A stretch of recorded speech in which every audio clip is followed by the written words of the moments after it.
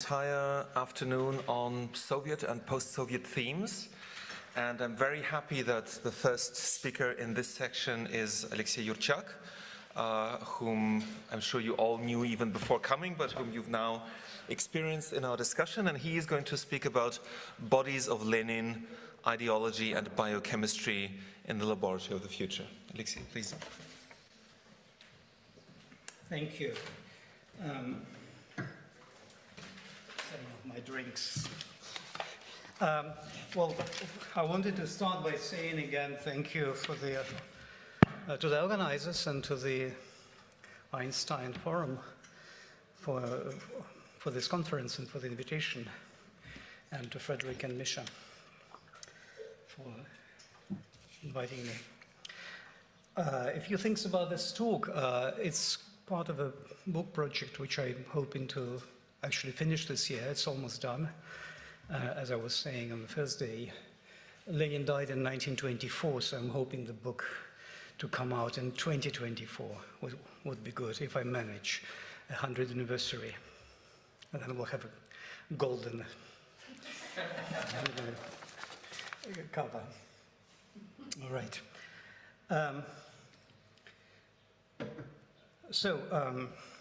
What kind of a body is lying in the Mausoleum in Moscow? Is this the real body of Lenin, a wax figurine, or an imposter? Rumors that this body is a fake have circulated since January 1924. For 3 days following Lenin's death, his body lay in state in the House of Union. By the way, is it okay that I'm wearing sunglasses? It's just easier for me to see. Okay, it's cooler, right? Okay. House of Unions, where enormous crowds gathered to bid farewell to the leader. The experience of an endless line slowly filing past the body reminded some visitors of the crowds that gathered in the Panopticon Museum in St. Petersburg a few years previously to see the wax effigy of the Egyptian Empress Cleopatra. Like Cleopatra, Lenin's body was rumored to be made of wax. When Lenin's body was installed in the Mausoleum in late summer 1924, Moscow was again awash with rumors that this was an artificial model. The rumors didn't disappear even in the 1930s, when repeating them could get one arrested. They were also reproduced in Western newspapers. To dispel them, in the 1930s, the party invited a group of Western newsmen to the Mausoleum. An American journalist remembered that Boris Zbarsky, one of Lenin's two original embalmers, quote, opened the hermetically sealed glass case, tweaked Lenin's nose, and turned his head to the right and left, demonstrating that this was not wax, it was Lenin. In the years since the Soviet collapse, rumors that Lenin's body was fake returned. In the 1990s, Ilya Zbarsky, son of the original embalmer and himself a long-term embalmer of the team, wrote, quote, I worked in the Mausoleum for 18 years and I know for a fact that Lenin's body is in very good condition. All sorts of rumors and fabrications according to which this is not Lenin's body but an effigy, or that nothing but Lenin's face and hands have been successfully preserved, have no foundation in reality, unquote. But this statement didn't end the rumors. In 2008, during debates in the Duma, the parliament, about the possible fate of Lenin's body today, Vladimir Medinsky, then a Duma deputy and later Russia's Minister of Culture, made a claim that Lenin's body was inauthentic for a different reason. He said, quote, do not fool yourselves with the illusion that what's lying in the Mausoleum is Lenin. What is left there is only 10% of his body, unquote. The respected political weekly Vlast decided to check this figure. During the autopsy and embalming, wrote the journal, Lenin's brain, heart, and other internal organs were removed, and no liquids in his body were replaced with embalming solutions. The internal organs and liquids together constitute about 77% of the human body mass. Therefore, concluded the journal, Deputy Medinsky got it wrong. What is lying in the Mausoleum is 23% of Lenin's body, not 10% as he had suggested. These rumors and ironic calculations are curious not in themselves, but as an indication of a widely shared suspicion that the Soviet state has always been interested not in real Lenin, but in the constructed imaginary figure. Indeed, if we analyze the material composition of Lenin's body today, we would notice that this suspicion is not completely unfounded. The Mausoleum lab that has maintained Lenin's body for decades has always focused on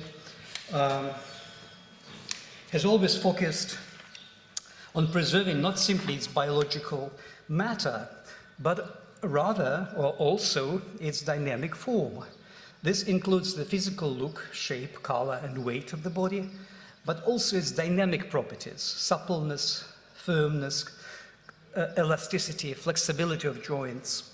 From the perspective of this dynamic form, even if much of the constitutive biomatter of Lenin's body is replaced with artificial substances, not all but much, the body may still be considered real and authentic. In the Soviet times, special state commissions regularly examined Lenin's body in naked state, looking for any signs of decline, decomposition, or stiffness. To these commissions, Lenin's body appeared to be dynamic and even improving in time. But to regular visitors who see the body from a distance, dressed in a dark suit, with only his head and hands exposed, the body appears static, immobile, and frozen in the distant past. The existence of these two regimes of visibility of the body, one for the gaze of the political regime that sees the naked body as a dynamic and improving body, and the other for common citizens who see it as dressed, static, and frozen, suggests that the political role of Lenin's body has always been greater than that of a popular propaganda symbol. This body also played a different role that was important for the imaginary political structure of the communist state itself. To understand this political role of Lenin's body, we must first return to the period before Lenin's death. In spring 1922, Lenin fell ill and left Moscow for the country estate of Gorky. Not the city of Gorky, but Gorky's little hills outside of Moscow. In the next several months, he had 3 strokes and eventually lost the ability to speak, read, and write, as well as most of his motor functions.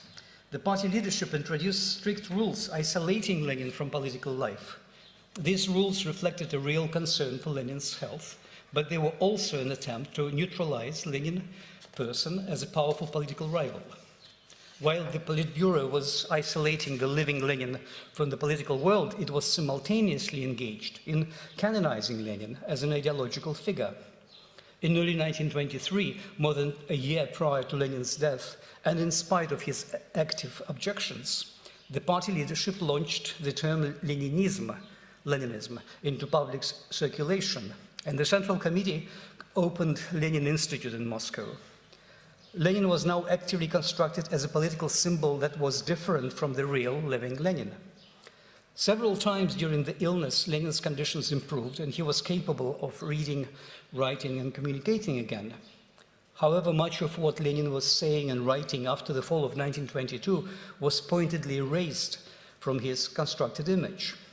When in January 1923, Lenin sent an important article to the newspaper Pravda, Bukharin and Stalin tried to block its publication, and another member of the Central Committee suggested printing a single copy of Pravda with this article just for Lenin, while printing the regular run of the newspaper without it.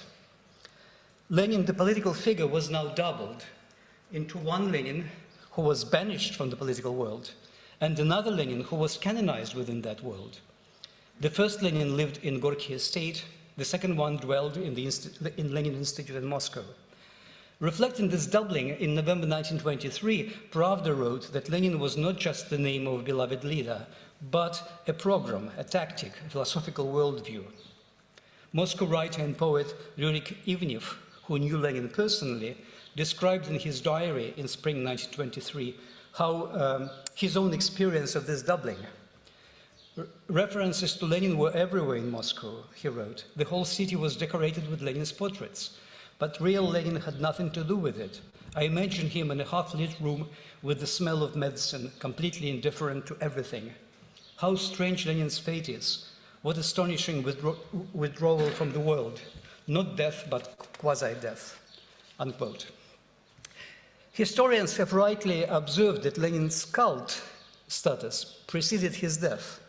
But we must add to this observation one important point.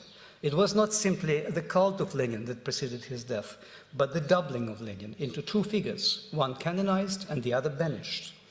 It was as a result of these 2 simultaneous processes, the canonization and banishment of Lenin that the Russian revolutionary state in the 1920s was transformed into a Leninist polity. After that time, the relationship between Leninism and Lenin always remained distorted, unpredictable, and continuously changed. A resolution that was adopted by the Central Committee in 1936 read, quote, "Publishing any works about Lenin without the knowledge and sanction of the Central Committee is forbidden," unquote. All publishing houses and institutions of censorship around the country needed to follow this rule. A central role in the process of editing and censoring Lenin's texts and texts about Lenin was given to Lenin Institute as a branch of the Central Committee. The Institute had to prepare for publication Lenin's works and provide commentaries to these works. The most important part of this work was the publication of a multi-volume, full collection of Lenin's works. Between 1920s and 1970s, 5 different full collections of Lenin's works were published. Each collection had a different number of volumes, included or omitted different texts, and was based on different type of manipulating and censoring Lenin's word that characterized the given Soviet period in which it was published. Vladimir Mausoleum, who worked in Lenin Institute in the post-Stalinist period, describes a profound contradiction that shaped the activities of the Institute.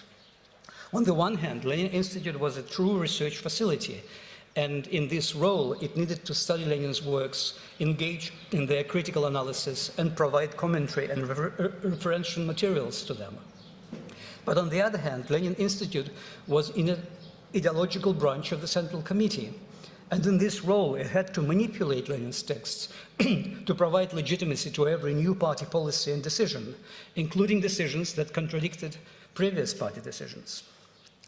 In public, the discourse of Leninism was presented as fixed and unchanging, as the foundational and unquestionable truth on which the Soviet project was based. But in practice, in every new period of Soviet history, a new version of Leninism was constructed. The process of editing and changing the textual corpus of Leninism was ongoing, and there were many periods when Leninist texts were substantially rewritten. For example, in an article entitled "Against Distortions of Leninism" in 1931, Pravda wrote that Lenin's works needed to be thoroughly reviewed for anything that could be interpreted as counter-revolutionary. Following this publication, a campaign for cleansing and revising Lenin's text began. In 1938, Lenin Institute prepared a special manual on publishing additional Lenin's works, which was sent to newspaper editors and censors around the country. The manual explained if Lenin co-authored an important document with someone else who was later discovered to be an enemy of the people, the document had to be attributed to Lenin as the sole author. And in some cases, even if a text was not written by Lenin at all, it could be still attributed to him. All texts that suggested that Lenin disagreed on some policy with Stalin had to be omitted altogether. After Stalin's death and the denunciation of Stalin's cult of personality and crimes, Lenin Institute continued to edit and change Lenin's texts according to new principles. The 5th edition of Lenin's full collection, which was published in the 1960s and 70s and was announced as the most comprehensive and accurate collection of Lenin's works, that overcame all the previous distortions of Lenin's thought that happened under Stalin, in reality manipulated and censored Lenin's text as much as before, even though using somewhat new principles. So these editorial techniques in different periods of Soviet history followed the same 2 simultaneous processes to which I referred earlier, canonizing Lenin in the political world and simultaneously banishing him from that world. The result of this work was the continuous production of different versions of Leninism that was nevertheless always claimed to represent the same unchanging foundational truth of the project. The process of re-editing and reshaping Lenin texts was paralleled by the process of re-embalming and resculpting Lenin's physical body. When Lenin died in January 1924, no plans to preserve his body existed. Lenin lay in state in the House of Unions in Moscow, with huge crowds of people from all over the country waiting in extremely cold temperatures to bid farewell to the leader. On January 27, 1924, Lenin was buried in the temporary wooden on the top left here, temporary wooden mausoleum on the red square. The body didn't yet show any signs of decomposition, in part due to the extremely cold temperatures that winter that stayed around minus 20 degrees Celsius. The body lay in a sarcophagus with 2 glass windows, on the right there, opposite Lenin's face, allowing more people to see the body before it would be finally closed and lowered into the ground. In those several weeks, the body lay in an intermediate state. The burial that began on January 27th had not yet been completed. Its final stage was still pending. That winter and spring continued to be extremely cold, and the body experienced no major changes for almost 2 months. But in late March 1924, warm weather finally arrived, and soon the first threatening signs of irreversible transformation were recorded. The extended period of more than 2 months, during which the body remained in good condition, gave the party leadership a chance to discuss its fate in many meetings between themselves and the scientists. It was during these discussions that the idea to preserve and display the body for a long time, perhaps even for posterity, gradually won over. At first, many in the leadership felt that this idea was counter-revolutionary. Trotsky and Bukharin, for example, opposed it as an attempt to create a quasi-religious relic, something no materialist could accept, they argued. Clement Voroshilov stressed that if Lenin's body was preserved, we will no longer be Marxists. Others argued that while it was important to build a grand public memorial for Lenin, his body should be buried in a closed tomb. But to the third group, it seemed important to preserve Lenin's body, at least for some time. At the decisive meeting on March 5th, 1924, Leonid Krasin, an important figure in the Commission for the Eternalization of Lenin's Memory, who had an engineering degree, suggested preserving Lenin's body in a metal box with a glass top and filling it all the way up to the brim with embalming liquid that would be absolutely transparent and invisible from outside, unquote. Lenin's body would be forever floating in that liquid. But Felix Dzerzhinsky, chairman of the Funeral Commission, disagreed. Instead of submerging the body in liquid as some kind of dead meat, he said, it would be better to freeze it. However, several members of the commission pointed out that freezing had its problems too. It would preserve not only the body, but also all of its current defects, while liquid embalming might allow one to fix those defects. Another member of the Central Committee, Vyacheslav Molotov, opposed both freezing and submerging the body in liquid, but he had no alternative suggestions. And Dr. Maximilian Savelyev proposed putting the body in a transparent capsule filled with pure nitrogen, neutral gas that would prevent all biological processes and would stop decomposition, he argued. But Krasin was skeptical. I have my doubts, he said. As far as I know, apart from the bacteria that live in oxygen, there are also anaerobic bacteria that successfully function in nitrogen. Having listened to all these opinions, Avel Yanukidze, member of the Central Executive Committee, summarized, "We should certainly understand that we will not be able to preserve Vladimir Ilyich for a long time. We will freeze the body without promising to anyone that this is done for posterity.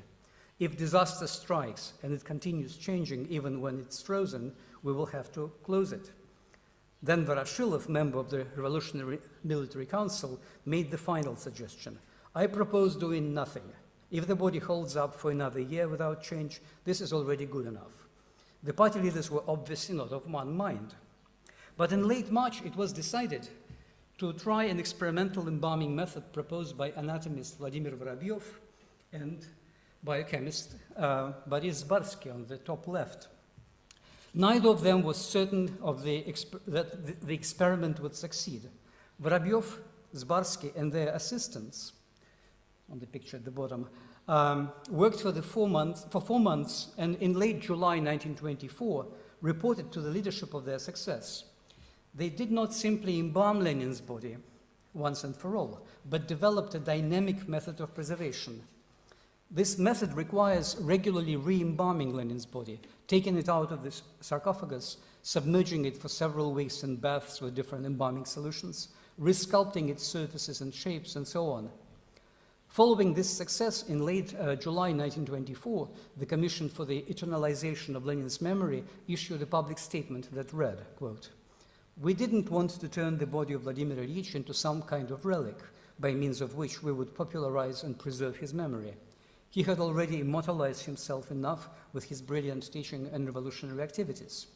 Instead, we wanted to preserve the body of Vladimir Ilyich because it is of great importance to preserve the physical appearance of this remarkable leader for the next generation and all the future generations. This statement and the debates about the fate of Lenin's body that preceded the embalming suggest that the party leaders continued to see Lenin's body in two distinct ways.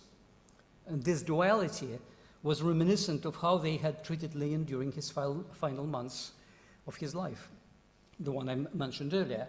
Now Lenin's body was also doubled. It was officially buried on January 27th, but continued to be displayed for 2 more months. It was preserved for an indefinite future, but not, as the statement above argued, to commemorate any concrete person. This material body was now treated as if it was two things at once: the corpse of Lenin and the embodiment of something that was different from Lenin and bigger than him. This dual way of thinking about Lenin's body in 1924 is reminiscent of how the scientists of Mausoleum Lab continue to talk about their work today. In my conversations with anatomist and surgeon Yuri Lopukhin, on the left here, who for many years worked as a leading scientist of the lab, he stressed that maintaining the physical form and appearance of this body is of greater importance than preserving all of its original biomatter. Lopukhin sometimes refers to this body as living sculpture, the phrase that he coined to capture a number of ambiguities or even paradoxes in the nature of this body. For example, after years of being continuously re-embalmed and resculpted, this body has changed so much that in some sense one can say it's a representation of Lenin's body rather than the body. At the same time, Lopukhin stresses, unlike real sculpture or painting, this is not an external representation of the body, but the actual body itself. So the phrase living sculpture is an attempt to capture this paradox. It refers to a body that both is and is not a representation, as if to say, this is a sculpture of the body that emerged out of the body itself. During the Soviet period, party commissions and scientists regularly examined Lenin's body, taking many photos and conducting many tests. After each examination, a detailed report was sent to the government on the condition of Lenin's body.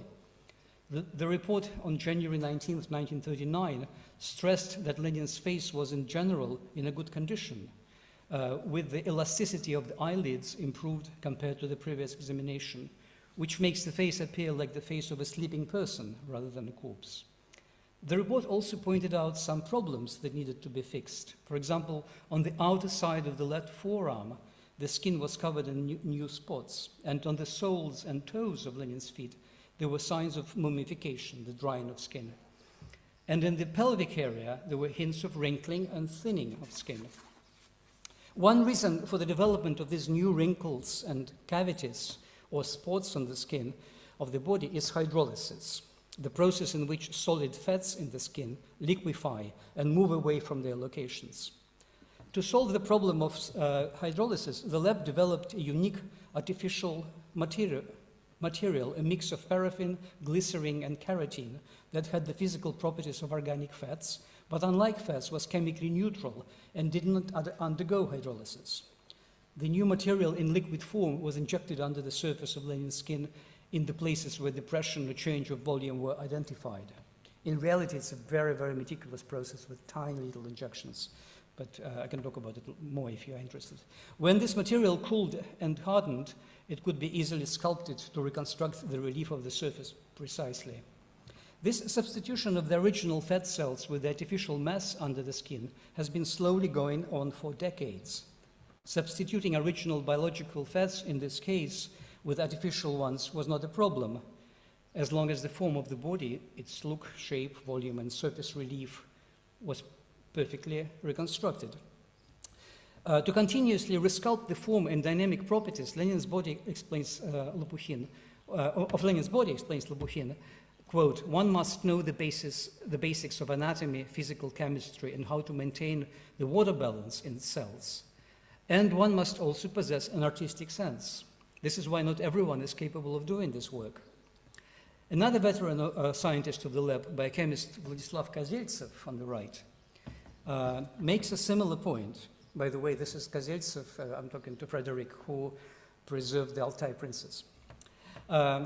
Makes a similar point. During major period of re-embalming and reconstructing the body, he explains, quote, every new wrinkle, cavity, or protrusion on the surface of the body must be fixed.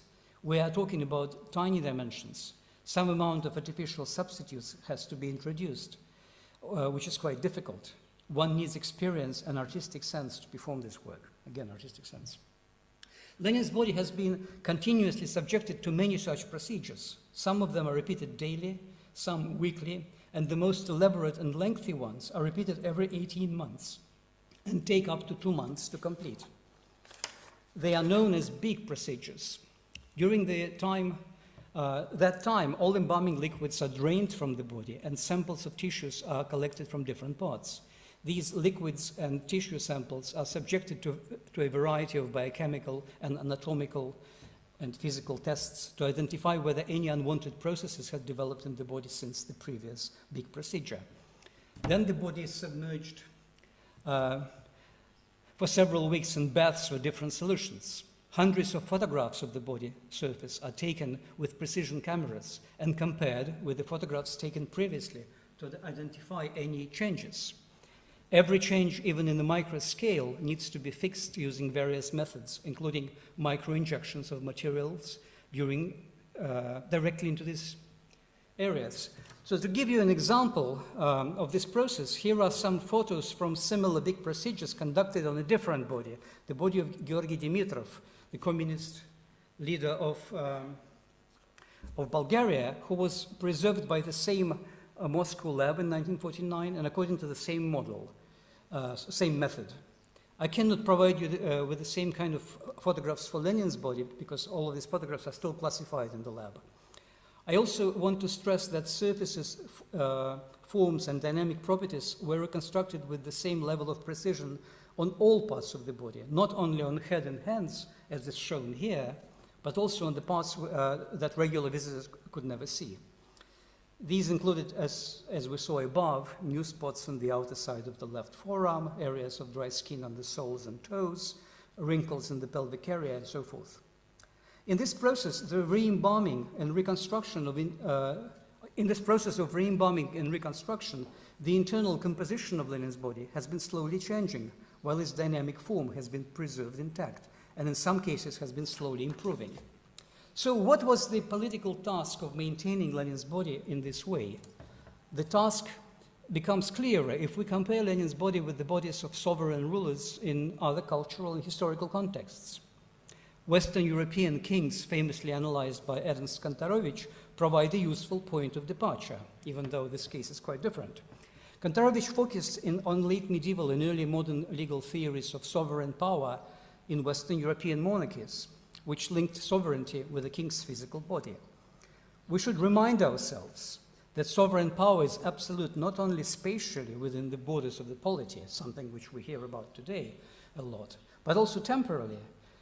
It is able to reproduce itself perpetually, surviving the demise of every concrete bearer of sovereignty.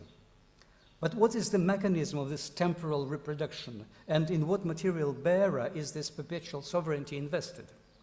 When these questions became important for political and theological reasons in late medieval Christian Europe, they led to the development of a legal doctrine of the king's two bodies. With the shift towards a new secularized model of monarchy in the 16th and 17th centuries, the king's legitimacy was no longer based on the approval and consecration of the church, but was now purely dynastic, coming not from grace, but from nature. Kantarovich writes that the qualities and abilities of the king were now seen as natural or biological traits that dwelled directly in the king's blood, creating, he says, a royal species of man. According to this understanding, the physical body of the king, unlike that of a regular mortal, was doubled. That body consisted of two bodies that coexisted within one flesh, a mortal body, body of nature, and immortal body, body of grace. When the king died, his mortal body was destroyed, but his immortal body survived the death, and after a period of the interregnum, re-inhabited the flesh of the next king. That immortal body, as mentioned above, was not something imaginable. On the contrary, it was very tangible and physical as part of the king's biological flesh and blood. When the king died, this surviving immortal body acquired an explicit material form, a kind of surplus of flesh, which was shaped like the king's effigy. The effigy was not simply an external representation of the king, but his constitutive part. As we know, sculptures and images of the dead, of course, are common in many funeral ceremonies around the world, but they usually function as representations of the dead, that is, as substitutes for the missing corpse. But the royal effigy was different. It appeared only during the period of the interregnum, before the funeral and during the funeral, and it didn't substitute for the corpse of the monarch, but was always displayed next to the corpse. Together, the corpse and the effigy, as a pair, manifested the very material doubling of the monarch's body. Effigies were made to look like an exact healthy version of the monarch, so exact, in fact, that sometimes even members of the court mistook the effigy for the living king. Great artistic efforts went into producing them, using wax, leather, and wood. Their faces were meticulously modeled on the death mask of the monarch and were carefully painted to look as live as possible. Real hair was used, artificial eyelashes were inserted, and limbs were created with moving joints. The effigy was dressed in the monarch's real clothes and was seated on the king's throne. Doctors conducted medical examinations of the effigy and pretended to take its pulse and listen to its breath. The effigy was served food and wine, and after meals, its mouth and hands were wiped. These elaborate ceremonies were supposed to demonstrate that during the interregnum, the effigy functioned as the immortal body of the sovereign that continued to be alive. But when the next king was crowned, the immortal body re-entered his physical flesh, and now this living king was doubled. And at that moment, the corpse of the previous king had to be buried, and the effigy could no longer be publicly seen. For Kantarovich, the theory of the king's two bodies was an artifact of the early modern Europe. However, anthropologists and historians have discovered comparable rituals in many disconnected contexts. In the third edition of his famous The Golden Bow, published in 1916, Sir James Fraser, British anthropologist, describes the ritual of royal succession in the Shilluk kingdom in southern Sudan, which in some detail, including the ritual of doubling the royal body and the use of the wooden effigy, echoes some those rituals which were described by Kantarovich. Comparable cosmologies and rituals developed in many parts of the world, from West Africa to East India, and from pre-modern Japan to ancient Rome and modern Vatican. Many of these models and rituals of bodily doubling have emerged independently in response to the same temporal paradox at the basis of the very idea of sovereign power. This temporal paradox, which I mentioned earlier, consists of the fact that every concrete human being who occupies the sovereign post is mortal, but the sovereign post itself is supposed to be perpetual and capable of surviving the demise of its human bearer. Therefore, the case explored by Kantarovich in Western Europe was a significant instance of a much broader cultural phenomenon. In the Soviet Leninist system, a distinct political cosmology and ritual that linked the physical body of the founder with the perpetual sovereignty of the regime had also emerged. This political cosmology not only influenced the decision to preserve Lenin's body for posterity, but also shaped a particular manner in which the preservation of that body was performed, and the scientific interventions to which that body was subjected. The Leninist model of sovereignty did not develop as a direct genealogical transformation of the previous Russian monarchy. It was new and rather unique. The Bolsheviks were building communism as the final, future-oriented and eternal project. To understand what role the body played in the Leninist polity, we may add a comparison with another post-revolutionary modern project, the liberal democracy. Claude Lefort, the political philosopher from France, demonstrated that in modern liberal democracies, the political institution of sovereignty is directly linked to how sovereign power was organized in Europe's absolutist monarchies of the past. In the monarchy, the legitimacy of the sovereign, I have this pictures drawn by my friend, artist. This is absolutist monarchy, and this is liberal democracy, comparison between these two. In the monarchy, the legitimacy of the sovereign was guaranteed by his or her link to what Lefort calls another place, this external place of truth, this red circle outside of the polity, which cannot be questioned in the political or legal language of the monarchy. A place that was external to the political world of the monarchy, where the immortal, perpetual truth of the sovereign power was anchored. It was in that external place that the immortal body of the immortal side of each monarch was located. But in contemporary liberal democracies, that external place is empty. That's on the right. No elected official can occupy that place, but everyone must serve in the name of that empty place and refer to it for legitimacy. In this external place, the foundational truth of liberal democracy is located, truth that cannot be questioned in the political and legal language of that state. In the US, for example, this is the place where the Declaration of Independence and the Constitution are anchored. They describe the foundational truth of the state as self-evident, that is, as truth that cannot be questioned in the political and legal language. In the Leninist system, sovereignty was organized as a peculiar combination of that in absolutist monarchy and liberal democracy. I'm simplifying a little bit. On the one hand, unlike the king and the monarchy, no acting Soviet leader could occupy the center of sovereign power. On the contrary, the relation of every Soviet leader to the center of power was always mediated by the figure of Leninism. Every Soviet leader was granted legitimacy if he was demonstrated to be a faithful Leninist. And every leader was delegitimized in an instant if he was shown to have violated Leninism. Two paradigmatic events of Soviet history illustrate this point. First, the emergence of Stalin's unique personality cult, and second, the complete collapse of that cult after Stalin's death. At first, Stalin was celebrated as the most faithful Leninist who had unique access to the truth. But after Stalin's death in 1953, he was accused of precisely the opposite, of having violated Leninism and having distorted the truth. Despite Stalin's enormous personal power, he, like all other Soviet leaders, did not occupy the center of sovereignty. That center was occupied by the voice of Leninism. But so who was the agent of sovereignty in the Soviet state, and what was the position of Lenin's body in relation to that agent? We need to bring another analysis quickly to this discussion to make this final conclusion. Ken Jovit, another political theorist, showed that in the Leninist system, the agent of sovereign power was neither a traditional charismatic leader, like the king in the absolutist monarchy, or, for example, Führer in the Nazi state, nor the depersonalized modern bureaucracy, as in liberal democracy. Instead, the agent of sovereign power in the Soviet case was a unique institution that was organized as a mixture of these two systems.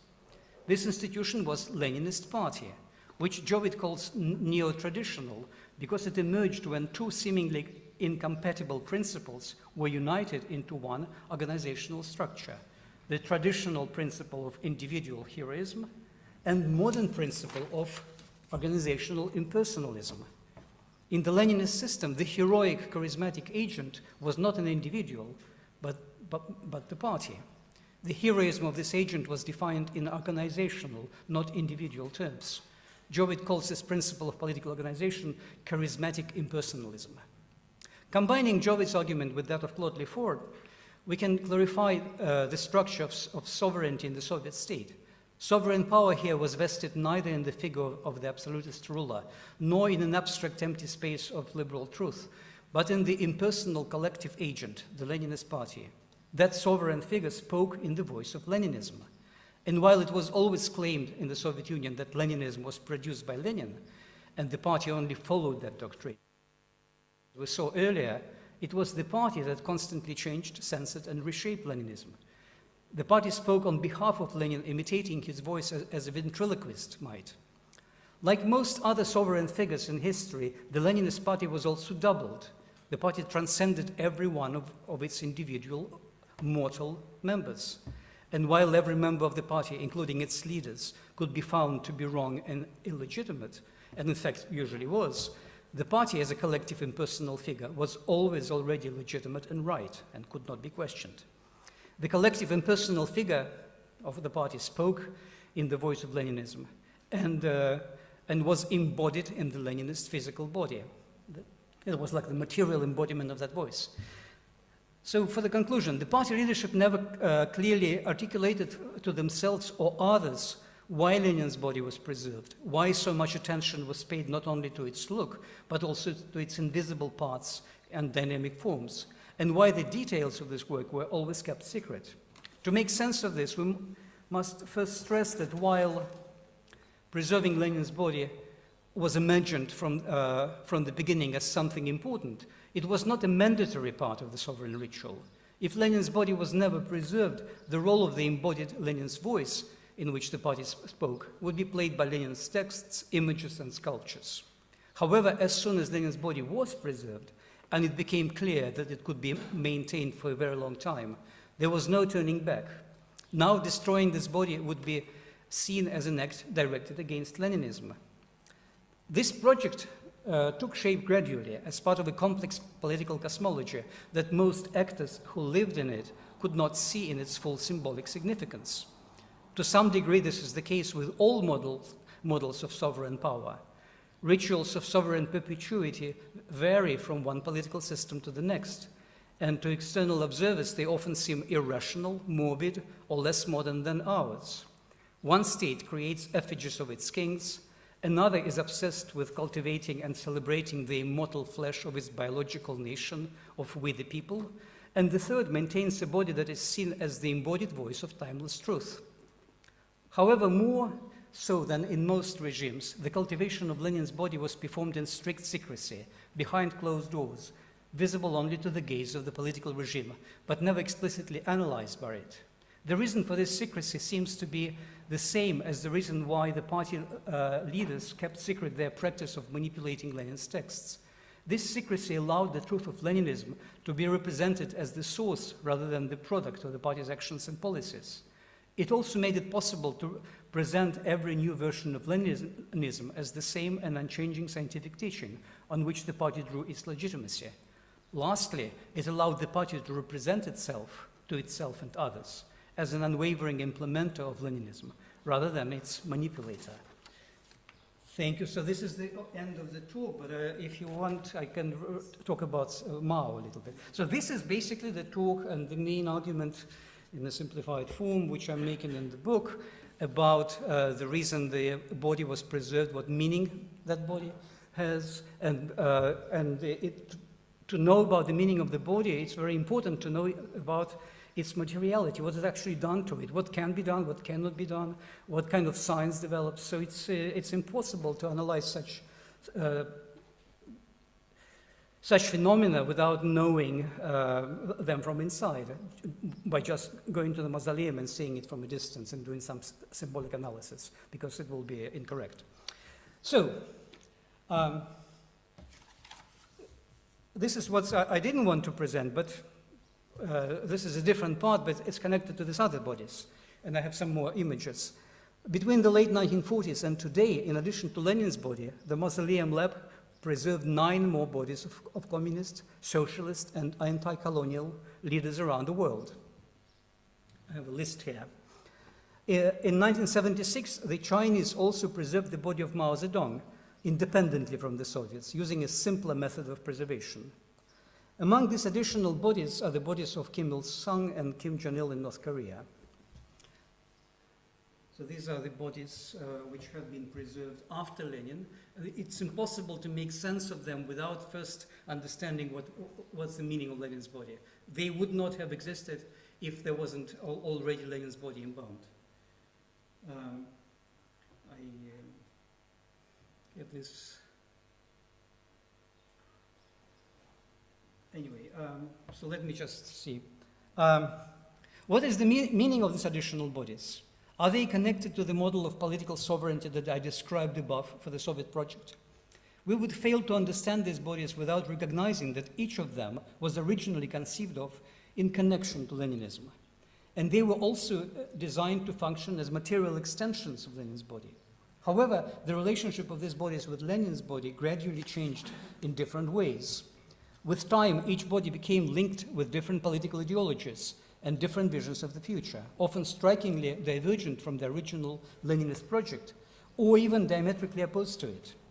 The fate of each of these bodies reflects these remarkable transformations of local ideologies. In 1952, for example, the body of Choi Balsan, the communist leader of Mongolia, on the top right, was embalmed. But the embalming was not finished, and the body was buried in the ground. Choi Balsan's body, we can say, fell victim to the Stalinist purges when most scientists of the Moscow lab were arrested and fired, and his body had to be abandoned. The body of Stalin and the body of Clement Gottwald, the communist leader of Czechoslovakia, were both embalmed in 1953 and were displayed for several years in Moscow and in Prague. Stalin was in Lenin's Mausoleum. But neither of them survived the campaign of de-Stalinization, and in 1961 they were both buried in the ground. The body of Forbes Burnham, Guyana's anti-colonial leader, did not survive the Cold War rivalry between the Soviet Union and the United States. Burnham died in 1985 when Guyana was an ally of the Soviet Union and was embalmed in Moscow. But by the time this body returned to Georgetown, Guyana, the new government of Guyana had changed its allegiance to the US and ruled to bury Burnham's embalmed body in a closed sarcophagus. The bodies of Georgy Dimitrov, the communist leader of Bulgaria, who was the first one to be embalmed after Lenin, top left, and Agostinho Neto, the socialist leader of Angola, embalmed 30 years later at the bottom, did not survive the collapse of the Soviet Union. Both were buried in 1991. Today, only 4 bodies continue to be preserved and displayed. Ho Chi Minh in Vietnam, Mao Zedong in China, and Kim Il-sung and Kim Jong-il in North Korea. All 4 are distanced from the Leninist project in different ways, but the original connection of that project remains an important point to consider. On April 27, 1956, Chairman Mao signed a proposal for cremation, something we mentioned earlier, that had been drafted by the Secretariat of the Chinese Communist Party. The document appealed to all Chinese citizens, starting with every party leader, to sign a will that they choose to be cremated after death. It read, quote, "It is natural for the mortal to die. The major internment measures in China and other nations of the world are inhumation and cremation, with the former more popular.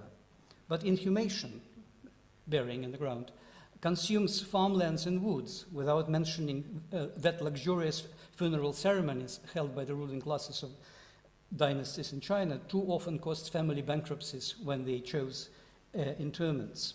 Cremation, needing neither farmlands nor abundant wood for coffins, can save expenditure without hindering the mourning of the dead. Therefore, we suggest that some people, especially leaders in national institutions, set an example by choosing cremation of their own will as their funeral after their death," unquote.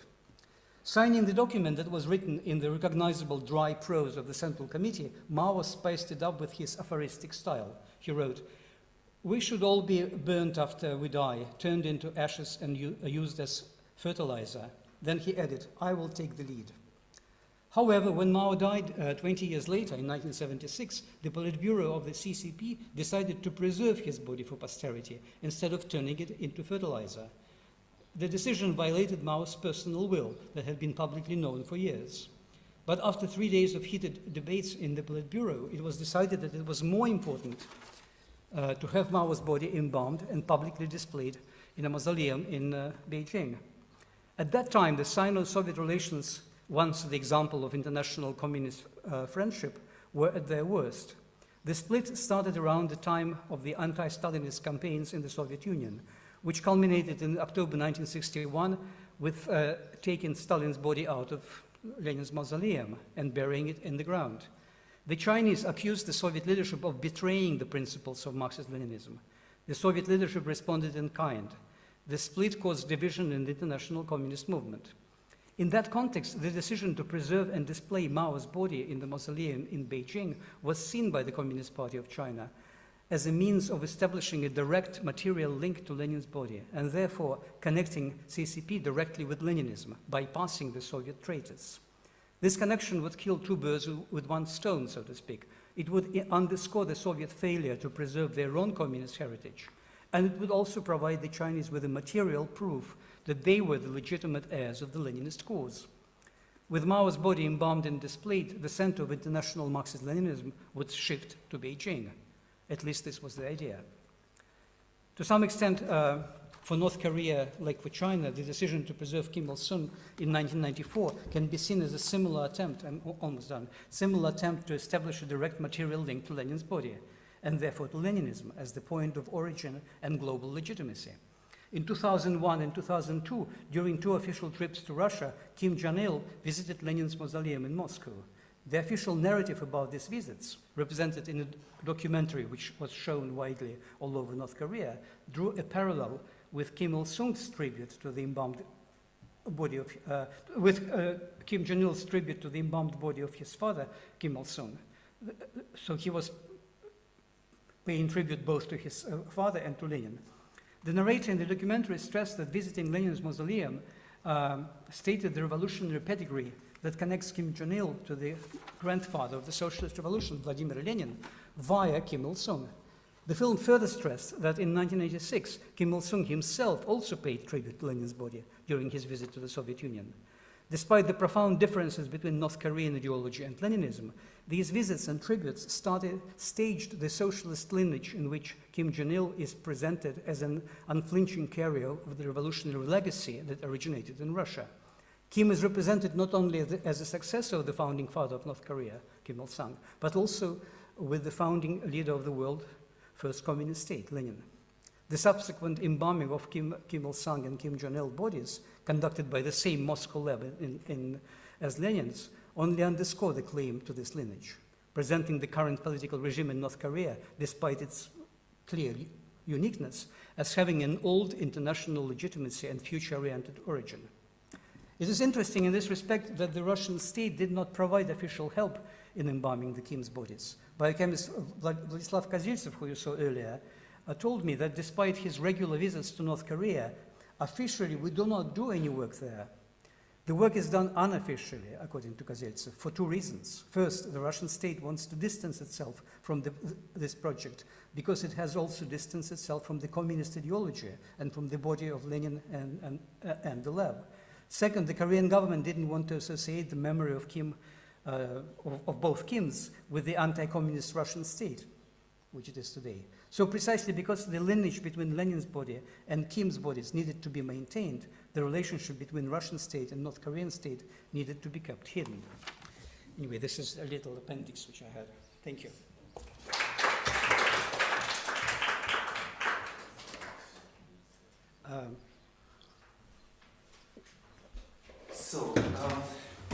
We are running quite a bit behind schedule, and we have to be mindful of that, not least because Irina Sklokhina, who's speaking not after this break, but after the next one, is on a very tight schedule and has to finish at a very specific time.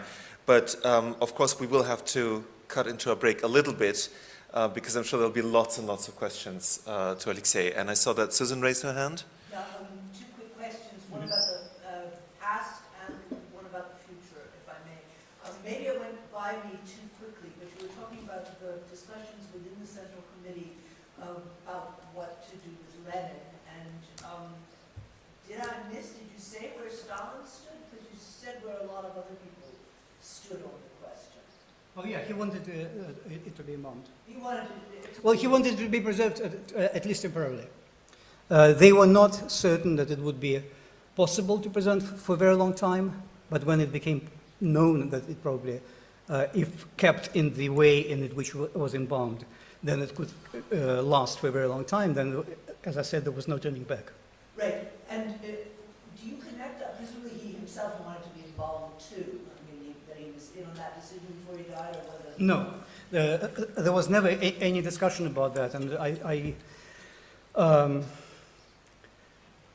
actually, I don't know, but I don't think it actually matters very much whether he wanted or not, because if he were to be embalmed, in a certain way, he probably would not have liked it, because it would be very clear and forever clear that he is secondary, that he is only legitimate because, well, and that's how he presented himself, and that's why the cult was possible of personality. Stalin was not a sovereign. Stalin could only be,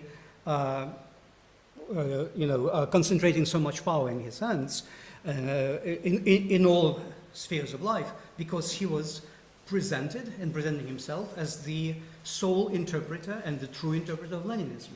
And this is precisely why de-Stalinization could happen, but the party didn't collapse as a result of de-Stalinization. But do you see any, connection between the politics that Stalin was already moving towards, say, and his wanting to embalm the body, as opposed, say, to Trotsky and Bukharin, who didn't? Do you see any connection with yes, but as I said, I would not read too much into these different positions, because neither of them was certain that it's possible. They wanted it to be. They felt that there's something very significant, that it's not just Lenin. It really represents something much bigger than Lenin.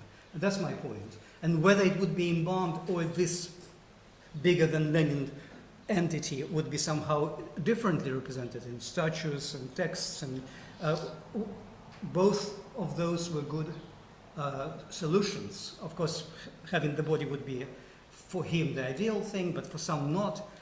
But I wouldn't read too much into these differences. They all felt that Lenin is special, and this doubling about which I talked was something all of them bought into.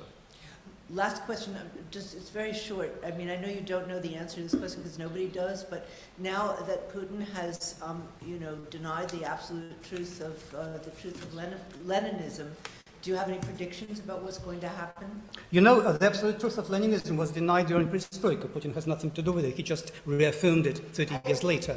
Lenin was complete. The whole sovereign structure I'm talking about was destroyed in 1990. And that's why the Soviet Union collapsed. I'm completely positive about it. That's the main reason why it collapsed, not economic and nationalist. And all of those were conditions which enabled that crisis.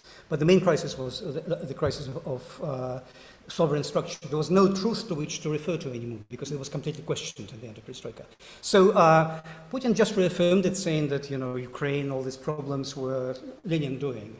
But 30 years passed since the crisis of Leninism, and Lenin is still there. And the reason it's still there, I think, and it may well continue to be there, or it may not survive the war in Ukraine. It's very hard to tell.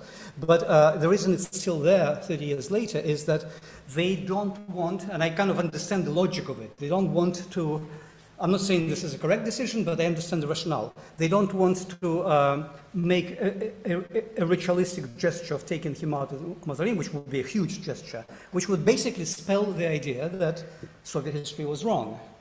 And we are now publicly admitting it. And, most nations don't do that. I mean, the English never changed their national anthem, God Save the Queen, even though they colonized half of the world under that national anthem. And their soccer players still sing it on the pitch, so...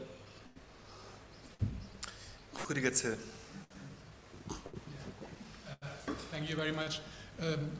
First of all, do you know anything about were there any discussions about the, so to speak, iconic details of the presentations? One example, the left hand is always flat open, and Lenin's right hand is, as I see, a fist. On the other hand, Dimitrov, there is not a real fist, but like a finger pointing at something. Remember I said it's very important to know about the materiality before we make symbolic interpretations.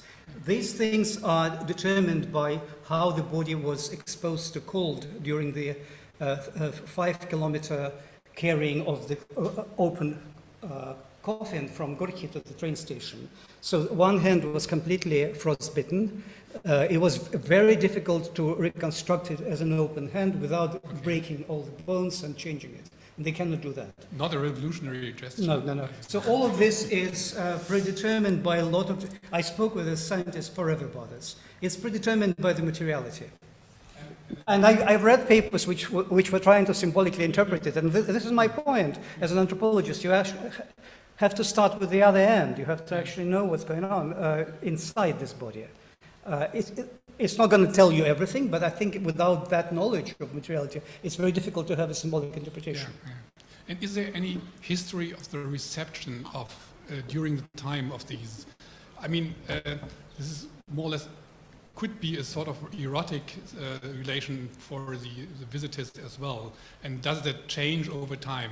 What I have in mind is another example, like Evita Peron, for example, where there's extreme response from the audience, from the public realm. Is there any sort of history about it? I didn't quite understand the main point in the question. I mean, how does the visitors respond over time? You see at 1923, 1943 nowadays.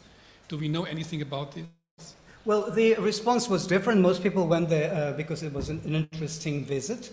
Classes from schools will be taken there on a school trip, but it was kind of respectful mostly. There were some cases of attacks on the sarcophagus. There were 5 cases in the whole of Soviet history, but mostly it was just, respectful and kind of like what you would have in any memorial.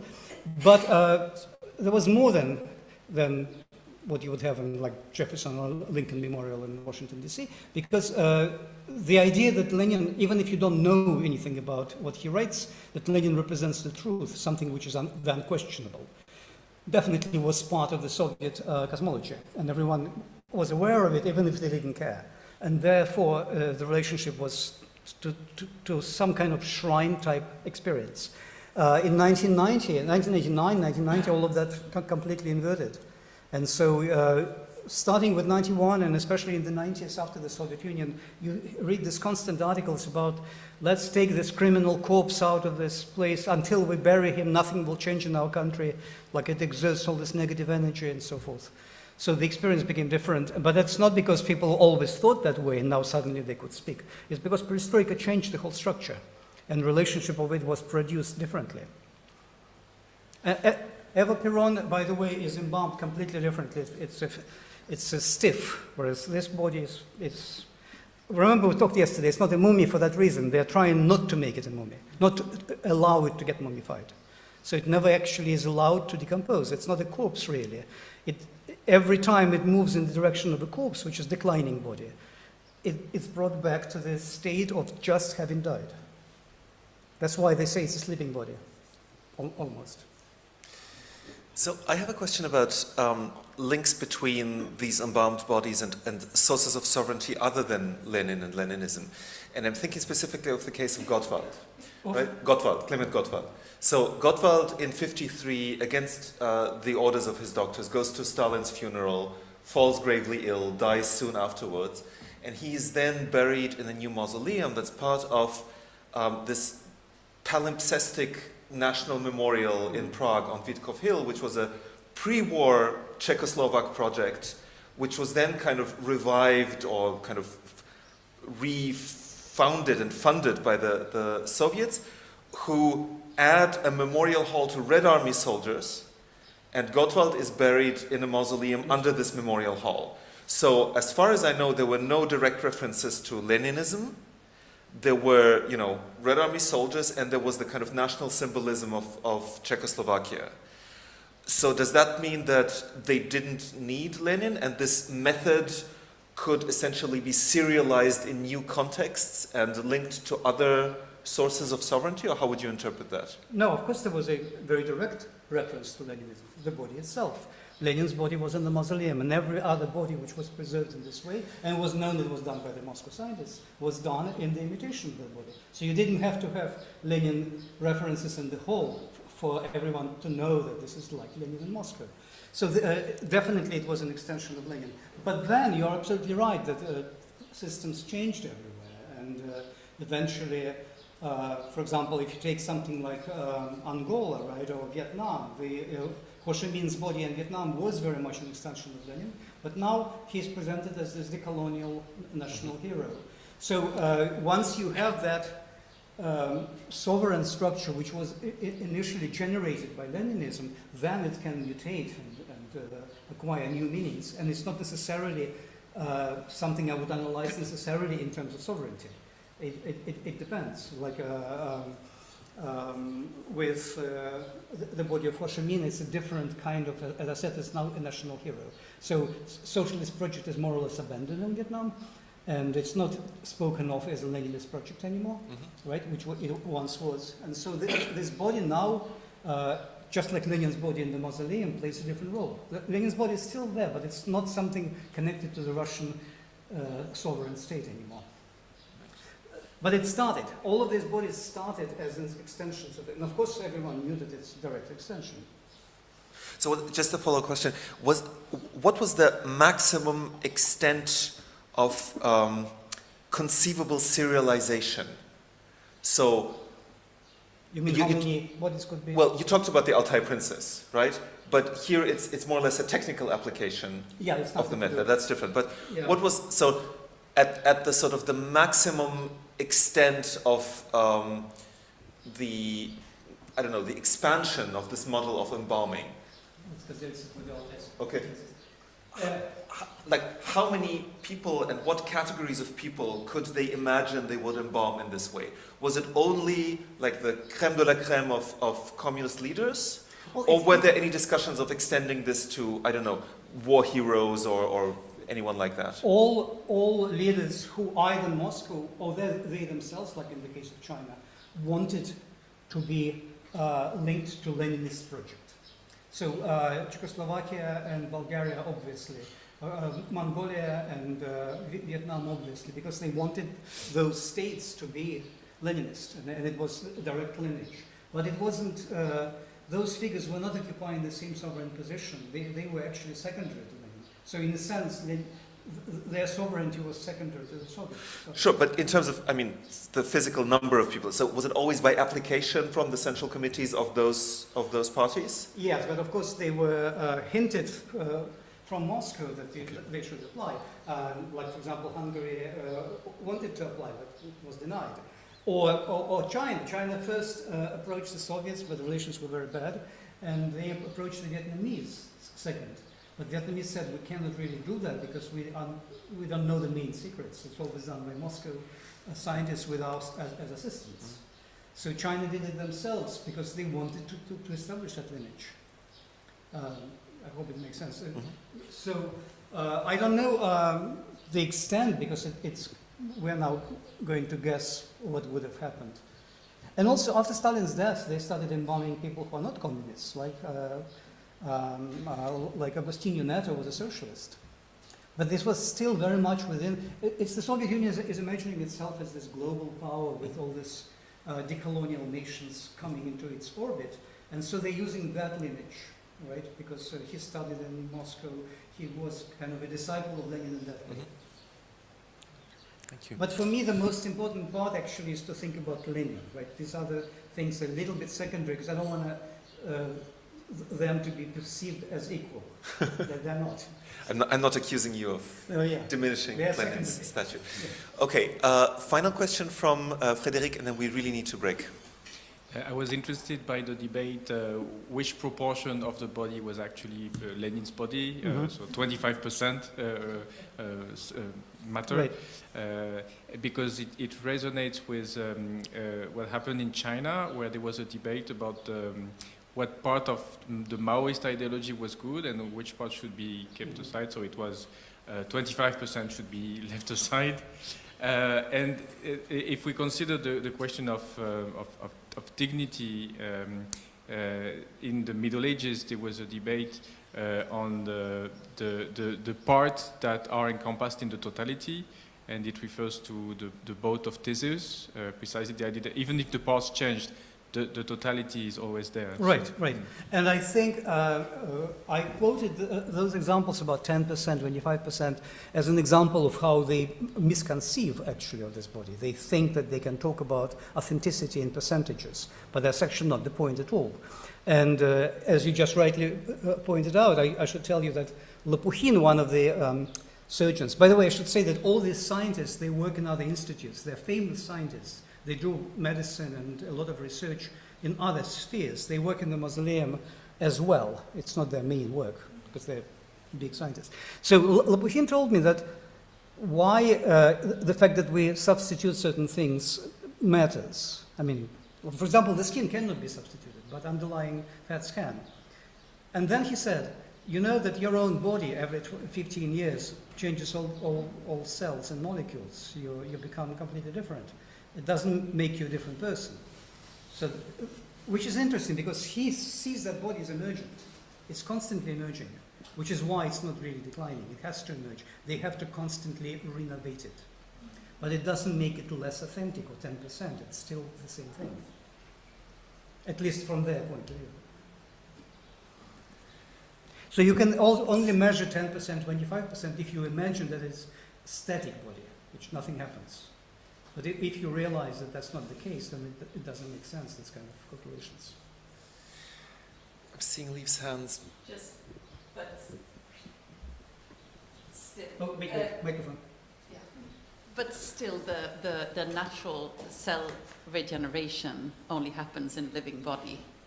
This cell renewal every 15 years. So what is going on here is a gradual filling out of him with artificial material. So, I mean, it's a nice metaphor, but it's faulty. No, it's not faulty. It's actually a precise metaphor, because we also eat artificial materials. The thing is that they think about this body as a network, right? It's all these scientists and all these procedures are part of its renewal.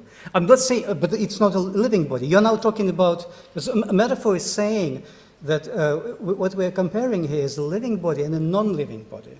So for them, the emergent non-living body is like a living body, but it's not alive. They never say it's alive. So you're suggesting that if they were thinking it's alive, it would be a false metaphor, but they're not thinking it's alive. No, and I understand that they know that that's not the case. Nor do they But it is an pretend. interesting, I think, a way for them to frame it. Right. As a kind of as a, or if we think about it as them framing what they're doing in terms of kind of keeping it going.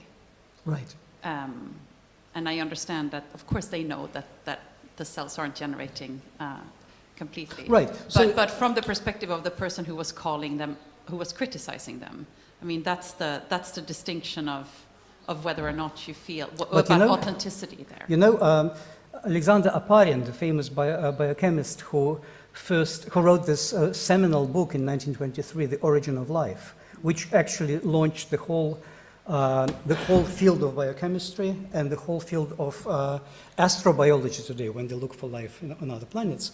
He wrote that one thing which distinguishes life is that the form stays the same with the new materials all the time going through it. So his metaphor for life was a waterfall. Mm. He's not saying that waterfall is alive. He's saying that the emergence of that kind of process is the fundamental thing which distinguishes life from non-life. Of course, there are other things as well, such as metabolism. Guys, I'm really sorry, but I have to cut this short now. We can continue. We already have only 10 minutes left of a 30-minute break. So, first of all, thanks a lot, Alexei. Obviously, this is arousing a lot of passion. And I have a heartfelt request. Out of respect for the next presenters, usually when organizers say that we have to cut the coffee break short, people nod politely, go out for a half-hour coffee break, and then wait for 3 reminders that we have to come back. Please, I ask you not to wait for those reminders, but be back here in 10 minutes to listen to Neria on Zoom so that we can keep our schedule. Thank you very much.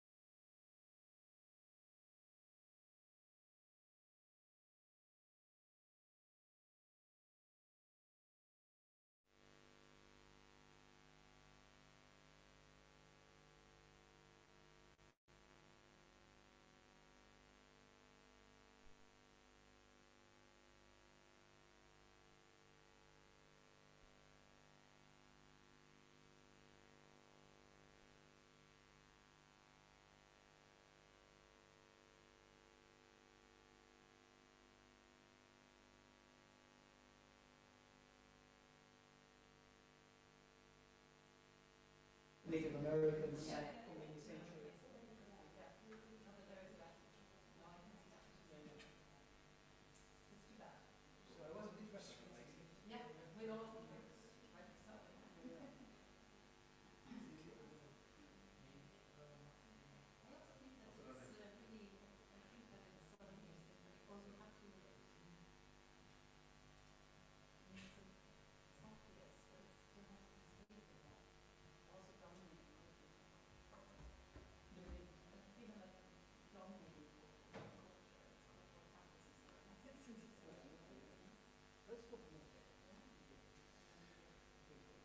So, thank you all very much for being back on time.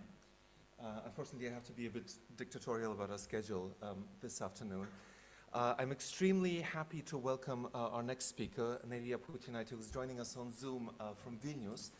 Last year, I was fortunate enough to listen to one of Nelia's talks about political mourning rituals in Soviet Lithuania and how the socialist authorities really made complex efforts to replace traditional religious mourning rituals with novel ones to celebrate the leaders of the Lithuanian Communist Party. And today, Nelia is going to talk about a different part of her project, and her title is Undignified Deaths of Outlaws in the Soviet Union, the Case of Lithuanian Deportees and Camp Prisoners. Nelia, the floor is yours. Thank you very much. Okay. Do you hear me? We can hear you, and I hope we'll be able to see you. Yes, now we can see you. Okay. I hear some bubbling.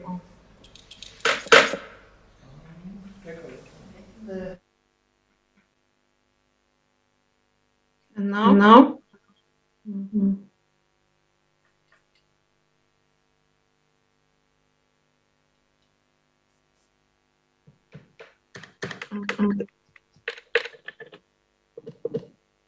I don't hear you.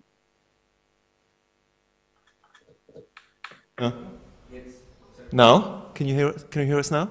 Yeah. Okay. Good. So, Gor, maybe turn off this window so we can only see her. Yeah, I hear. But somehow there is this doubling sound.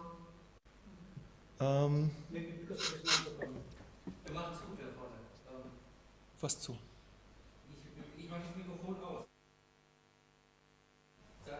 Okay. Better.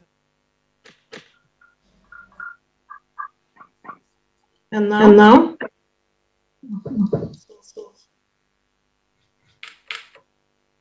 Is it possible? I think. Can you turn it back? So I think the problem is that when the microphone here is turned on, you hear this doubling. So we have to turn it off, which also means that you won't hear us. But that's okay because we can hear you. Okay. So if there's anything that we need to communicate to you, I'll just write in the chat. And then we'll turn it back on for the discussion. All right, so it's the same.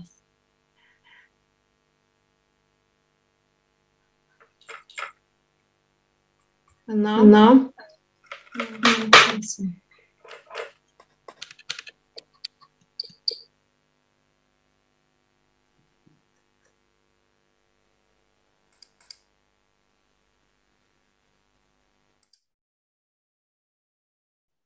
Yes. Okay. So now there is no doubling anymore. Do you hear me?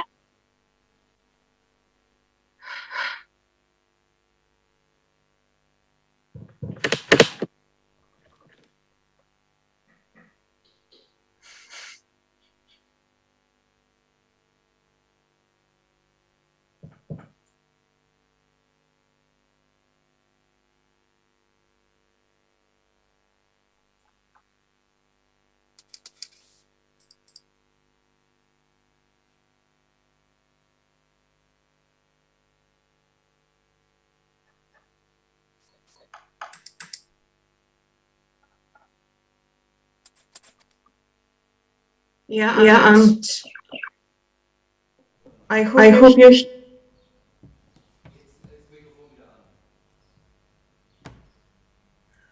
No, there is no device.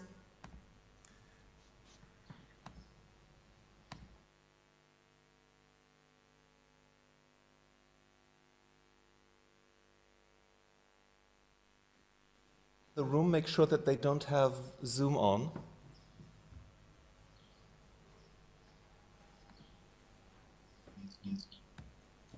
If you turn off the Einstein sound,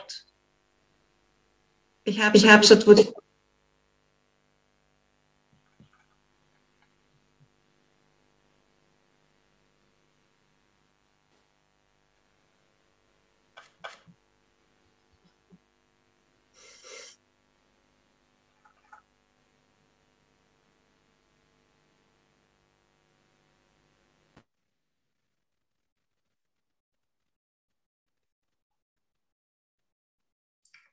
Okay. I think that now it's there is no doubling anymore. So, okay.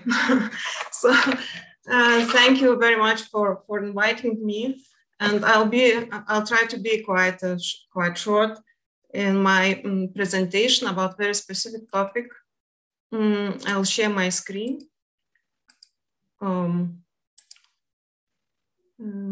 Okay.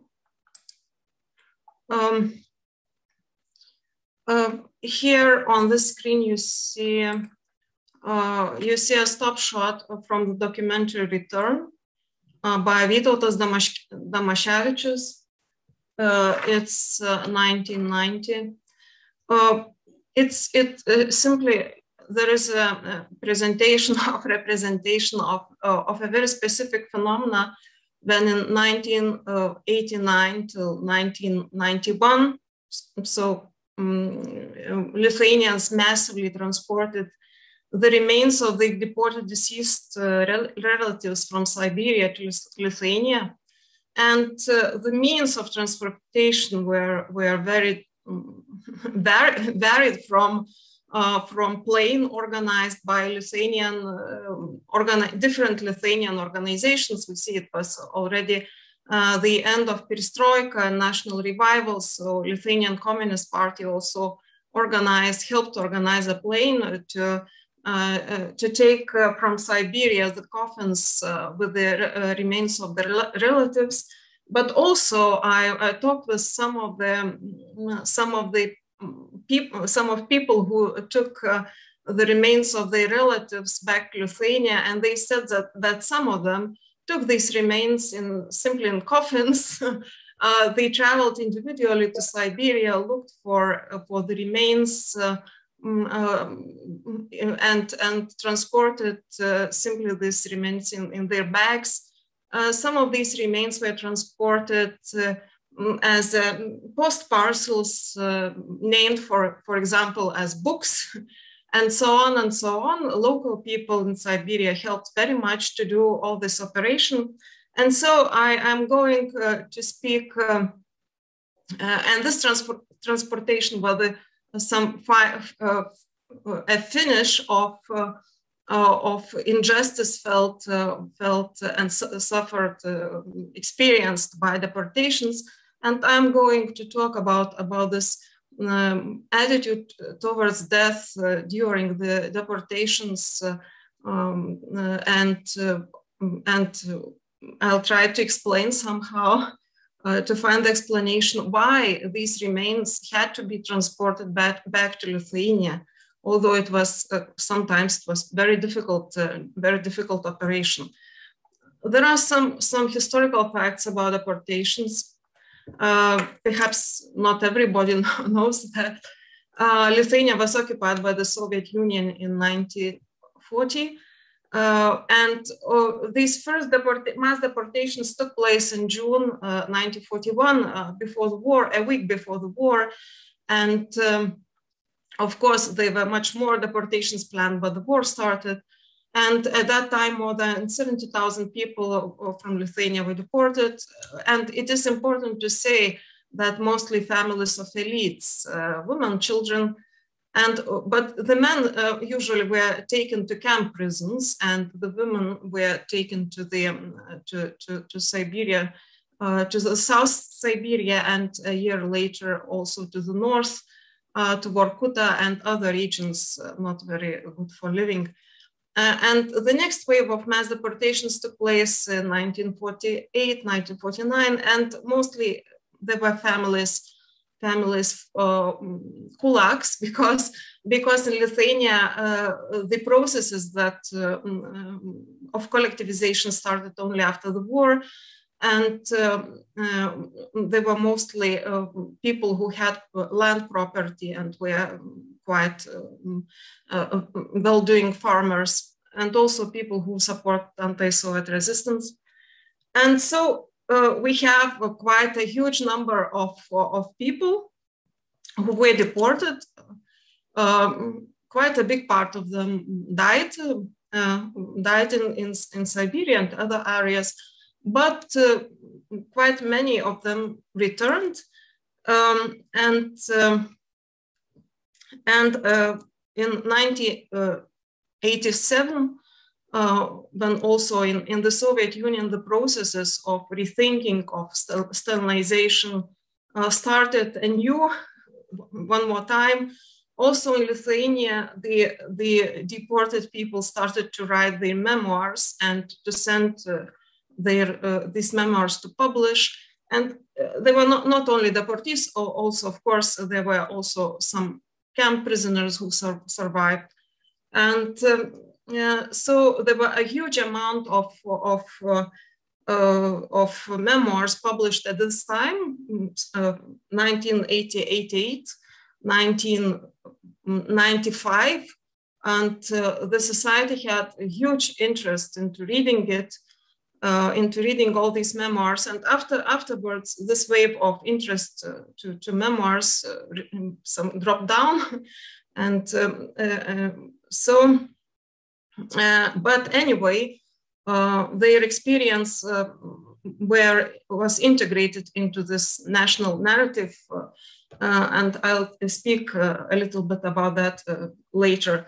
My research interest, common research interest, is death politics of the Soviet state, but most in Lithuania, of course.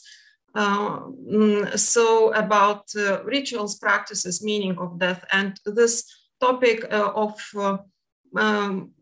deportees and experience of deportees and camp prisoners is only a part of my bigger project, and but it is a very interesting part, because I can research in their emotions, I can research in their narratives, they present their attitude to death. And also I find this topic that is important also for this conference, about the understanding of what is the dignity of death, and what is proper death ritual, and how they made efforts to somehow to create these proper rituals in impossible situations. My research is, I place my research in some frame of several theories. It is a social constructivism approach to death. That means that these rituals and even feelings regarding death have cultural, social roots, and also sometimes these rituals, or not sometimes, but perhaps usually, they serve as means of moral and social and other control of individual, of strengthening of the community, and so on and so on. And I also look at this, another theoretical ground is the idea of the Soviet regime as a specific political religion that created or generated a specific political religion. But of course, every political regime generates a specific political religion, where some lives and death are more important than other lives and death.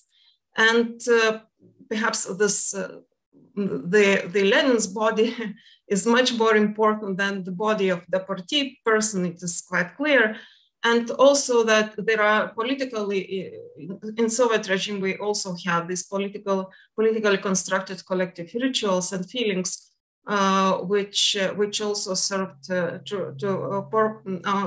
the purpose of transformation of society, strengthen the patriotism and showing what is the good life and the good death, and what is not good life and not good death from the perspective of the Soviet state. And also, it is important for me, these death modernization theories about the change of the concept and practices of death from the traditional to the modern. It is important also in Lithuania very much because as far as I see, this very traditionalist ideas of pre-Soviet ideas of death rituals, they were faced with the institutionalization and change attempts of the also Soviet Lithuanian authorities to change, to simplify, to remove the death from the family environment into the society's environment, and so on. So from these three approaches, we can speak about the place of the deportees' lives, perhaps. I call, yes, there is some another slide, of course. Yes, what was the policy of modernization when we see in the Soviet Union? Of course, perhaps there is also a possibility to look at the treatment of Lenin's body from modernization perspective. But there were many different attempts to modernize, to implement the cremation in the Soviet Union, Lithuania. It was also there were attempts to build a cremation house, but didn't succeed because it was clear that there will not be a big interest of population over that. And also this modernization was expressed by a simplification of typization of typical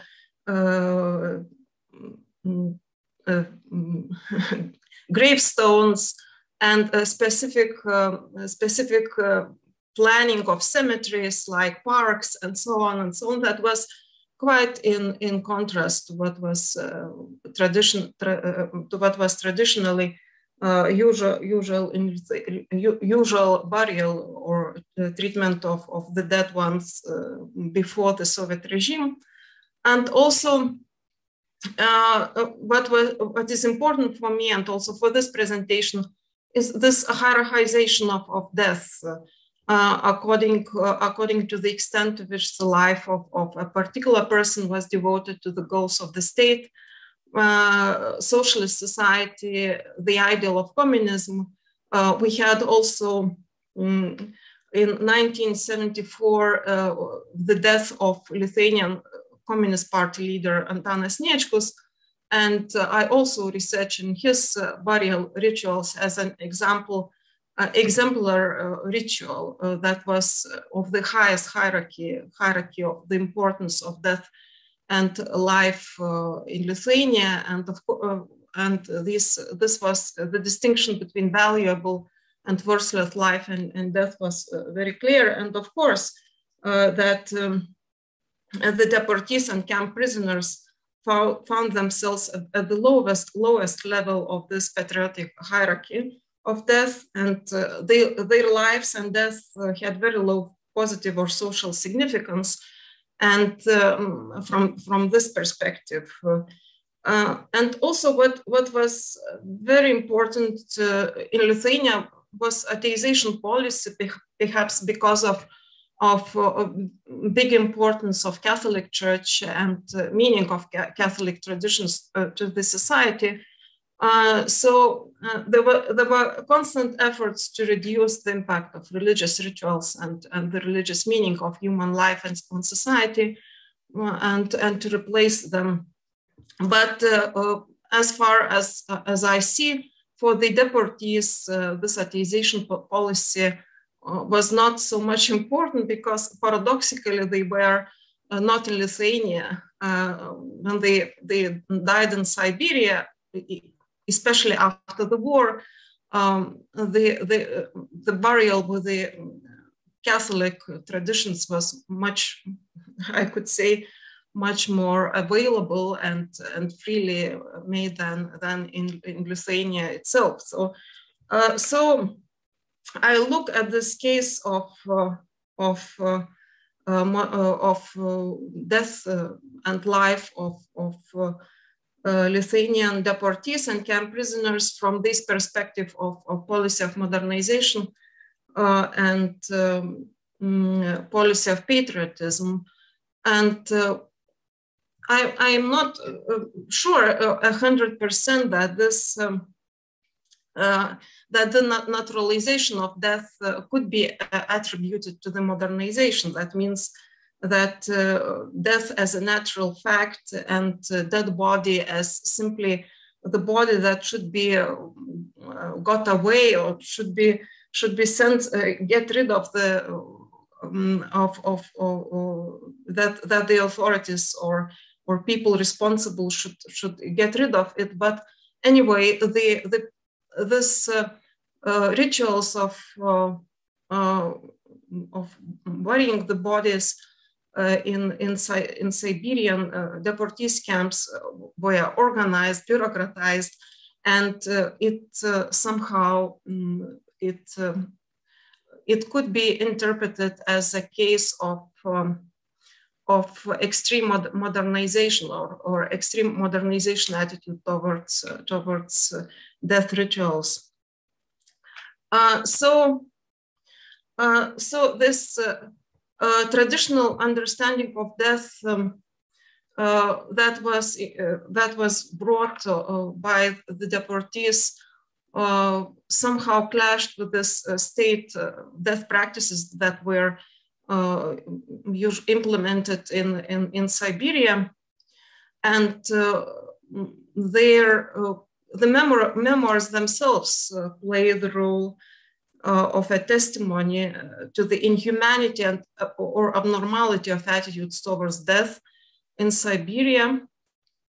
And also, and I'll speak about that a little bit more, also attempts to resist the anonymity of death of the loved ones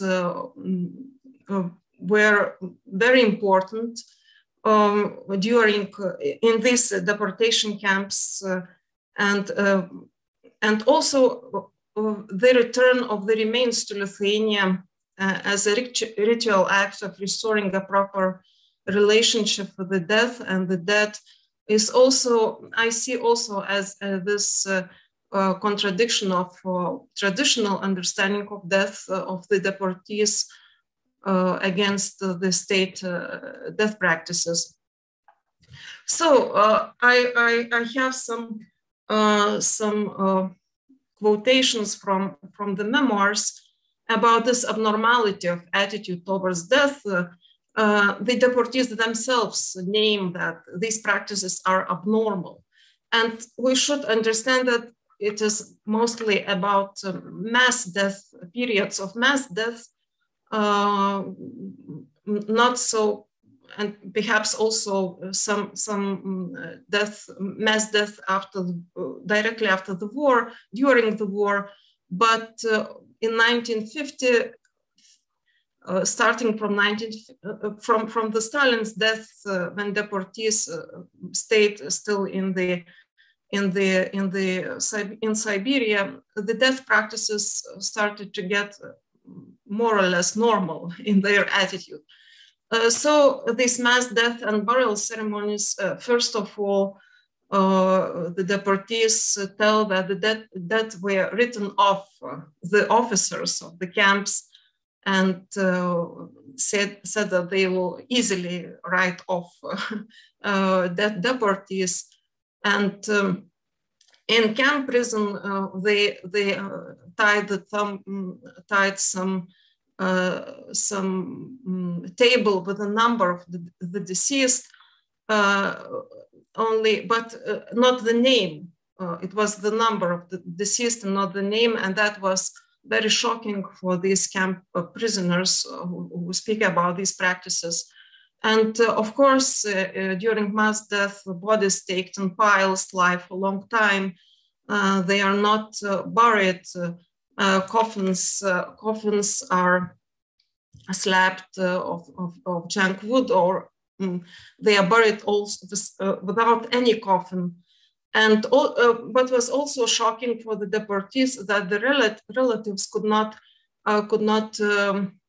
themselves bury their loved ones. The exception was made for the burial of the children, and there were brigades organized to bury the deceased.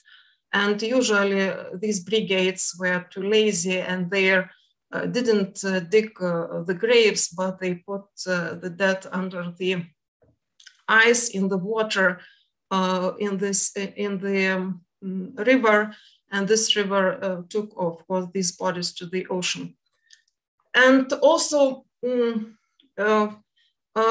these camp funeral rituals were very pragmatic because they tried to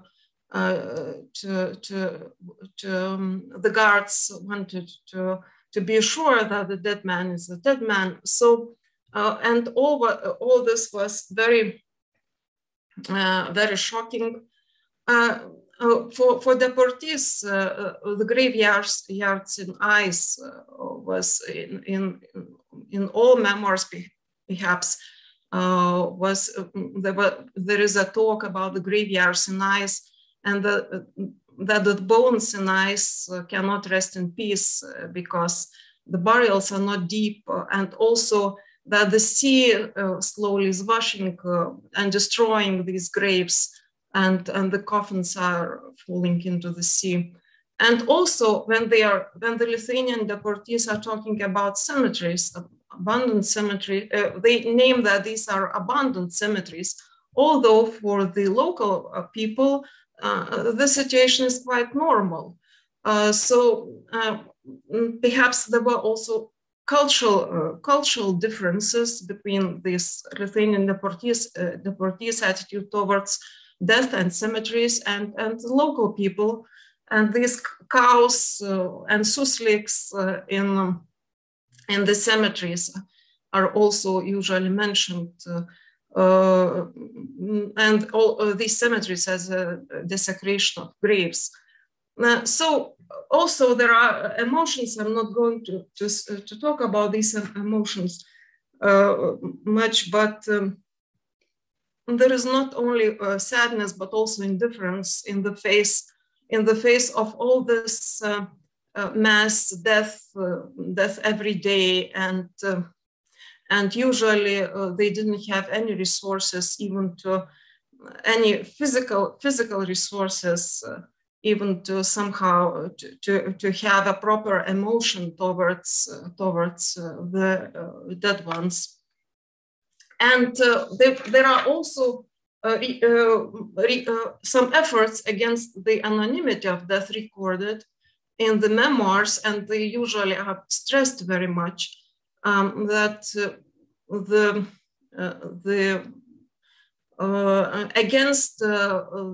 against this anonymity when there was no mark left at the burial site. So sometimes the deportees tell that if there was an acquaintance, so they tried to tie on the tomb the name, not the number of this deceased, not only the number of the deceased, but also to write the name of the deceased. Of course, this writing was in coal or something, but it was a kind of very important gesture for these people who were acquainted to write the name. And also the relatives tried to mark, to make some sign where their loved ones were buried, even when they were the mass graves. And some other cases when they marked with the cross, they tried to write the name, but also another efforts, for example, to organize a little bit more proper ritual and to make it at any cost. There was a story about a hunting rifle that was very important in the life in Siberia, but the woman gives to a supervisor to make a coffin for her husband. And also girls make some funeral wreath from rags, from nothing, but it was very important to have this funeral wreath. And another phenomenon is that some people, some deportees tried to write down names of the deceased, somehow to keep this memory of them. But usually these diaries, they destroy these diaries because of strict supervision by the authorities in the deportation places. But this gesture was very important for them to write the names and to keep the names. And also what is important that after returning from exile, the deportees go back to Siberia to build cross. When they returned from Siberia, usually they took the plans of the cemeteries or places where their loved ones were buried, and afterwards they returned and tried to give some mark there.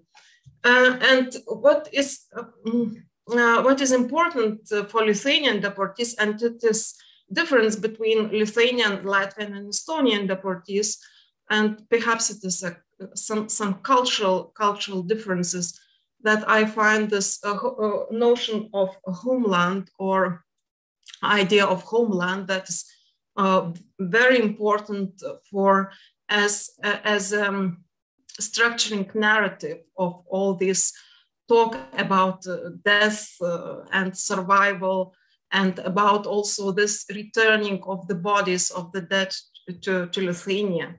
This homeland is understood as a sacred land of living and dead Lithuanians. And of course it is in Lithuania. And this suffering and death are explained as things that happen because of the forced uprooting from the homeland. You suffer when you are uprooted from homeland, and eventually you die. And the return of this harmony of life and restoring this some justice, perhaps also, is only is associated only with the return to the homeland, and not only of living people, but also of dead, of the remains of dead people. And because the dead must lie in their own land, in their own ground of the homeland, and the remains of the dead people cannot rest in peace in Siberia or in other places. And it was this idea of ancestors that are resting in homeland is very important. So there are some quotes I would like to give you. Siberia is, itself, it's seen as a foreign land that is unwelcoming even in death.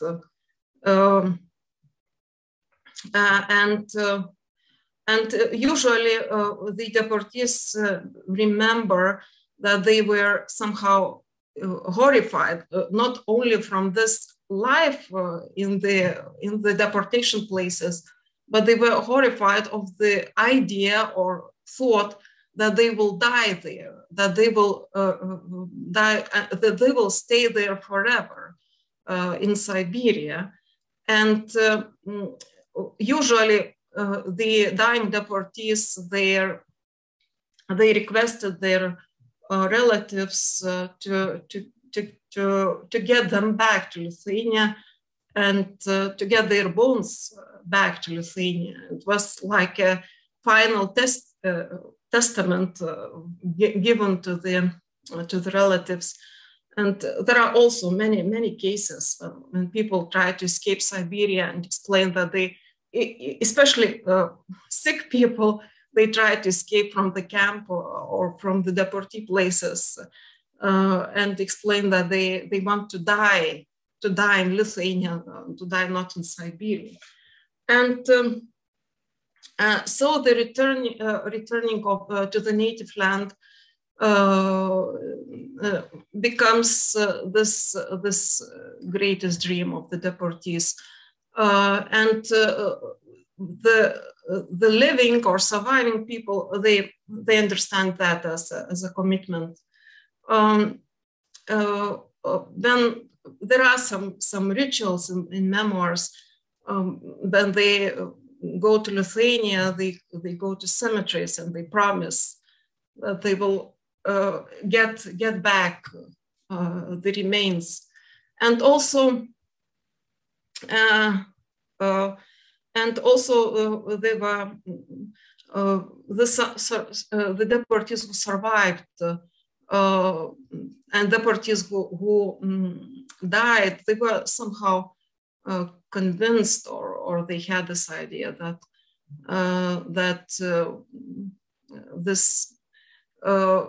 there is a kind of ultimate necessity to be buried in homeland, and this returning of the bones of loved ones after 1989 somehow was understood as carrying of the will, and but from the society living at the time in Lithuania, it was not very accepted, not always very with very big support, because it was treated somehow as a necrophilia or something like that. But from the people, from the former deportees, it was a very important act. So I'll show you some another stop shots from the same film. It was constructed very specifically, but you see here in the upper right side, there is a woman with a map, so a map, it is an abandoned cemetery, and this woman is looking for her mother, trying to orient herself in this this forest, so many years, some 40 years passed. So, but she was of course a girl when she was in deportation, and they dig the graves and select the bones. And here is the photograph I already showed you. It is a photograph of coffin, and they somehow try to decorate, to give a proper dress to the bones and skeleton of the found bones of the dead ones. And how did they recognize that they were bones of their relatives? Usually by crosses, rings, or something like that. And here, the last photograph, you see It is already these coffins in Lithuania, brought to Lithuania, and there was a ritual organized, kind of national mourning ritual that was understood as a proper burying, proper funeral ceremony for these deceased in Siberia. They didn't have any proper respect when they died, but now they are respected properly. And so there is a quote from this film. That woman wanted to bring, is very happy to be able to bring the bones of her mother to Lithuania. And I show, the film was not in color, it was documentary, but I wanted to show all this ceremony with national flags, national costumes, of course, and also priests here. Of course, it was already another story about how these bodies and lives, especially bodies of the deported people, were inscribed into new national narrative that was used for this, for consolidating of nation in this independence movement. But perhaps, yes, there is already quite another story, but very interesting one also to use these bodies for making new national collective identity that was very important for new political identity and new political visions. So it started already 1988 and later. And so some of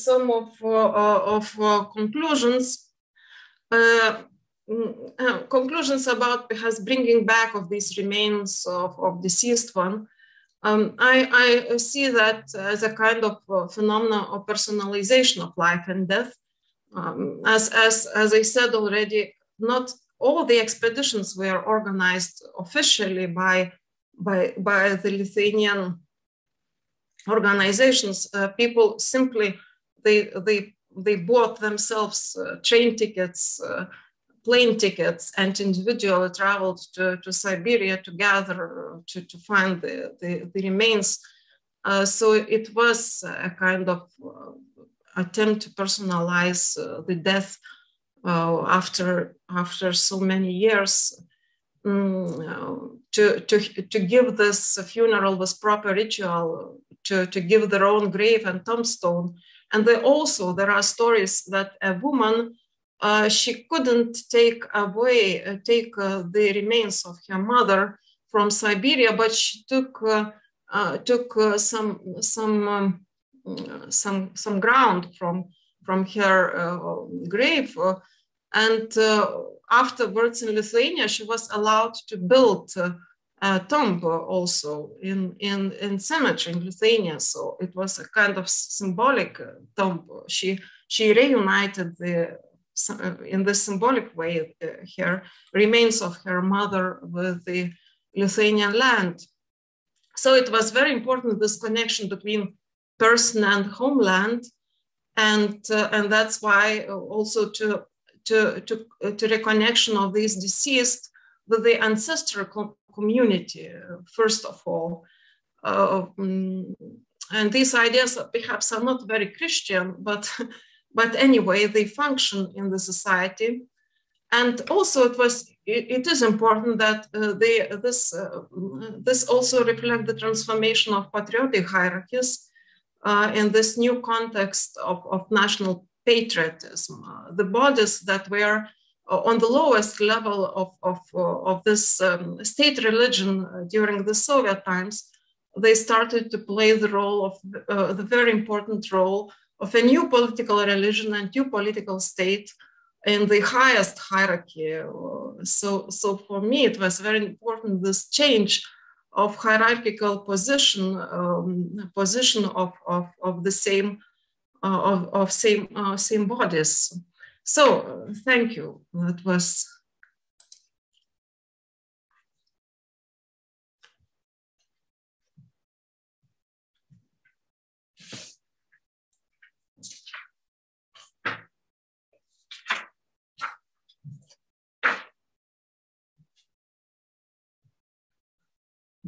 I don't hear.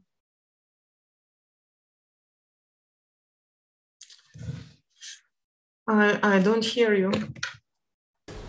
Right. Can you hear us now? Yeah. Okay, excellent. I hope we'll be able to deal with the echo. So, Neria, thank you very much. It was extremely interesting. Once again, we have to be mindful of the time, which means that we have 15 minutes for the discussion, and I would be very happy to take questions or comments either from the audience here in Potsdam or through the Q&A on Zoom. Who wants to go first? Susan. Yes, please do. Only if nobody else wants to go. Thank you for your presentation. I was just curious to know whether you've done any thinking about repatriating bodies in other countries and other cultures, and how the Lithuanian desire to be buried in the homeland was sense that it's tremendously important to be buried in the homeland, whether that contrasts with the same desire in other cultures. Thank you. It's a very good question. I didn't. As far as I made a comparison between Latvian and Estonian understanding of these connecting narratives. But thank you for the question. I think it is very important.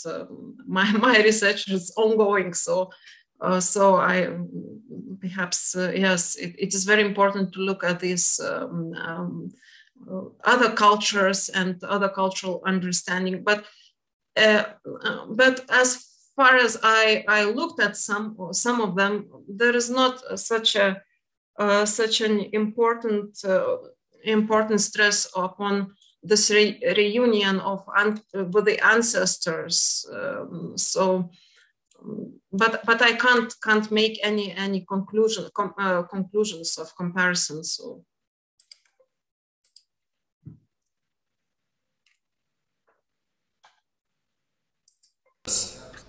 Okay, now? It's very important for religious Jews to be buried in Israel, even after generations. I know that there are indigenous tribes of Native Americans for whom it's terribly important to rebury the bones on ancestral lands. So I'm just curious about whether there was something particularly Lithuanian in your discussion or just general. Okay. I didn't research till now. So yes, Frédéric has a question. It's about the image of bones that come out of the permafrost when it is unfrozen. Is it something that comes more regularly with the perspective of climate change, or is it something that has always been there in the narratives you collect?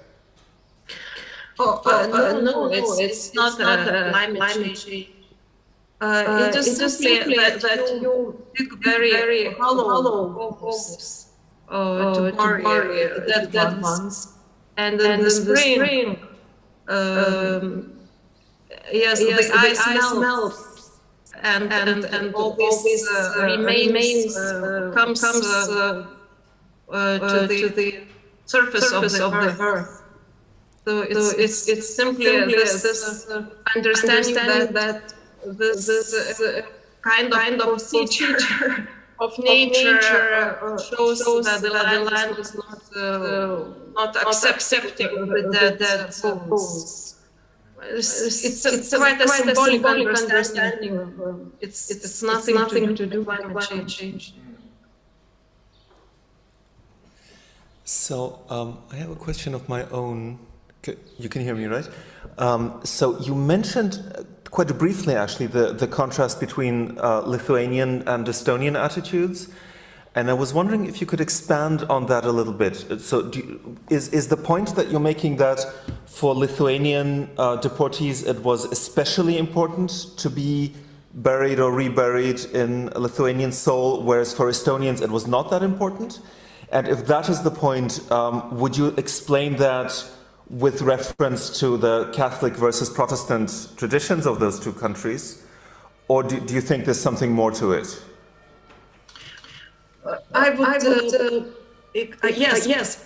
This concept of homeland is characteristic for Lithuania. In Latvia, in memoirs of the deportees, there is concept of destiny. Those concepts made the investigation. And so this reunion with the remains of the dead ones is not so much important with the land. In Estonia, we also have this idea of destiny, but also there is an idea of homestead that means bigger stress and importance of living ones to come back, but not so much of the dead ones. I perhaps have to explain with the late Christianization of India. Not because of Catholicism, but of course in Lutheran tradition or Protestant tradition, attitudes towards body and the bones of the dead ones is different as to the Catholics, who have this cult of the saints and exposure of remains and so on. Right. I mean, I was speaking this morning about the Italian ossari, which are essentially, and you know, there are Austrian cases as well, which I think are based on the same principle that you have to be buried in sacred ground, and the sacred ground is limited. So, you know, this is so important that you will even take older bones out so that new corpses can be buried in the sacred ground, and you know, maybe that has something to do with it. But the other question I had, unless someone else wants to go, is about the sort of the identification that is required for repatriation. Because in the first part of your talk, you seemed to suggest that a lot of the burials were actually anonymous. And I'm not sure whether there was a significant difference between deportees on the one hand and camp inmates on the other hand, because I imagine that for deportees, even in special settlements, it was still, you know, a little easier to actually bury their dead than for people in camps. But still, I mean, it seems that in both cases, a lot of people were buried anonymously, or their remains were disposed of anonymously. So what does that mean for efforts to identify and repatriate the dead in the late 80s and early 90s? What, I mean, can you maybe articulate it as a percentage of people who were successfully identified? Were there a lot of cases where people were searching for their relatives and couldn't find them? And was there kind of, you know, a divide between people who successfully managed to repatriate the bodies and others who just didn't know where their relatives were buried? Yeah, it's a very good question. I researched memoirs and not made any comparison or statistics or some. There was not so much a big difference between the burials in deportation places and camp prisoners during the war, before the war, because the mass graves were mostly destroyed and the remains were rushed to sea, or they were left in the mass graves. But anyway, there are these symbolic acts. for example, you take some ground from the places where you imagine your people were buried, and you take it to Lithuania, make this symbolic act. And also the remains of some of the people and this national funeral also played as a symbolic role that the deportees are deported. They are not necessarily my relatives, but they symbolically they represent this return to Lithuania. So of course many people they did not took the remains of their loved ones, mothers, fathers, because there was a huge amount, 40,000 or more died during the first years of the deportation. And in camp prisoners, almost everybody died at that time. But anyway, these symbolic acts are very important. Thank you. Yes, Małgosia. Yeah, we have time for one more. Hello, Neria. Thank you very much for touching and interesting presentation. I would like to ask you, my family was living in Vilnius before the war, and part of the family was deported. I never spoke about this, but they arrived. And they were deported in 1941 with this great wave of deportation. And I would like to ask you, as I understand, within in the name, under the label Lithuanian deportees, also there were Poles and Jewish who were living in Lithuania, and if yes, because now I understand it's important for Estonia and Lithuania as a national symbolic act of rehumanization. But if there were any situation where Poles or Jewish were asking Lithuanian state to be a part of this dialogue with reburying or rehumanization of the human remains, or it became a state, Lithuanian state commemoration action.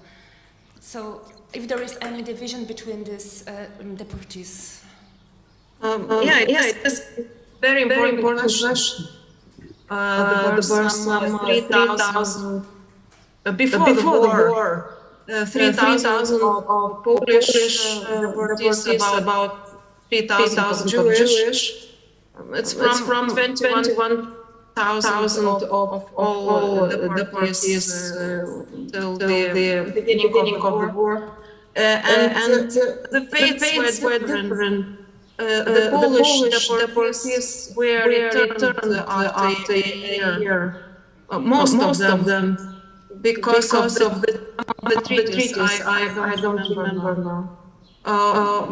Jewish deportees, of course, they were together with the Lithuanians, and all this national celebration, of course, it is based on ethnic Lithuanian and strengthening of ethnic Lithuanian consciousness, and this is the idea of fixation of the nation. And there are research about some memoirs of Jews and Polish people in places of deportation, but there are few. And these memoirs, they were published mostly exceptionally by Lithuanians, because Lithuanians were encouraged to publish memoirs during this time. So yes, of course, there is a kind of, as I said, new political religion. It's for the expectations for nationals. I don't know the memoirs of Polish deportees from Vilnius, but perhaps there are some. So we have one question on Zoom from Heike Winkel, who asks, can you elaborate a little bit on the legal basis of the reburials? Were there any agreements on a national basis? And I'm assuming she's referring to agreements, for example, between Lithuania and the Russian Federation, or any sort of treaties regulating these activities, or was it entirely self-organized? At that time, there was no regulations. Simply, these delegations, they get some agreement with the local authorities, and local regional authorities, not with the Russian Federation, because at the beginning it was the same state. Later, there was an agreement with the Russian Federation about the expeditions towards to the cemeteries to build crosses, but it was not the reburial anymore. The reburial expeditions ended with the end of the Soviet Union, mostly. But during all these expeditions, there were no any normal legal rules. It was very anarchic situation, especially when I hear when people spoke to me, how did they organize all these personal expeditions? It was somehow incredibly crazy, I would say.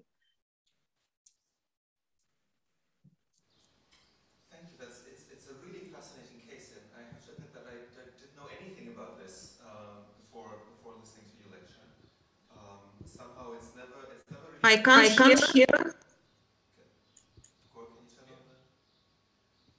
Can you hear me now? Can you hear me now? No. Can you hear me? I hear the sound, but it was very weak.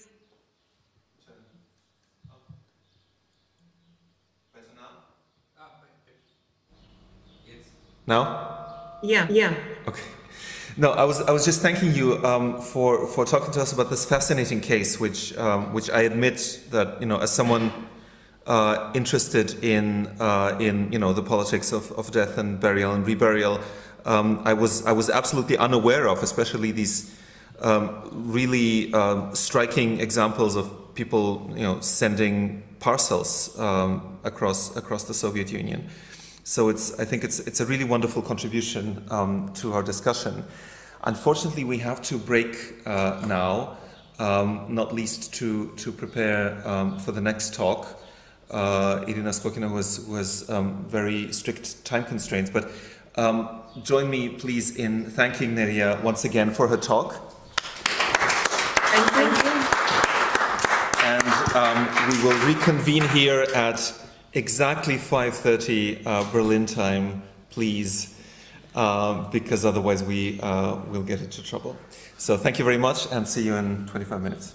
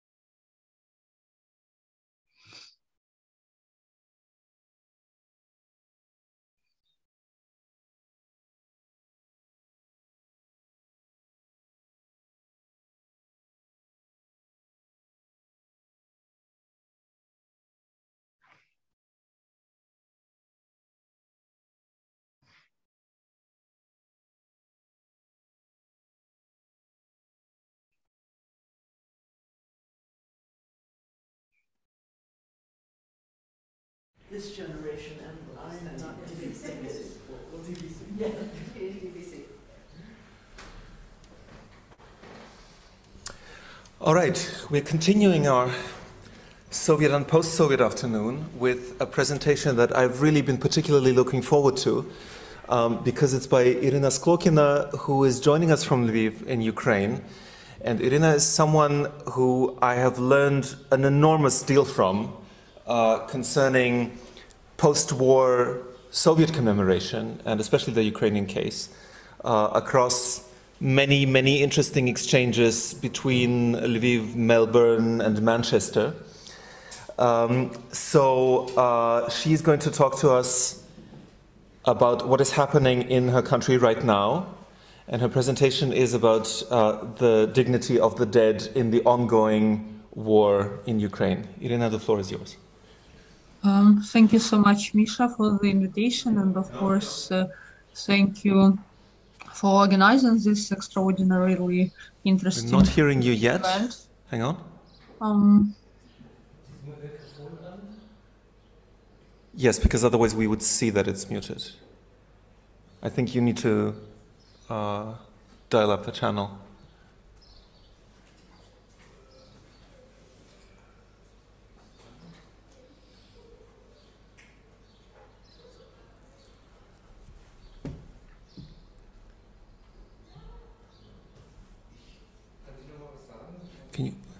Can you say something? Yes. So can you hear me now? Still nothing.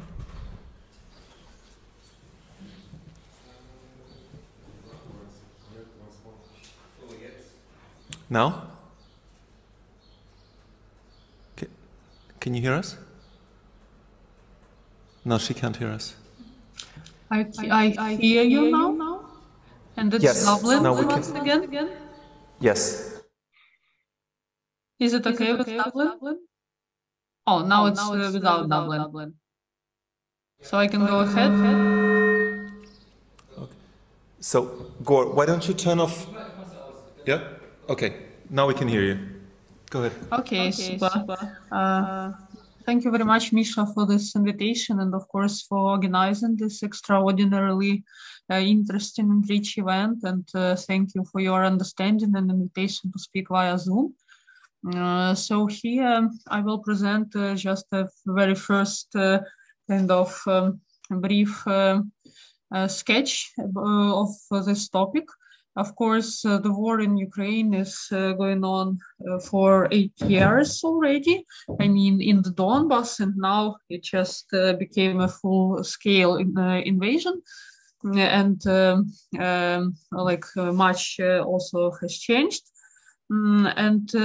Actually, here I would like to present just a part of what I tried to somehow figure out about mostly from national, so I mean official state news media. So now under the conditions of the war, we have a kind of several channels united into kind of one national air, so to say. I will try to speak also critically about the kind of Ukrainian, so to say, official or news media approach to the topic. And on the other hand, I would like to contrast or to challenge maybe a bit through analysis of social networks, and also one of the most valuable groups of sources for me is oral interviews, which are now being collected by the research consortium, which is under the process of formation. Actually, we at the Center for Urban History, where I work in Lviv, are now in partnership with several other institutions, and we conduct interviews with displaced persons, people from different age and origin, like very diverse group of people who are living the areas most affected by the warfare. So here you can see our partners, so the center, and Polish Academy of Sciences, Polish Society for Oral History, University of St. Andrews in the UK, and two institutions from Luxembourg, so the University and Center for Contemporary and Digital History. And I would like to invite all of you who are interested in like voices of the people who were affected by this war. Please reach out to us, and we are, I think, almost ready to share the collection of the recordings, because now we went through the ethical commissions, and we constantly have, of course, very big ethical discussions in our group about the possibilities to interview people under ongoing conditions, and also how we can ethically use and analyze these materials. But here I will mostly concentrate, I think, on analysis of media sphere, and only will use oral interviews for contextualization and some kind of insights and explanations of what is going on in general in information sphere and media sphere in Ukraine. First, I would like to say a bit about the context. So for you to understand that the topic of dead bodies and death is not prevalent in the media. As you can imagine, Ukraine is a fighting country which tries to defend and which is seeking like victory in this conflict, is mostly focused on histories of survivors, histories of surviving, resistance, and hope, and it's probably also quite natural in this situation. And here I would just like to show you just several examples, as our conference actually is a part of the series of focused on humans and non-humans, so people, animals, and things. I will occasionally refer to different kind of agents, not only people. So very typical, I think, in Ukrainian media, you can come across histories of survivors, such as this guy from Chernihiv region, who is telling his history of surviving the mass burial.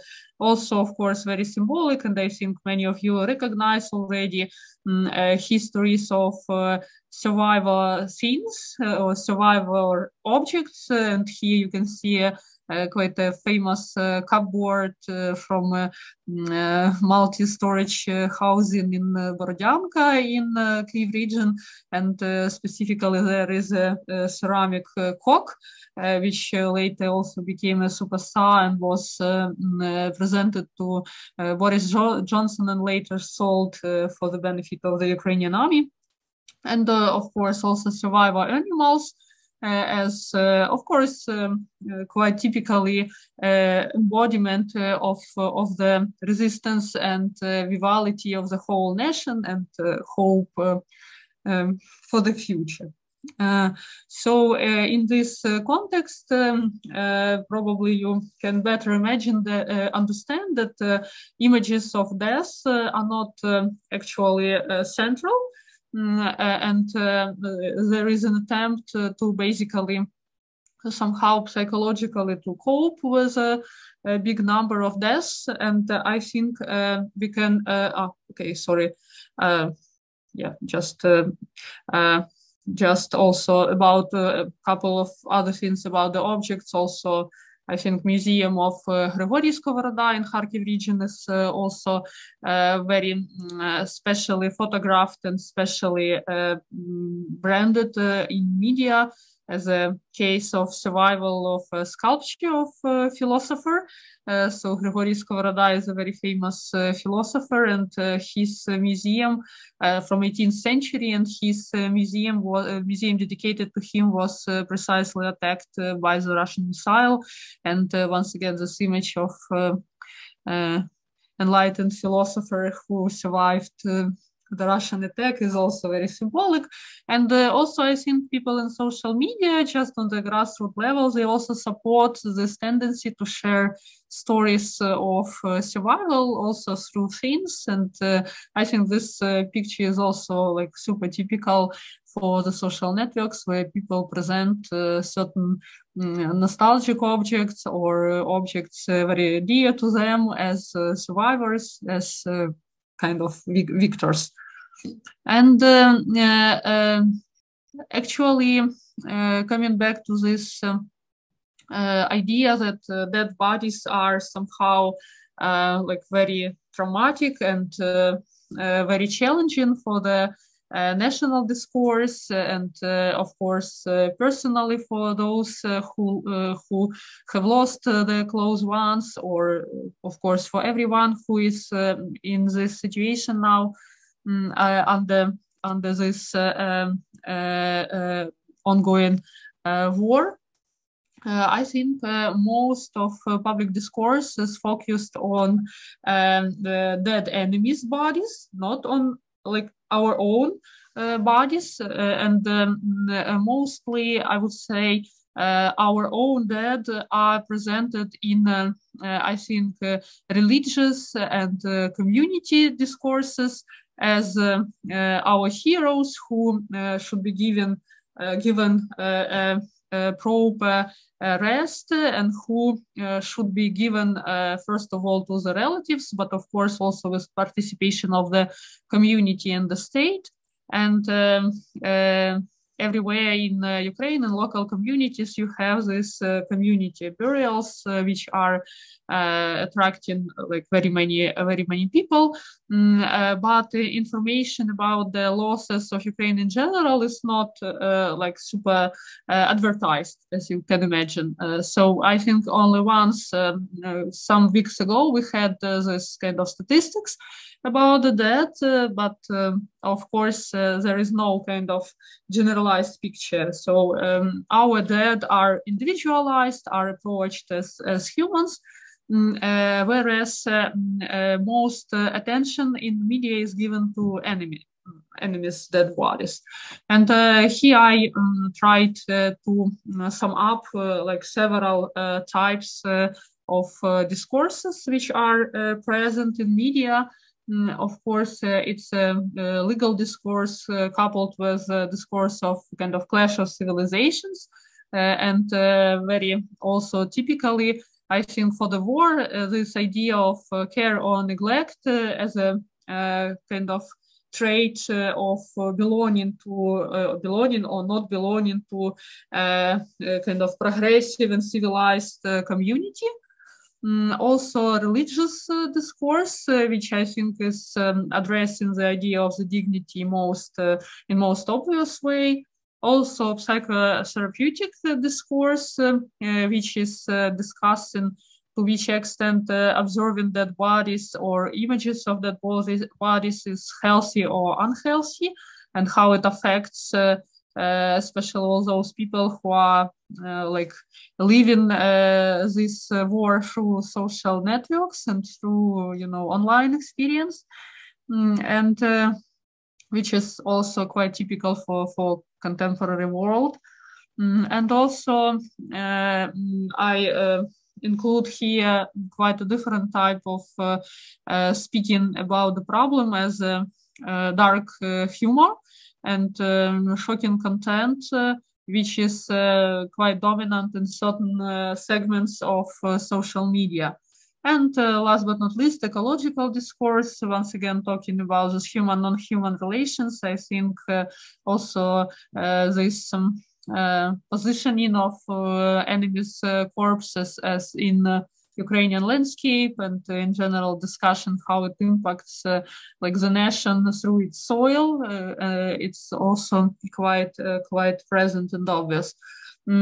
So speaking about this like legal issues and civility through the corpses, I think you probably also know from the news that there is this like very much spoken problem of Russians unwilling to take their corpses back, that they are not interested, or they even try to hide the number of the dead, and for different reasons, as it is presented in Ukrainian media. Once again, it's Russians who are not willing to pay compensations to their soldiers, or more irrational explanations, as Russians being staying behind the civilized community of the progressive humankind, and Russians not sticking to the conventions of the warfare. And here some pronouncements from Ukrainian railway. They say they preserve the corpses of the dead Russian soldiers in special refrigerators, but no one asks for them. And also, I think some international news media also reported similar problems. And I think also such sources as telephone talks of Russian soldiers, they also address this issue, and these talks are quite present in Ukrainian media here as well. Also, I think quite important contribution into this type of discourses from professional NGOs or other state organizations working with exhumations.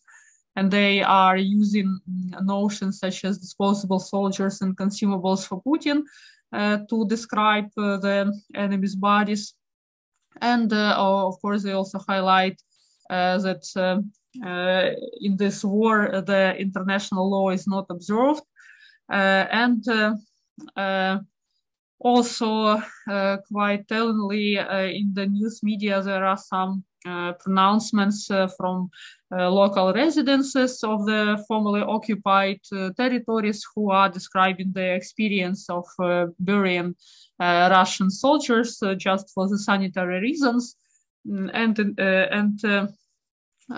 here, once again, we have this references to Western values and memory as and individual memory as a kind of trait of Western value system to which Ukraine tries to stick now.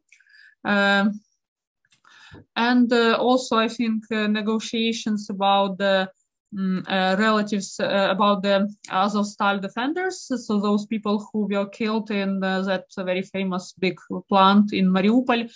And this idea that Russians are not willing to give the dead corpses back to the relatives also is a kind of characteristic for their value system. And talking about the civil victims, once again, they are of course very much present in the media as proofs and certain kind of argument in this international claims of Ukraine to condemn Russia and its and the way it leads the war. And also notions of Europe is present here. And of course, parallels to World War II and Holocaust, and use of term of genocide, which is of course overloaded and debatable probably in this context, but very much present here in Ukrainian situation. And also relatives who are present in media, they voice not only these ideas of civility and Europe and values, but of course also the pain and kind of individual histories of suffering, but also preoccupation with identification and bureaucracy and in general practical possibility to do something about the corpses of their beloved ones. And once again, referring to this and trying to look beyond only humans here, also quite typically also, I think, and probably referring to the so many other cases in the past. You can see in Ukrainian media reports on images of the enemy as being totally kind of dehumanized. So there is widely discussed stories of Russians eating Ukrainian dogs. And photographs of actual remains of the dogs which were like eaten, and this topic is discussed, which probably sounds for you like a folklore scene, but in fact it is discussed both in terms of something like irrational as centralized barbarism, but also in other pronouncements it is discussed as totally like rational behavior of the Russians, because they have a very bad supply of the food, and especially in the first weeks they had to somehow find this food themselves locally. And I think it's also quite typical for how animals are most often instrumentalized and basically used in this discourse and in this discursive struggle. And also I think this image of Ukraine is very much agricultural country, and impact on global system of food supply is also discussed in connection to this, and quite many photographs of dead animals like pets, but also agricultural animals from the farms also are circulated. I just don't present them here, and in general I hope I will not hit your sensibilities too much by my presentation, so I avoid representing here many of the images which are circulating in media and especially in social media. And I think that's also something interesting for us to discuss, to which extent we can do this research now, and to which extent even my presentation could be taken as relevant if I don't really show you the very harsh content of dead bodies and how they are dealt with in Ukraine. Okay, and also big topic I think is a bit closer to this psychological or psychotherapeutic discourse of the death, is a discussion about the practices of glaring at enemies' dead bodies.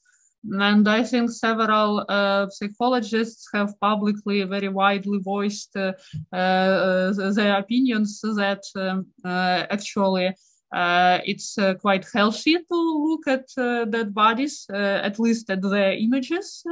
And of course, there are so many, for example, Telegram channels and some other places where you can see the whole collections of decomposing bodies. And actually, there are several explanations. For example, this could be a kind of meditation, and this could be a way to cope with seeking revenge. And also, it could be for the purpose of just to feel that the threat is diminishing with every next killed Russian soldier, as it is explained. And also, I think quite interestingly explained by a journalist, Katerina Yakovlenko, who also explains about her feelings as she's sitting under the rockets strikes, how she's perceiving and how she's actually looking through the images of the dead Russian soldiers, and how it became for her a mix of euphoria and anger. And of course, some other people are worried about their guilty pleasure to look through the images of the dead. And in our oral interviews, for example, this problem is discussed from time to time, that people are worrying about their kind of humanness, and in general, their self-image is challenged by the fact that they enjoy watching or glaring at the images of the dead. And also, I think in these Telegram groups, it's quite interesting also to see how very special kind of creativity is present in these channels with collections of images of dead bodies. For example, different ways to create memes, dark humor, scenes, collages, and I think people are playing not only with images themselves, not only with recordings or photographs, but they are also playing with the bodies themselves, as some videos show. And I also think that this is a kind of, quite morbid, but also quite probably typical for the digital age, and how this new sensibility is being formed through like social media. So some, like, I mean, when people start doing certain things and start to improvise with certain things precisely because of this intention to post it online, and how this actually special media changes the situation on the ground. And also, I think very important way these images in Telegram groups work. I think, for example, here you can see a collage which presents the photographs of wives of the killed Russian soldiers from social media. And I think so many people are engaged not only in cyber attacks, because you know that every school kid in Ukraine is already, or even kindergarten kid is engaged at least in cyber war against Russia, if not into real war. So here, so many people and also investigative journalists are engaged in tracing certain Russian soldiers, especially those who committed crimes against humanity. And they take this information and photographs from social media. And here, actually, this is a collage of the widows of the killed Russian soldiers who receive financial compensation for their dead, and also I think sometimes like some crowd-funded money. And actually, one of the big intentions, I think, both in official news media and also in like many individual activists or public opinion leaders, is to prove that there are no good Russians, so-called. So this idea that ordinary Russians are equally guilty as Putin himself, and I think this attempt to purposefully prove that losses of the close ones in the war do not lead to rethinking of brainwashed kind of ordinary Russian people. And I think this is also a very like big and important process which leads to the construction of this imagined community of post-Soviet countries, or Ruski Mir, Russian world, or like Slavic unity, which is promoted actually by Putin.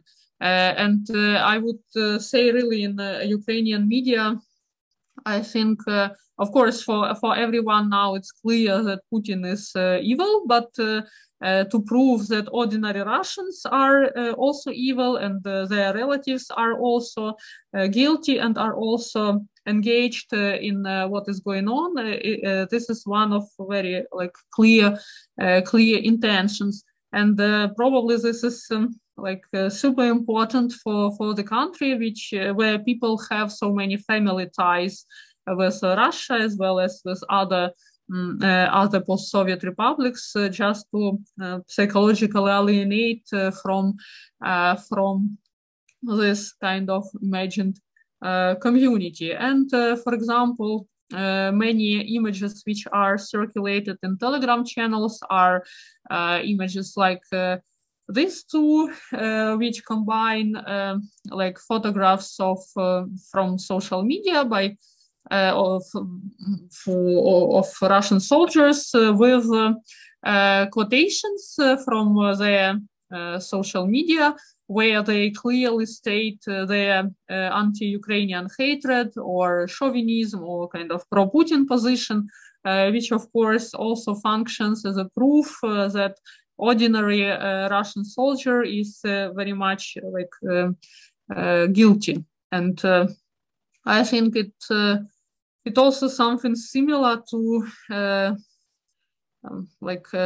to reflection on many other wars.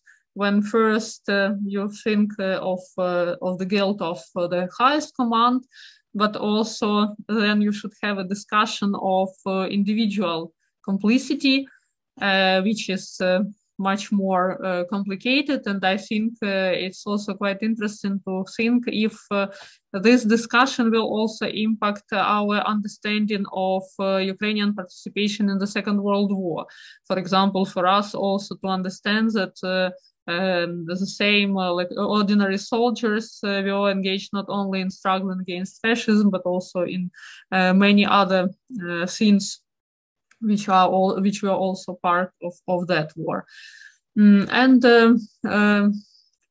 I also think that it's quite interesting how investigative journalists try to trace these individual Russian soldiers and expose them specifically as individuals. And social media once again give very like broad opportunities for this. And for example, so many everyday life details taken from photographs from social media are instrumentalized to prove that occupants mostly come from small and deprived industrial towns in Russia, how they lead very primitive lives, and how they are, of course, very much Putin worshippers.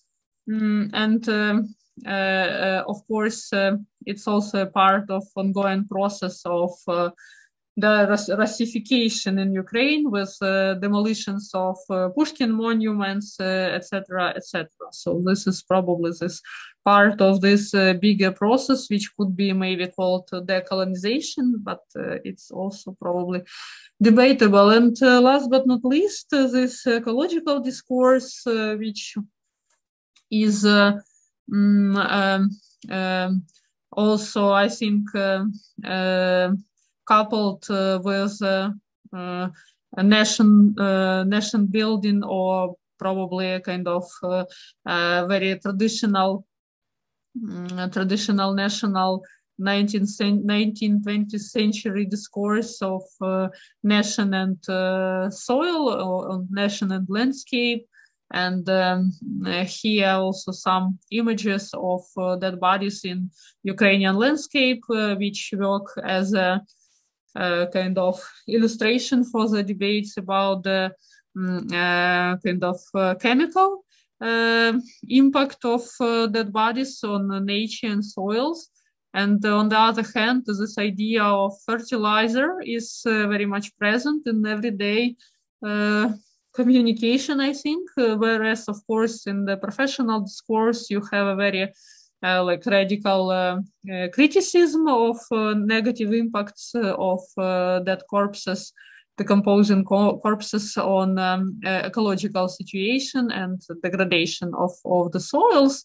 And I also think, once again, this new technical means of photographing, because you can see here, basically, I think photographs from drones and from some other like military equipment, they give you this opportunity to make this like very broad images of corpses lying in the landscape. And also, I think part of it is this, once again, self-representation of Ukraine as an agrarian country, which partially is true. Of course, Ukraine is also industrial and also post-industrial as a kind of multi-layered scene. But I think in general, this idea and this presentation of opposition tractor versus tank is very much present, and this self-image of Ukrainians as peaceful nation, which tries to sue the fields in spring, and Russians who are coming with tanks, is also kind of very functioning metaphor for this situation. And I think also part of it is a discussion of bodies of Russian soldiers who stayed in Chernobyl zone for quite a while, because for some reason no one knows why they started to dig super deep trenches there in Chernobyl zone, and as it is reported, many of them died just because of like super huge doses of radiation. And this is also a part of this kind of more discussion about biological and ecological aspects of the problem. And also I found it quite special, the discussion of this problem in connection to the topic of burying minks in Dania during coronavirus times. And that is quite telling, I think, as well, how the negative impact of Russians' dead corpses are actually parallel to burials of animals. And just to sum up, so I think one of like my important insights is that basically practices of representation and watching or glaring or experiencing somehow enemies' dead bodies is functioning as a deconstruction of this imagined post-Soviet or Slavic or Russian-speaking community, and also the construction of this opposition between good Russians and bad Putin. And also, I think quite interestingly, quite interesting how we can interpret connection between like official news media and how they function today, and its connection with unofficial channels such as social networks, and also oral interviews, which of course impact one another, and how these different media use one another and become like quite powerful interconnecting different scenes through the kind of intermedia circulation of certain stories and images and narratives. And of course, here we should also think about who are the administrators of the social media channels and groups, and how we can also interpret individual oral histories and to which extent they interact also with social media and official media. And I think it's all quite interesting to observe, and how basically new communities are built around not only our own dead, but also around enemies' dead bodies, and how people meaningfully self-reflect because of these dead bodies, and how they probably renegotiate their own belonging and their own understanding of like their belongings in their communities. So thank you for your attention. I'm looking forward to your questions.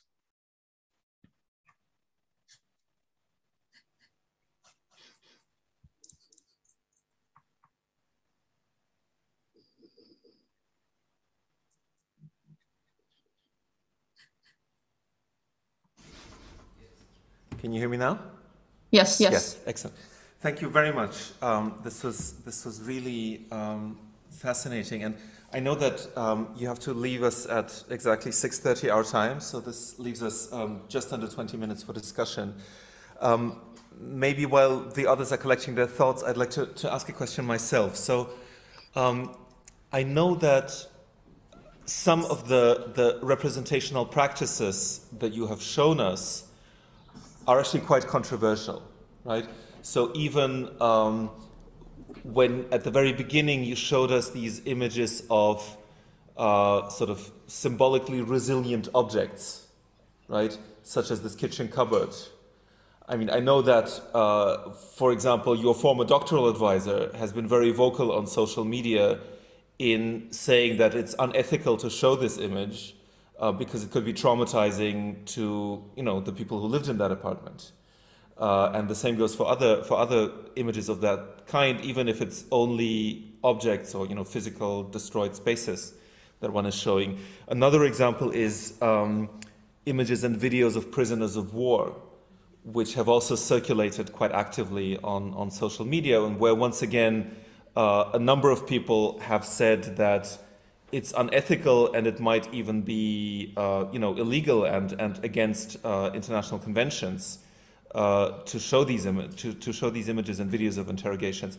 So I'm wondering if you could say a little more about the pushback that some of these types of representations may be getting, may be focusing especially on images of dead bodies. So is there any significant opposition in Ukraine? I'm not talking about, you know, international discussions, but in Ukraine against these kinds of ways of, in a sense, dehumanizing the bodies of dead enemies? Yes, thank you so much, Misha. I think that, of course, pointing to the very core of the problem, and we are constantly struggling with this in our practice, and I even know that some people condemned our initiative to record oral histories in general under this situation, because so many people are traumatized, and probably there is a risk that we will traumatize them once again in our oral interviews, even in spite of the fact that we do not address, I would admit, we do not address directly this, we do not ask actually specifically about death, about some super painful things. But of course, all these topics just emerge if people are willing to share them. And for some colleagues in oral history community, it was even problematic to start recording oral interviews now, but we tried to defend our position and to say that, of course, we try to balance and not to prioritize our scholarly intentions before the risk of double traumatization of the people. And actually in our interviews we even focus more on everyday life changes, understanding and feeling of urban landscapes back in the native cities and here in the city of Lviv, where people are staying now. And also our partners abroad, they are interviewing people who are completely safe, and they also do not address that super super kind of difficult questions. And of course we also constantly work with psychologists who are supervising not only those who give interviews but also those who collect interviews. So our group of interviewees is also constantly supervised because also hearing to these stories is not so easy. And as for your very good point that so many of the images are so kind of unethical that there should be some pushback. And of course you are right. And even I think in official circles, for example, Alexei, who is a spokesperson for Zelensky, for president's office, for example, he is constantly highlighting that when he's reporting about the, for example, number of dead enemies, he always highlights, like first he says, there are good news, like another 200 Russians dead, but then he corrects himself saying, sorry, not good news, because the death of any human being is very bad, but these are effective news. So I think even in this kind of official, very official media, there is a conviction that Ukraine, the essence of Ukrainian struggle is still sticking to human rights and international law and kind of civilized community values, which of course do not, which of course share kind of basic, human values, whatever this means. And I think also personally, people are very much reflective of this, and also these discussions about renamings of the streets, and as I mentioned, all these demolitions of Pushkin, Dostoevsky, etc., Tolstoy, Gorky, etc., is very much also discussed, and the voices are quite diverse, and so many like public opinion leaders, they really say that we should rather preserve objects like this just to be more self-aware of our own colonial heritage and kind of imperial syndromes.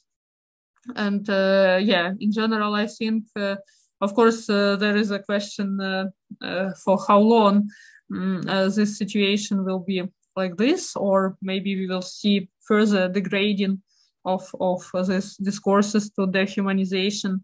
And especially, I think one of the turning points was when the atrocities directed at civil population were revealed in formerly occupied territories. And of course, after that, so many people, they report on kind of their own personal degradation. So the hatred and the feel of seeking revenge grew just enormously after these atrocities against civilians were revealed in, I mean, specifically Kiev and Chernihiv region, but I'm afraid we will see more of that when other regions will be liberated.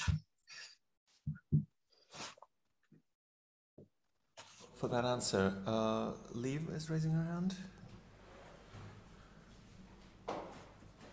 Thank you so much for this interesting and important presentation. I was wondering, when you were sharing the interviews of how people engaged with images in different ways of the dead enemy, and and how they talked about it as almost therapeutic. I was wondering, there was some reflection around. There was some reflection on how some people felt that I couldn't believe that this is something that I would do, but yet I do it. Were there people reflecting even further? Because when I listened to that, I was thinking that on the one hand, I understand, or I think I can understand why this might happen. But I also imagine that it could be not therapeutic, but harmful in the long run. And I was thinking about the critique of, say, people escalating views of violent pornography, for example, and what that does to you as a viewer. So was there any reflection on that, or do you have any thoughts on that? Yeah, actually present in the psychotherapeutic discourse, and I mean, as this experts try to bring this idea that like sometimes it's okay to look through it over a cup of coffee, and sometimes when it's too much, it's could be harmful for you. But I think also, like in general, there are like two approaches to this. So one approach is more dealing with feelings of anger and pain and kind of seeking revenge, and other discourse is more about kind of positive program and positive action for a person who is feeling kind of need to be positively engaged in this situation. And of course, many people just say that with the time going on, people are more and more engaged in some positive kind of activities, such as volunteering, protection of evacuated people, of temporary displaced persons, and different types of crowdsourcing, crowdfunding. And so people also connect this feeling of hatred and pain, and also hatred to this dead Russians as kind of positive emotions, which are transformed into some kind of positive action, as I think also some of our interviewees noted. So, of course, it's probably also a part of bigger expert discourse on this impact on human brain. And yeah.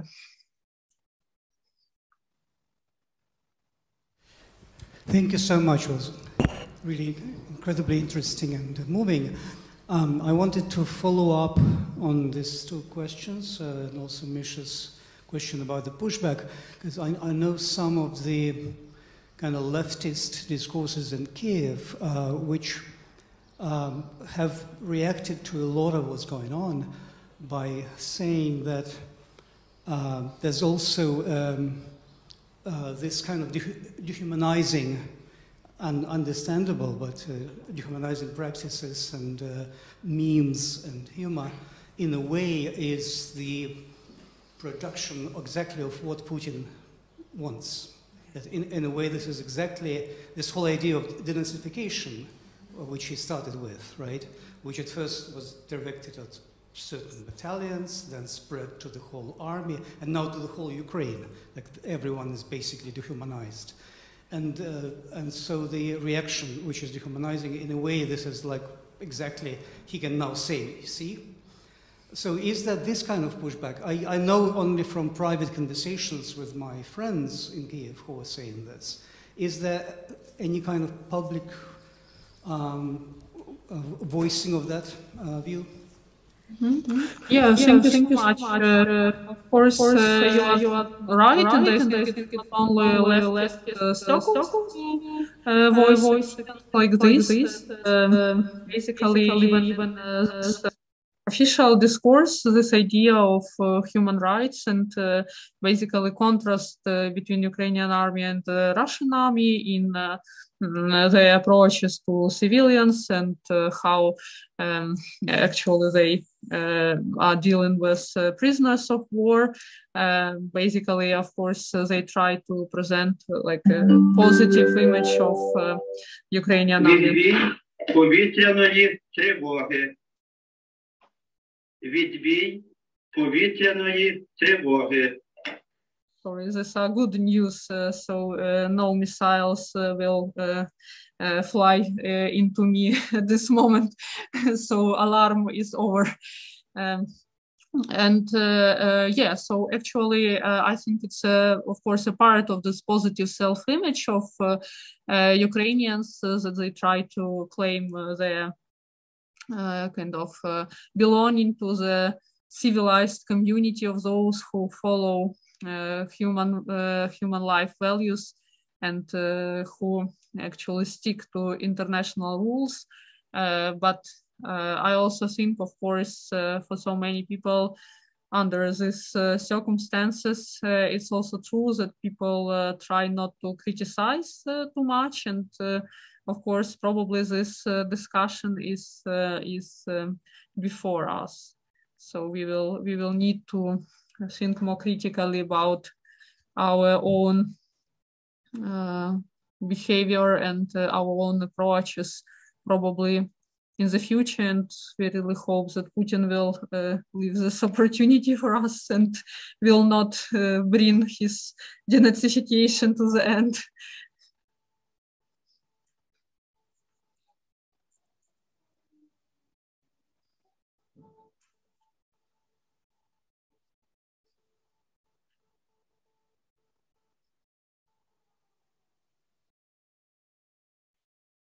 Sorry, I can't hear you. Sorry, I cannot hear. Okay. So the question is, you have shown some images of animals evacuated from cities, so that leaves space for identification. But are there some images of dead animals in the battlefield or lands that also circulate?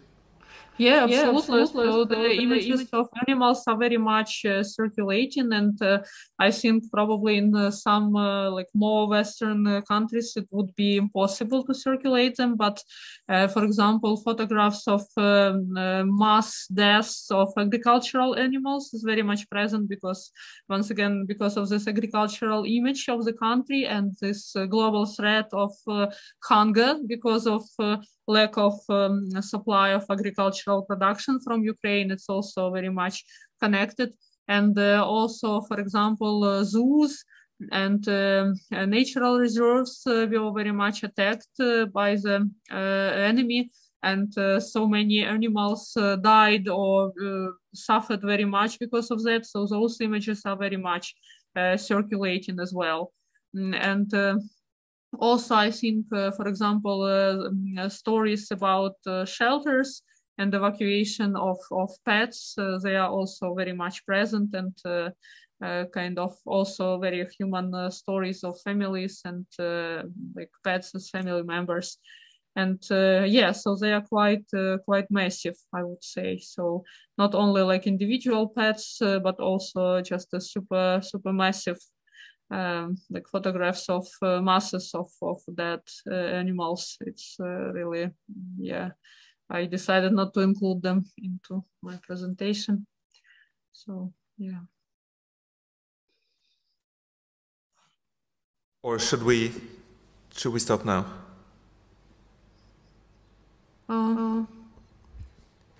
I hope we will be able to continue tomorrow and probably at some generalized discussions as a result of the whole event and conference. Okay, so we'll leave you then.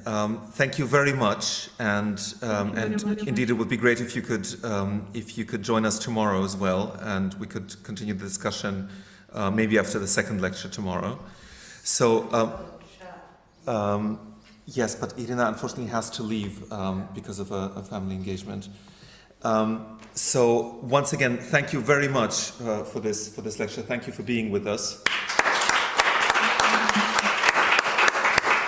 And we will now break once again to prepare for tonight's evening lecture by Sarah Benz. And just as a reminder to those of you who do not understand German, Sarah, she speaks absolutely flawless English, but we decided that since the topic is of broad interest to a larger audience than those assembled here, and it's also going to be broadcast and then recorded online, she will speak in German, but we have simultaneous interpretation into English.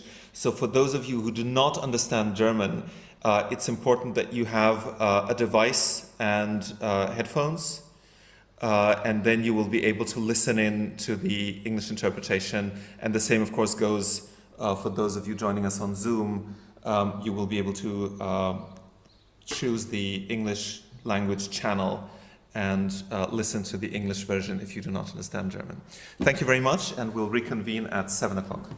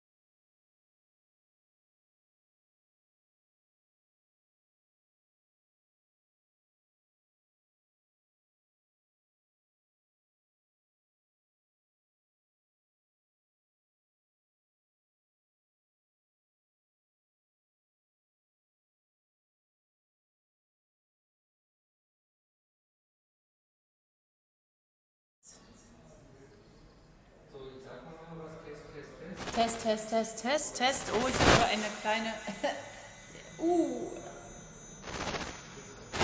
Okay.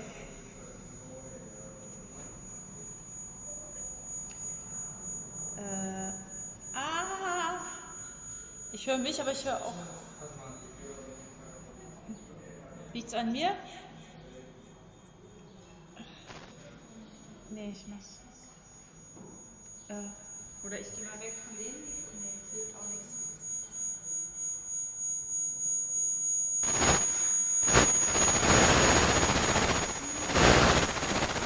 Mach das mal fest aus.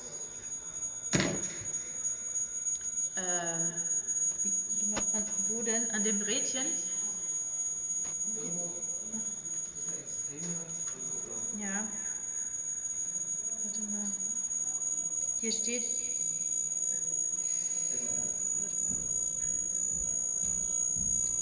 Nee, wie mache ich das jetzt aus? Komisch. Okay, es hat mit dem Ding gar nichts zu tun. Sind das die hier vorne? Das ist dein Rechner. Ja, das ist passiert, nachdem ich das reingesteckt habe. Ist es das? Nee. Du hast du musst den Audio, entschuldige mal. Der ist aus. Nee, du hast den...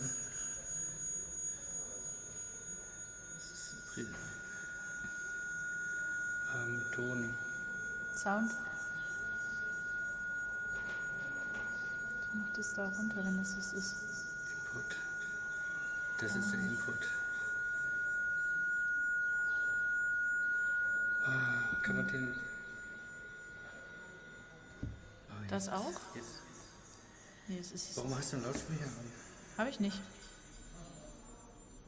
Der ist aus, guck mal. Hier, der reagiert nur auf vorne. Eben ging das ja auch. Das ist jetzt...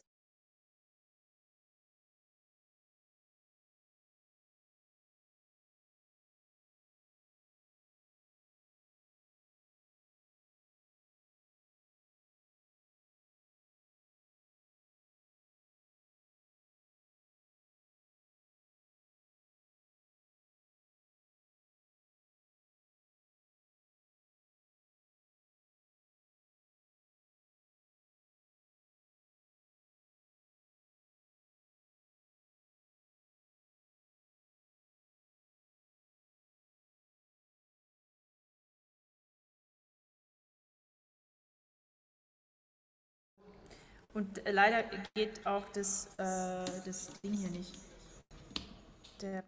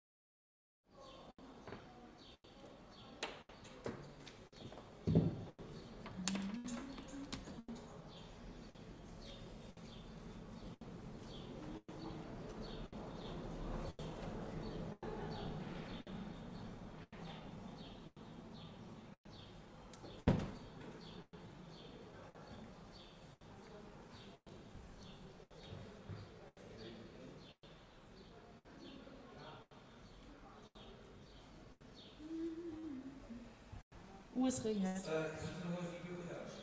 Ja. Jetzt schon wieder ein Delay. Wenn man vom Verstorbenen erzählt, eine Rede hält oder ein Gedicht vorliest, ist es so, als sei er noch einmal in unserer Mitte. Das hat auch ein mega Delay, ne? Und ich auch.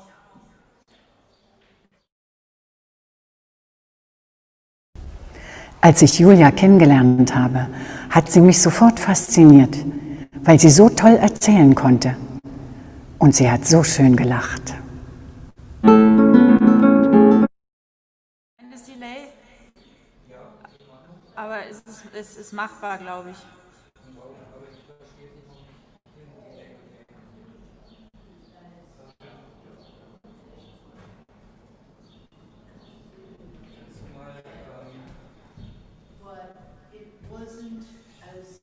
Das hier reinstecken. Wo? In den Rechner? Audio, genau. Das ist hier Maßarbeit. Warte mal, ganz klein. Es nimmt jetzt jedes Mikro an, was hier irgendwie ist, ne? Das ist irgendwie... Ja, also es wird nicht so leicht. Wir wollen mal gucken. Ja.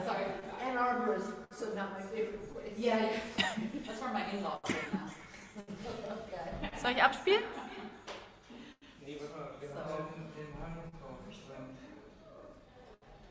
Also ich habe das jetzt reingesteckt.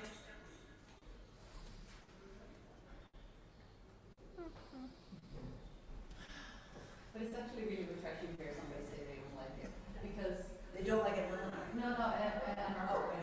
Yeah, because like people are like a little bit sick, like it's like a cult thing. Like I don't get it. Like I remember coming there for the first time, and I was like, is this it? I know. I felt the same way. I really disliked it. Yeah, I had great friends there for very period of time, so I have fond memories of it. I just remember the first time coming and being like, well. Jetzt hört man nichts. Aber ich habe 1000 Echos.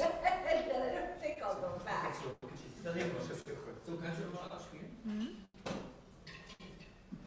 Spielt.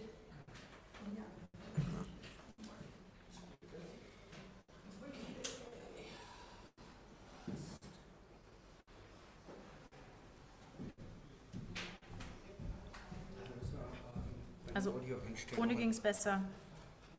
Auf Headphone, genau. Hast du das gemacht? Output, Headphone? Bitte? Sie spricht?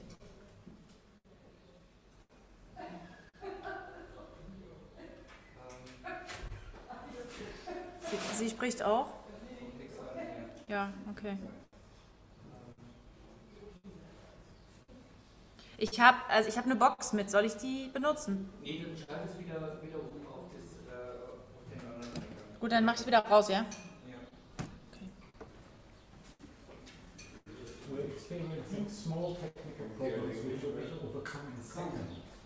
It's a very positive attitude. I like that. Very much so. Jetzt spricht sie? It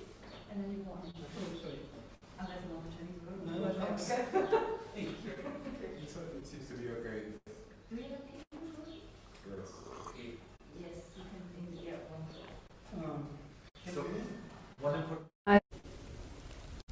Wenn man vom Verstorbenen erzählt, eine Rede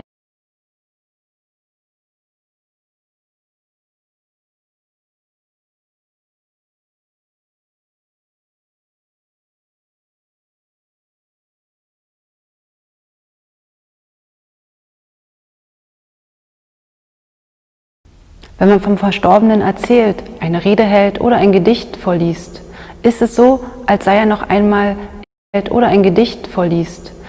Verstorbenen erzählt Es doch irgendwie zu können. Wenn man vom Verstorbenen erzählt, eine Rede hält, wenn man vom Verstorbenen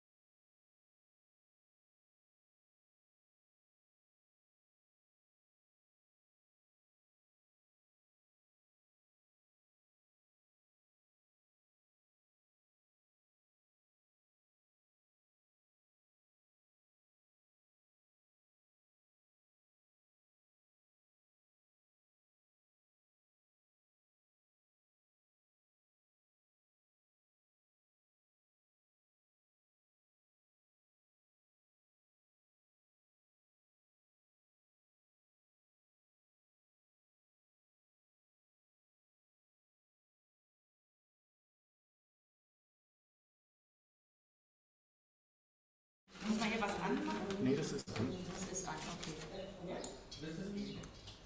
Jetzt könnte es an sein. Ich meine, man hört mich ja auch so, oder? Also Ja, das geht aber direkt zu den Simultanübersetzungen. Ach so. Das wäre schon So, gut. die Dolmetscherin. Wo ist sie denn? Im Off. Ach, die ist gar nicht hier. Nein. Ach so, ich wollte mal Hallo sagen. Ja. Hallo Astrid, grüß dich. Übers Off. Okay. Ja. Ja, also das heißt, hier muss mich keiner hören, aber das wäre schön, wenn die mich hört, sozusagen. Können wir mal testen? Okay. Ja. Könnt ihr mich verstehen? Obviously you can't. Ja, ich glaube, das Zertifikat hat sie jetzt einmal.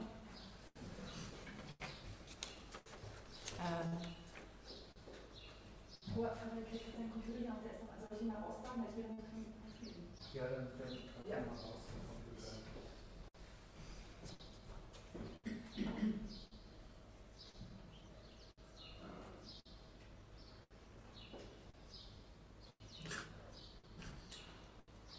Wenn ich was sagen soll, dann sag mir Bescheid.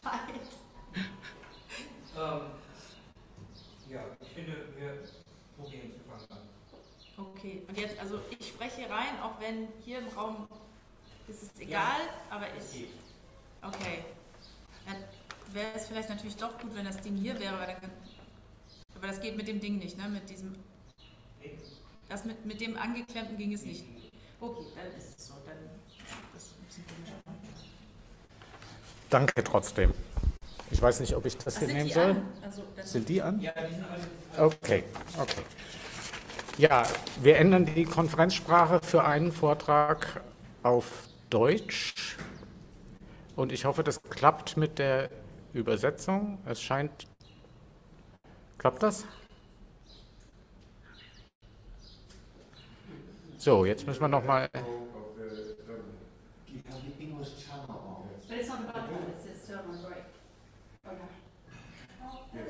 Hallo? Can you hear me? Ja? Sehr gut. Unglaubliche Technik. Wie hieß die Übersetzung? Astrid, ich habe den Namen. Astrid Gesel, vielen herzlichen Dank aus dem Off für alle. Von allen und für alle.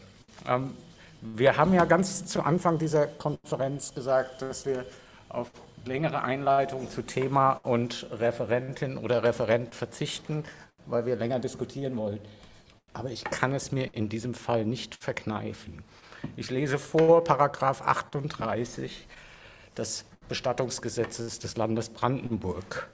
Satz 1. Ordnungswidrig handelt, wer vorsätzlich oder fahrlässig unter Abschnitt 15 entgegen Paragraph 23 Absatz 5 und Paragraph 19 die Totenasche ganz oder teilweise der Beisetzung entzieht oder die Möglichkeit zur Entziehung vermittelt oder bei der Herstellung von Sachen verwendet oder die Möglichkeit zur Herstellung vermittelt.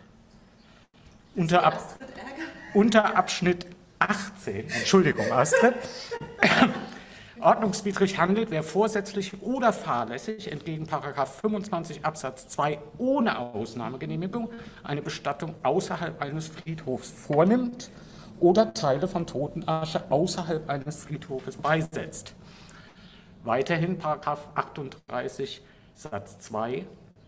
Die Ordnungswidrigkeit kann mit einer Geldbuße von bis zu 10.000 € geahndet werden. Das ist nur das Bestattungsgesetz des Landes Brandenburg. Dieses Bestattungsgesetz gibt den Gemeinden die Aufgabe, Friedhofsordnungen zu erstellen. Die sind dann nochmal sehr viel detaillierter. Willkommen in Deutschland, meine Damen und Herren. Sarah Benz ist Bestatterin. Sie arbeitet als Trauerbegleiterin, Notfallseelsorgerin und Dozentin. Und nach allem, was ich weiß, hat sie sich zur Aufgabe gemacht, gegen diese Paragraphen etwas entgegenzusetzen. Und zwar für mehr Selbstbestimmung beim Abschiednehmen. Vielen Dank, dass Sie hier sind, Frau Benz. Dankeschön. wollte nicht mit der Asche anfangen, aber wir können gerne drüber sprechen.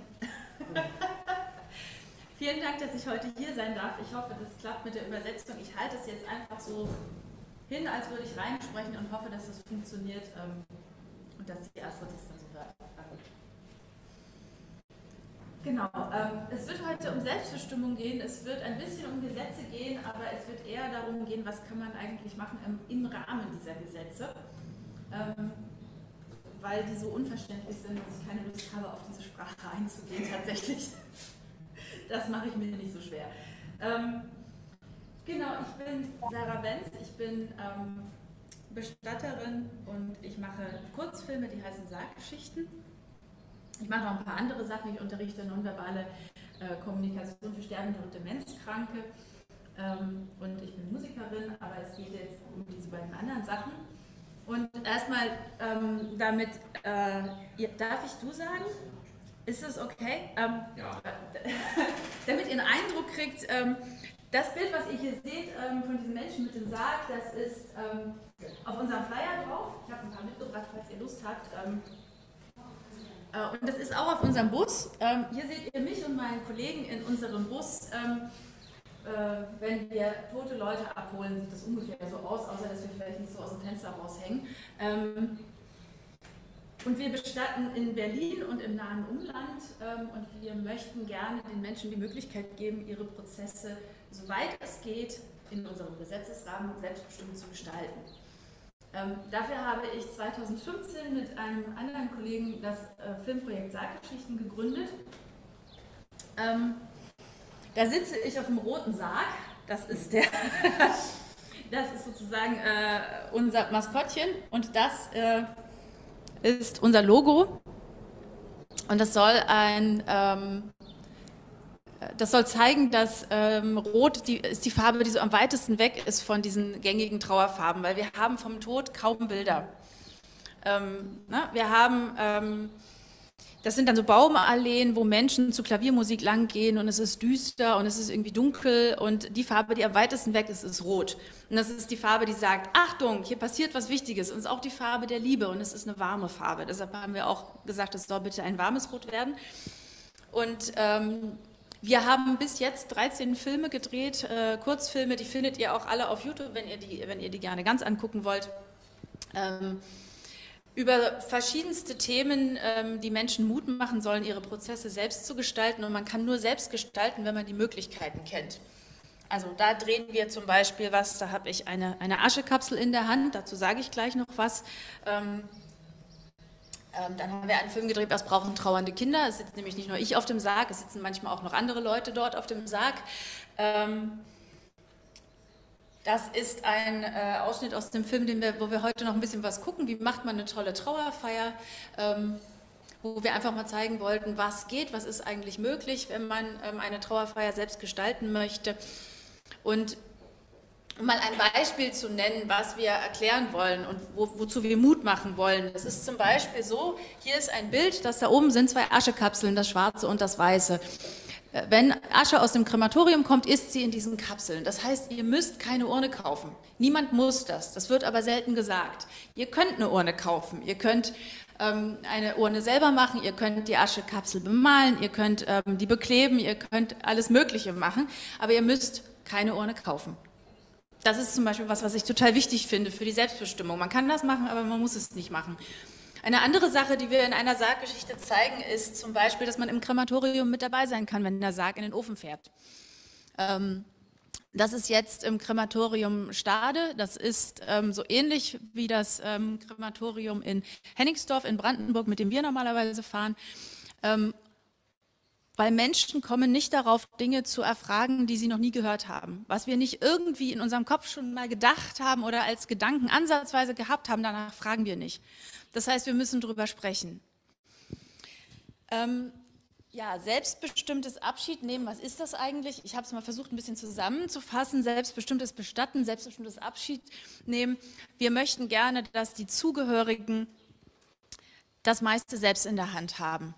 Ich erkläre das mal einmal kurz zu Beginn.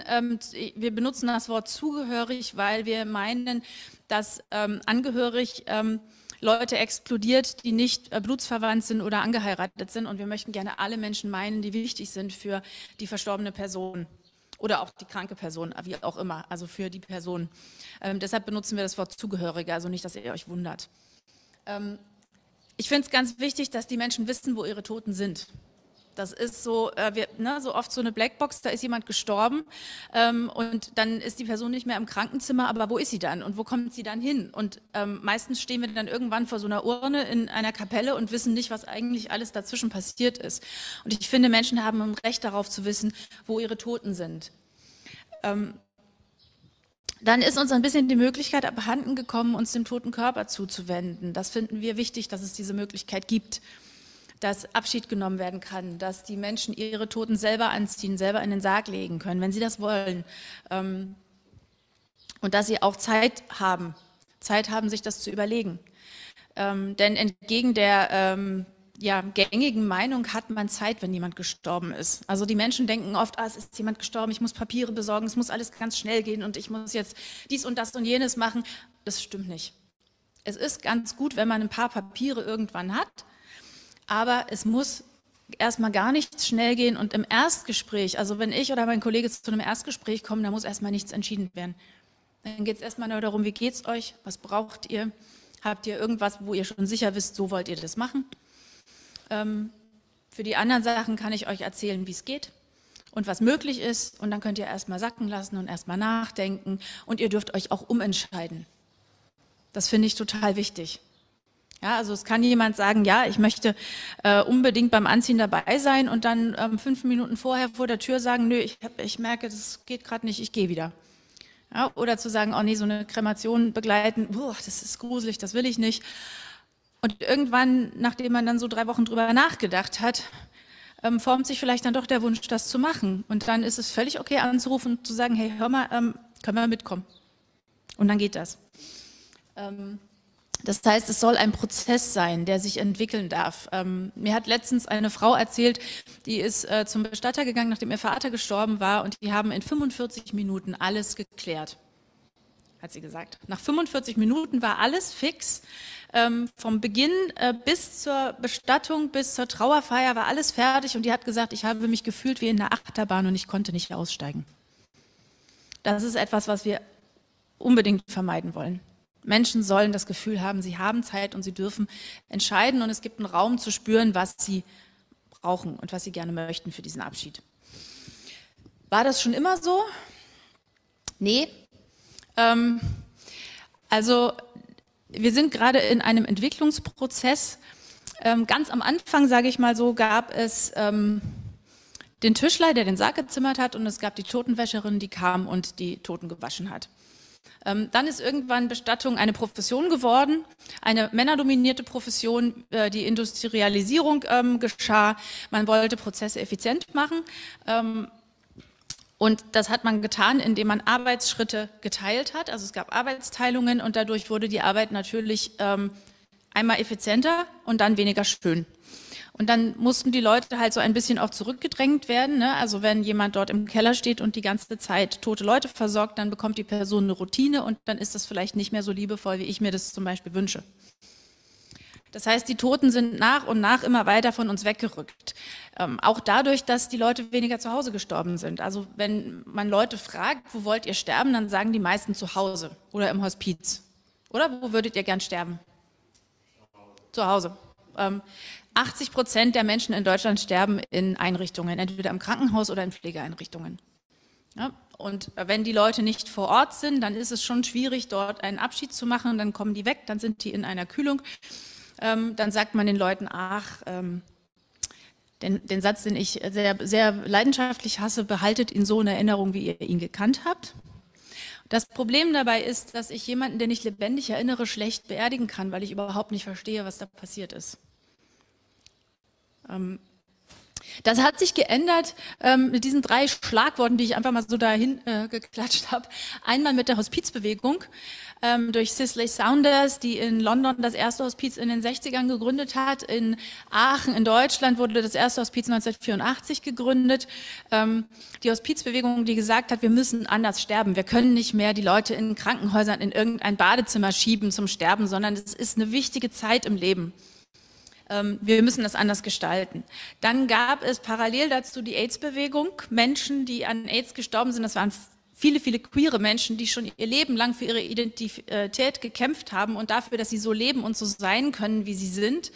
Und die wollten dann natürlich auch nicht wieder so sterben, wie sie nicht waren. Also 0815-Beerdigung wollten sie nicht haben. Sie haben so ihr Leben lang für die Identität gekämpft und jetzt wollten sie auch so bestattet werden. Und dann gab es eine Bewegung von den verwaisten Eltern, die gesagt haben, es passt nicht zu uns, wenn unser Baby stirbt, dass wir jetzt alle in Schwarz kommen und eine katholische Messe lesen. Und aus diesen 3 Bewegungen hat sich das entwickelt, dass wir gerade also so in den 80er, 90ern fing das an, jetzt sind wir so in der 2., 3. Generation der, ich sag's mal, alternativen Bestatterinnen in Deutschland und es gibt noch viel zu tun, haben wir ja gehört, wie unsere Gesetze formuliert sind. Deutschland hat tatsächlich noch Bestattungsgesetze, die gehen zurück auf die Bestattungsgesetze der Nazis von 1934, die sind dann reformiert worden in den 90ern, beziehungsweise also reformiert, überarbeitet, aber die sind nicht wirklich progressiv. Es gibt Bestrebungen, zum Beispiel die Asche freizugeben, aber das wird noch eine Weile dauern. Ich glaube fest daran, dass ich das in meiner Lebenszeit erreichen kann, dass wir das erleben, aber es wird nicht morgen sein.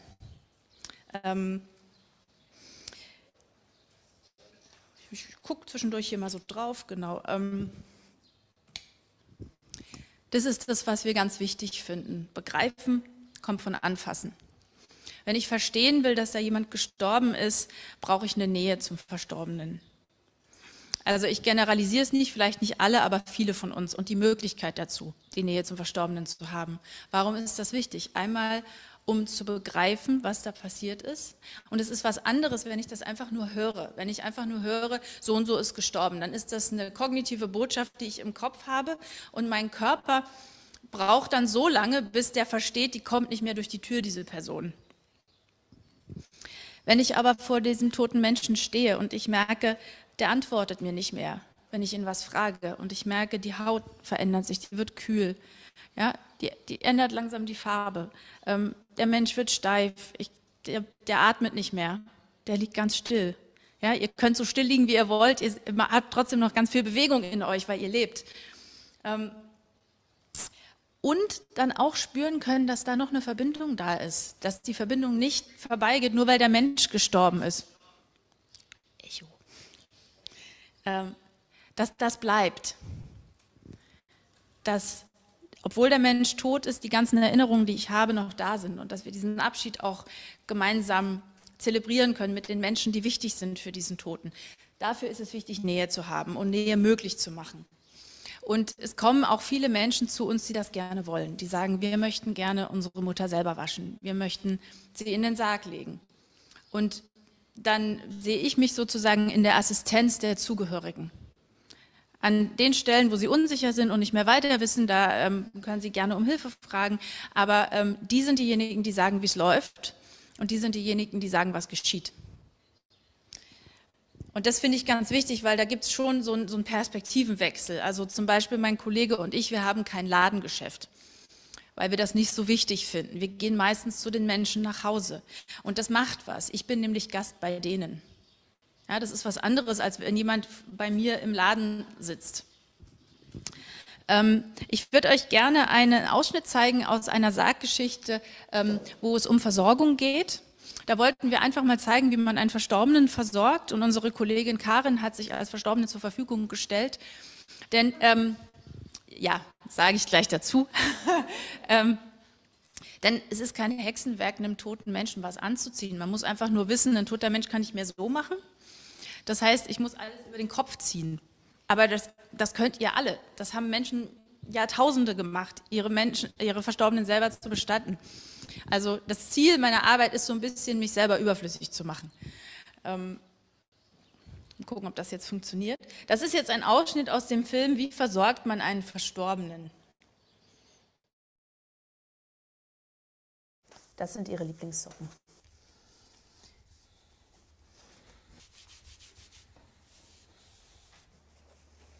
Das ist Karens Lieblingsrock und den ziehen wir ihr jetzt an. Der ist leider nicht stretchig, aber das geht auch.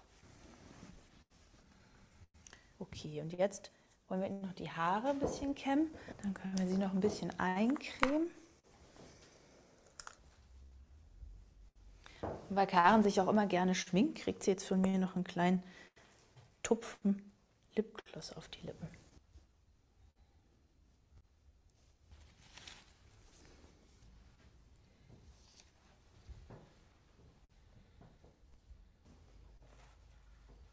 Man muss mindestens zu zweit sein für eine Totenfürsorge, aber man kann seine Verstorbenen natürlich auch mit mehr Leuten versorgen. Alle, denen es wichtig ist, dabei zu sein, können kommen.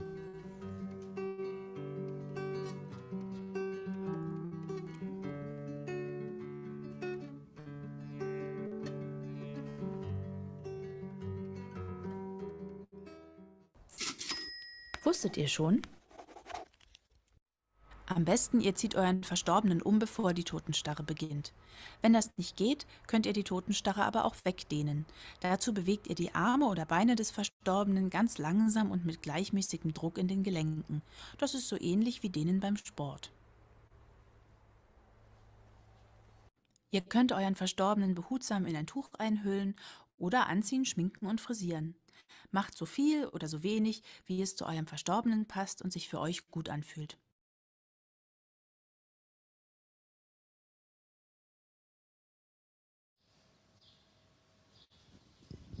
Also wieder zeigen, es geht, es ist nicht schwer, es ist möglich, sich anzunähern. Es gibt eine Tradition von hygienischen Versorgungen an Verstorbenen, die sich entwickelt hat in dieser Blackbox, wo sozusagen niemand präsent war, die sehr invasiv ist, wie ich finde, und die wir zum Beispiel auch nicht machen. Aber das wissen die wenigsten Menschen, was da passiert.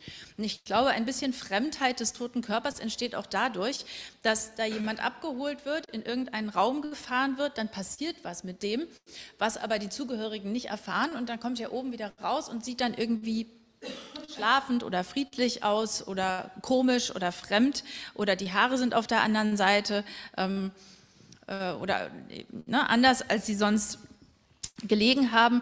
Und ich möchte gerne, dass Menschen darüber wissen. Ich möchte, dass Menschen wissen, dass in Deutschland ungefähr 50% der Bestattenden regelmäßig eine Ligatur legen. Das heißt, sie nähen den Mund zu. Hier einmal durch, da einmal durch, einmal hier, da, und dann wird zugeknotet. Oder sie machen kleine Augenkappen unter die Augen, damit die Augen so bleiben und zubleiben. Und wir finden das invasiv. Das würde ich nicht gerne bei jemandem machen, den ich liebe. Das heißt, ich würde das nur machen, wenn mich die Zugehörigen darum bitten. Und ich möchte, dass sie davon wissen. Wenn ich Dinge mache, die invasiv sind, dann frage ich vorher um Erlaubnis. Und ich glaube, dass das wichtig ist, auch um Vertrauen zu schaffen und damit die Leute eine Transparenz haben. Was passiert denn hier eigentlich, wenn sie nicht dabei sind? Am liebsten hätte ich natürlich, dass sie dabei sind, und das ist auch meistens der Fall. Warum ist es wichtig, Dinge gestalten zu können? Der Tod ist die ultimative Ohnmachtserfahrung unseres Lebens. Also ich kann nichts machen. Ich kann die Person im Arm halten und sie wird mir irgendwann aus der Hand laufen. Ich kann nichts verändern daran.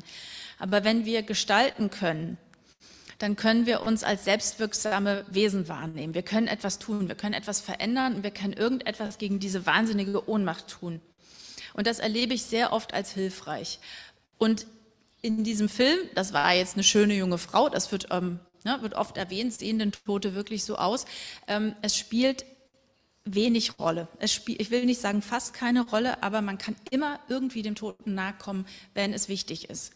Ich habe eine Frau bestattet, die lag längere Zeit in der Wohnung. Die sah nicht mehr so aus wie die Karen auf dem Bild.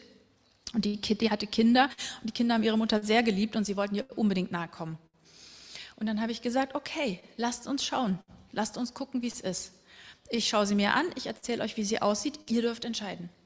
Ich kann das nicht entscheiden. Ich weiß nicht, was die Liebe der Menschen tragen kann. Ich darf das nicht entscheiden. Ich muss den Menschen Hilfestellung geben, ich muss für sie da sein. Ja, dann haben wir das besprochen und haben geguckt, wie das gut wäre für die Kinder. Und am Schluss war es so, dass wir die Mutter gewaschen haben vorher, weil sie kam aus dem Leichenschauhaus. Das Leichenschauhaus ist auch nicht wahnsinnig freundlich zu toten Menschen. Und Leichensäcke ist auch nicht der beste Aufenthaltsort für einen toten Körper, weil da nämlich Flüssigkeit drin ist, die nicht evaporieren kann. Wie heißt das auf Deutsch? Danke. Die nicht verdunsten kann.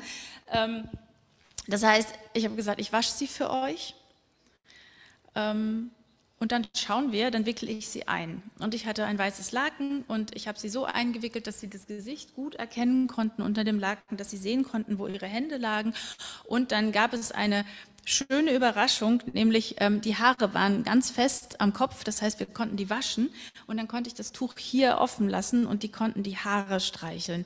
Und es war ganz wichtig für diese Kinder, der Mutter nahe zu kommen und sie durch das Tuch zu streicheln und ihr nochmal was mitzugeben, was in den Sarg zu legen, nochmal zu weinen, nochmal da zu sein, nochmal zu verstehen, dass es ihre Mama ist, die jetzt tot ist. Und die haben sich so gefreut über die Haare, die sie streicheln konnten.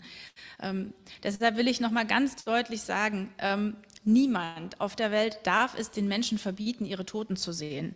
Das ist total übergriffig und das geht nicht. Die brauchen Hilfe, die brauchen Unterstützung, die brauchen Zeit und Raum, aber wenn sie das wollen und sich dafür entscheiden, dann dürfen das alle Menschen. Und es ärgert mich maßlos, wenn mir Leute erzählen, der Bestatter hat gesagt, ich darf meinen Vater nicht mehr sehen.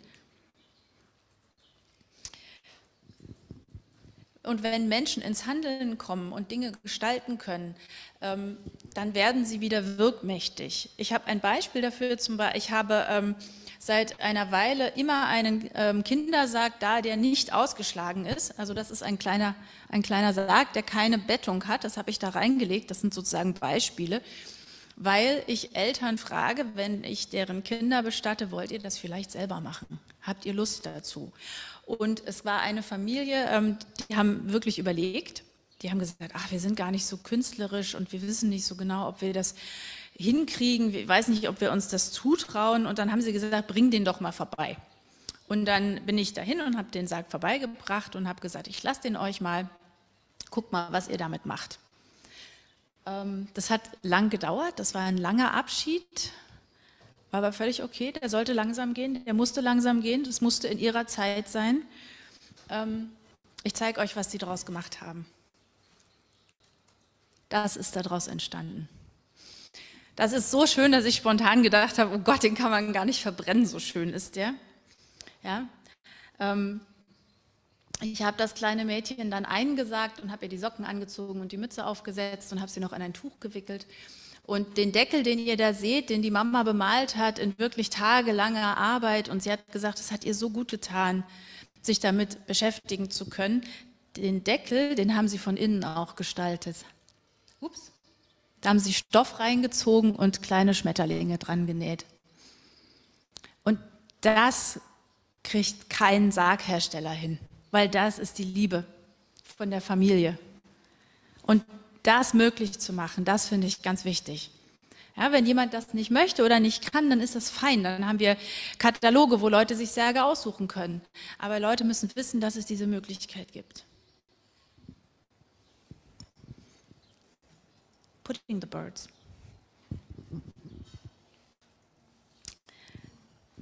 Also Zeit haben, Gespräche haben, sich umentscheiden können. Ich habe einen Mann bestattet, da hat die Frau gesagt, ich habe den im Krankenhaus gesehen, ich glaube, ich muss jetzt nicht nochmal kommen, ich bringe euch einfach die Anziehsachen vorbei. Dann habe ich gesagt, okay, können wir machen. Und dann hat sie gefragt, und falls ich mich umentscheide, wann kann ich mich denn umentscheiden, wie lange geht das denn? Dann habe ich gesagt, naja, du weißt, wann wir das machen, bis wir fertig sind, kannst du dazukommen. Dann kam sie mit einer großen Tüte mit den Sachen, hat die uns gegeben. Und hat gesagt, ich glaube, ich will ganz kurz gucken, wenn ihr fertig seid. Ich will ihn nicht mit anziehen, aber ich will ganz kurz noch mal einen Blick werfen und ich will ihm noch was in den Sarg legen. Okay, dann waren wir fertig, dann kam sie wieder, hat einen Blick geworfen, hat ihm was in den Sarg gelegt und dann hat sie gesagt, kann ich einen ganz kleinen Moment alleine sein mit ihm? Es war Winter. Ich stand eine Stunde im Hof. Ich habe ein bisschen gefroren. Ich habe daraus gelernt, immer etwas dickere Sachen mitzunehmen. Sie war eine Stunde bei ihm. Und diese Stunde war wichtig für sie. Und sie konnte sich vorher nicht vorstellen, dass die so wichtig sein würde. Das hat sie erst in dem Moment gespürt. Und dann muss es möglich sein, dass es geht. Auch bei der Trauerfeier. Dinge selber machen, selber Sachen sagen. Ja, ich kenne das aus Gesprächen mit Kollegen, die dann sagen, ach, das schaffen die nicht, das können die nicht. Kannst du ja nicht die Zugehörigen jetzt eine Rede halten lassen. Ich sage, warum nicht? Naja, wenn die jetzt weinen. Und dann haben die Leute selber Angst. Oh, wenn ich weinen muss, dann sage ich, hey, es ist eine Trauerfeier. Also wenn weinen, dann da. Und wenn du weinst, dann weinst du. Und wenn du fertig bist, dann liest du weiter. Und dann habe ich das immer so gemacht, dass ich sage, du kannst es aufschreiben, gib es mir als Backup oder gib es jemand anderem, dass es jemand lesen kann. Und es beruhigt die Leute so, dass ich habe es bis jetzt noch nie erlebt, dass jemand nicht weitersprechen konnte oder dass jemand abgebrochen hat. Ja, Menschen machen Musik. Ich habe es erlebt, dass die Enkeltochter, ich weiß nicht wie alt, die war glaube ich 6 oder so, was auf der Flöte gespielt hat. Also es war, also vom Klangbild war es herausfordernd, aber es war so voller Liebe und die war so aufgeregt. Und dann stand sie da mit der Flöte und hat gespielt. Und das ist aber das, was wichtig ist, weil das ist ja das Enkelkind des verstorbenen Großvaters und dass sie was beitragen durfte. Ja, das sind die Sachen, die machen Unterschied und da erinnern sich die Menschen dann auch dran. Ich zeige euch einen Ausschnitt aus der Sarggeschichte, wie macht man eine tolle Trauerfeier. Und es soll nicht heißen, dass ihr jetzt alle eure Trauerfeiern zu irgendwelchen übelsten Events machen sollt. Ja? Wenn jetzt für jemanden eine katholische Trauerfeier mit Schwarz und mit so nimm denn meine Hände oder befiehl du deine Wege, das ist evangelisch, ne? Aber egal. Wenn das passt, dann ist es okay. Ja? Die Frage ist nur, wenn das nicht mehr passt. Was ist mit neuen Ritualen? Die müssen wir uns selber holen, die haben wir noch nicht. Ich fand das ganz interessant vorhin in dem Vortrag, dass sozusagen die kirchlichen Rituale versucht wurden, durch weltliche abzulösen. Und ich habe spontan gedacht, ja, aber die kamen wahrscheinlich von oben. Und dann funktioniert es nicht. Die müssen von unten kommen. Aber wir brauchen das. Wir brauchen Rituale. Wir müssen uns an was festhalten. Aber das funktioniert halt nur, wenn es für alle was bedeutet. Sonst wirkt es nicht. Und um mal zu zeigen, was möglich wäre, habe ich hier eine kleine Szene aus der Sarggeschichte, die ein bisschen polemisch heißt, wie macht man eine tolle Trauerfeier. Vom Verstorbenen erzählt, eine Rede hält oder ein Gedicht vorliest, ist es so, als sei er noch einmal in unserer Mitte. Als ich Julia kennengelernt habe, hat sie mich sofort fasziniert, weil sie so toll erzählen konnte. Und sie hat so schön gelacht.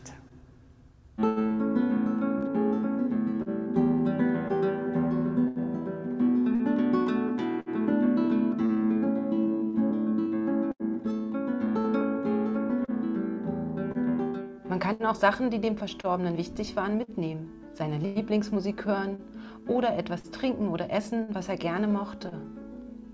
Jeder kann spüren, dass der Verstorbene wichtig war und wichtig bleibt, auch wenn er jetzt tot ist.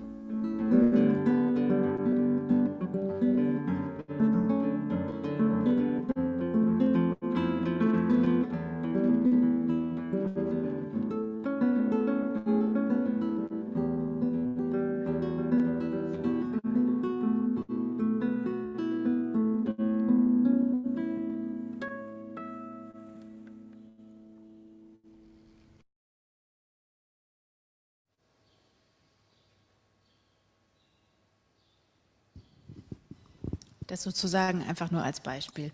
Und es ist unglaublich schön, diese Arbeit zu machen und zu sehen, was in Menschen drin steckt. Es ist ganz oft so, dass Leute, wenn sie kommen, am Anfang sagen, am besten soll das schnell gehen, wir wollen das schnell hinter uns bringen, das tut alles so weh und wir wollen fertig sein. Und das geht in Berlin nicht, weil in Berlin dauert alles ein bisschen länger. Dafür haben wir aber auch keine Bestattungsfrist, das heißt, wir können uns auch wirklich Zeit lassen. Das hat uns bei Covid wirklich oft den Arsch gerettet. Und dann plötzlich dauert das und dann merken Leute, oh, ich habe Zeit, was zu gestalten. Und dann sagen die, wir wollen jetzt doch noch das machen. Und dann kommt die Cousine und die liest noch ein Gedicht vor.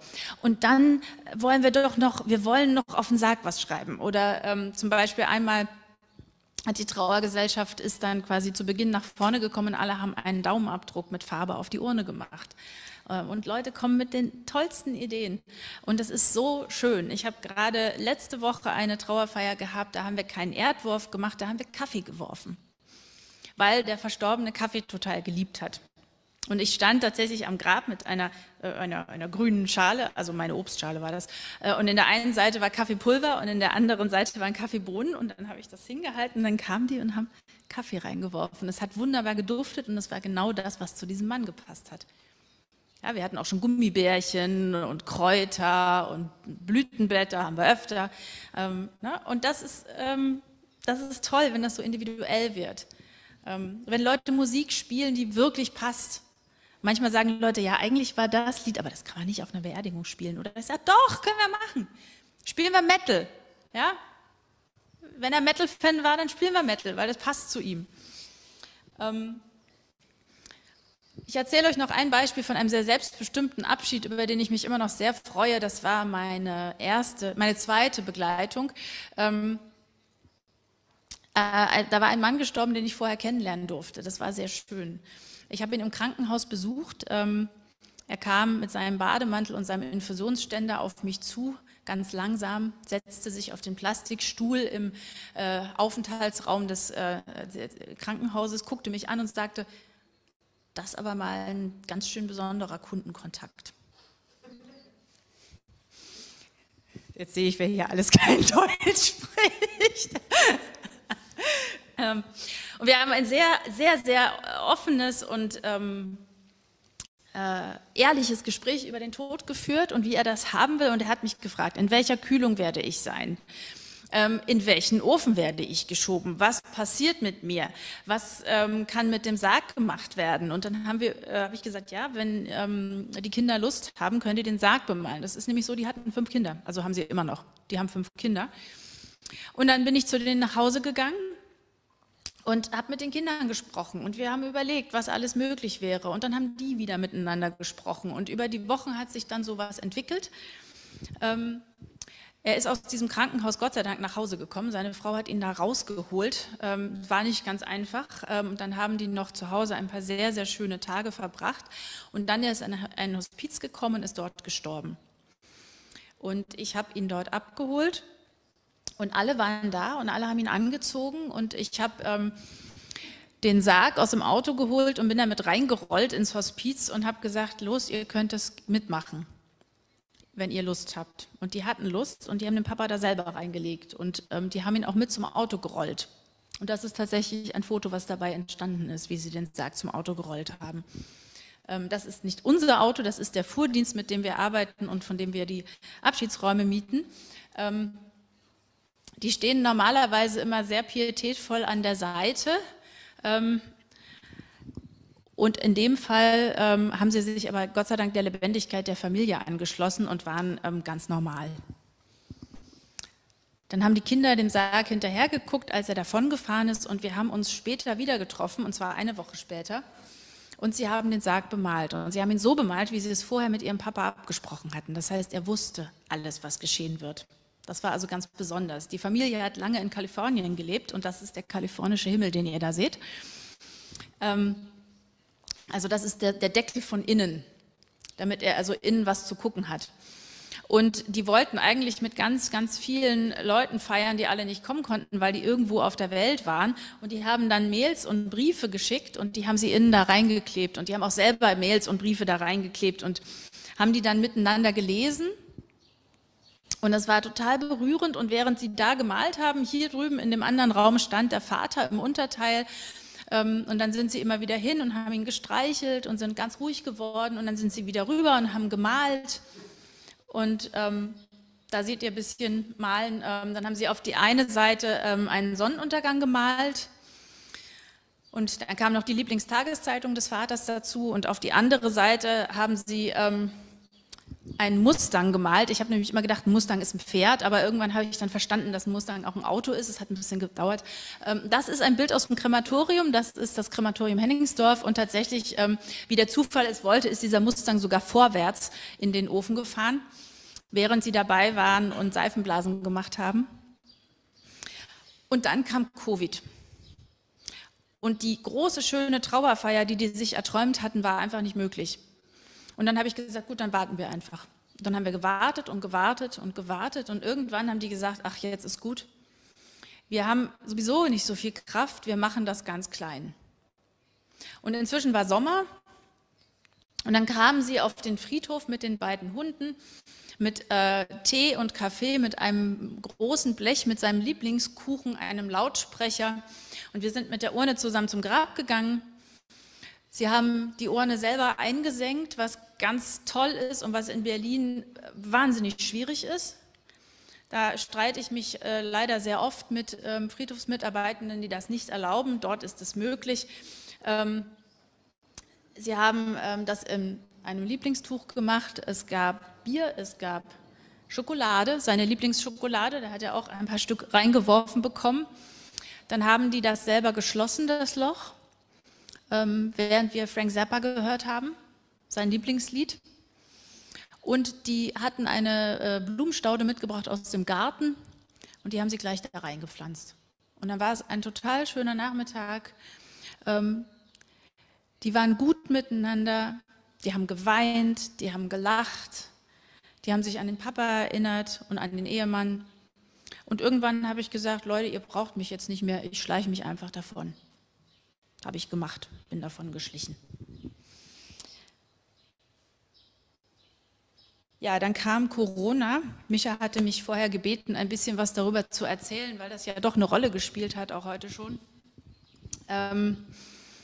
Um es vielleicht in einem Satz zu sagen, einer Tochter zu sagen, dass sie ihren Vater nicht waschen und anziehen darf, weil er gleich vom Krankenhaus ins Krematorium gebracht wird, ist mit eines der beschissensten Dinge, die ich jemals machen musste. Es ist einfach richtig scheiße und traurig und schrecklich. Wir haben es in einem Fall geschafft, dass jemand noch ein Foto gemacht hat von einem Verstorbenen. Das war ganz, ganz wichtig für die Familie. Die haben sich ganz doll gefreut, dass sie dieses Bild noch gehabt haben. Und ich glaube, man kann sich das nicht schönreden. Das ist einfach ganz schrecklich, obwohl daraus auf der anderen Seite wieder eine ganz positive Kreativität gewachsen ist. Aber man darf das auch betrauern, dass die Dinge nicht so gehen, wie man sich die wünscht. Ich finde, wir dürfen auf gar keinen Fall aufhören, nach Lösungen zu suchen. Also mich hat das sehr geärgert, dass dann alle Einrichtungen gesagt haben, ja, gibt keinen Besuch, ist jetzt so, tut uns leid. So. Ich weiß von einem Heim, wo Menschen gestorben sind, die gesagt haben, wir können hier keine, das war vor der Impfung, wir können hier keine Leute reinlassen, das geht nicht. Die sind vielleicht infektiös, wir haben hier vulnerable, hochbetagte Menschen, das funktioniert nicht. Und die haben gesagt, wir müssen uns verabschieden, wir müssen eine Lösung finden. Die Lösung war dann letzten Endes ganz einfach. Die haben das Abschiedszimmer ins Erdgeschoss gelegt, haben die Tote dort reingefahren und die Zugehörigen sind durchs Fenster geklettert, haben sich verabschiedet und sind wieder rausgeklettert. Mussten also nicht durch dieses Heim laufen, haben niemanden gefährdet. Und das finde ich, ist ein ganz tolles Beispiel dafür, dass es Möglichkeiten gibt, wenn wir danach suchen. Ja. Wir haben eine Sarggeschichte dazu gedreht, was man machen kann, wenn man nicht bei den Menschen sein kann. Und die bezieht sich nicht nur wirklich auf Covid, die bezieht sich eigentlich auch auf alle Abschiede aus der Ferne. Also wenn jemand weit im Ausland lebt, geht es auch nicht. Ne? Oder jemand nicht reisen darf, dann geht es nicht. Was man da tun kann. Und lustigerweise sind dann plötzlich ganz viele alte Bräuche wieder aufgeploppt, die eigentlich nicht wirklich was Neues sind. Ich zeige euch einen Ausschnitt aus der Sarggeschichte Abschied aus der Ferne. Es könnte aber auch sein, dass ihr an einem anderen Ort als eure Verstorbenen seid und nicht zu ihnen könnt. Entweder, weil ihr nicht reisen dürft, in Quarantäne oder selbst erkrankt seid, oder weil es wegen des Infektionsschutzes nicht erlaubt ist, euren Verstorbenen nochmal zu sehen. Wir haben euch ein paar Ideen zusammengestellt, was ihr dann tun könntet. Ihr könnt jemanden, der beim Verstorbenen ist, um ein Foto bitten.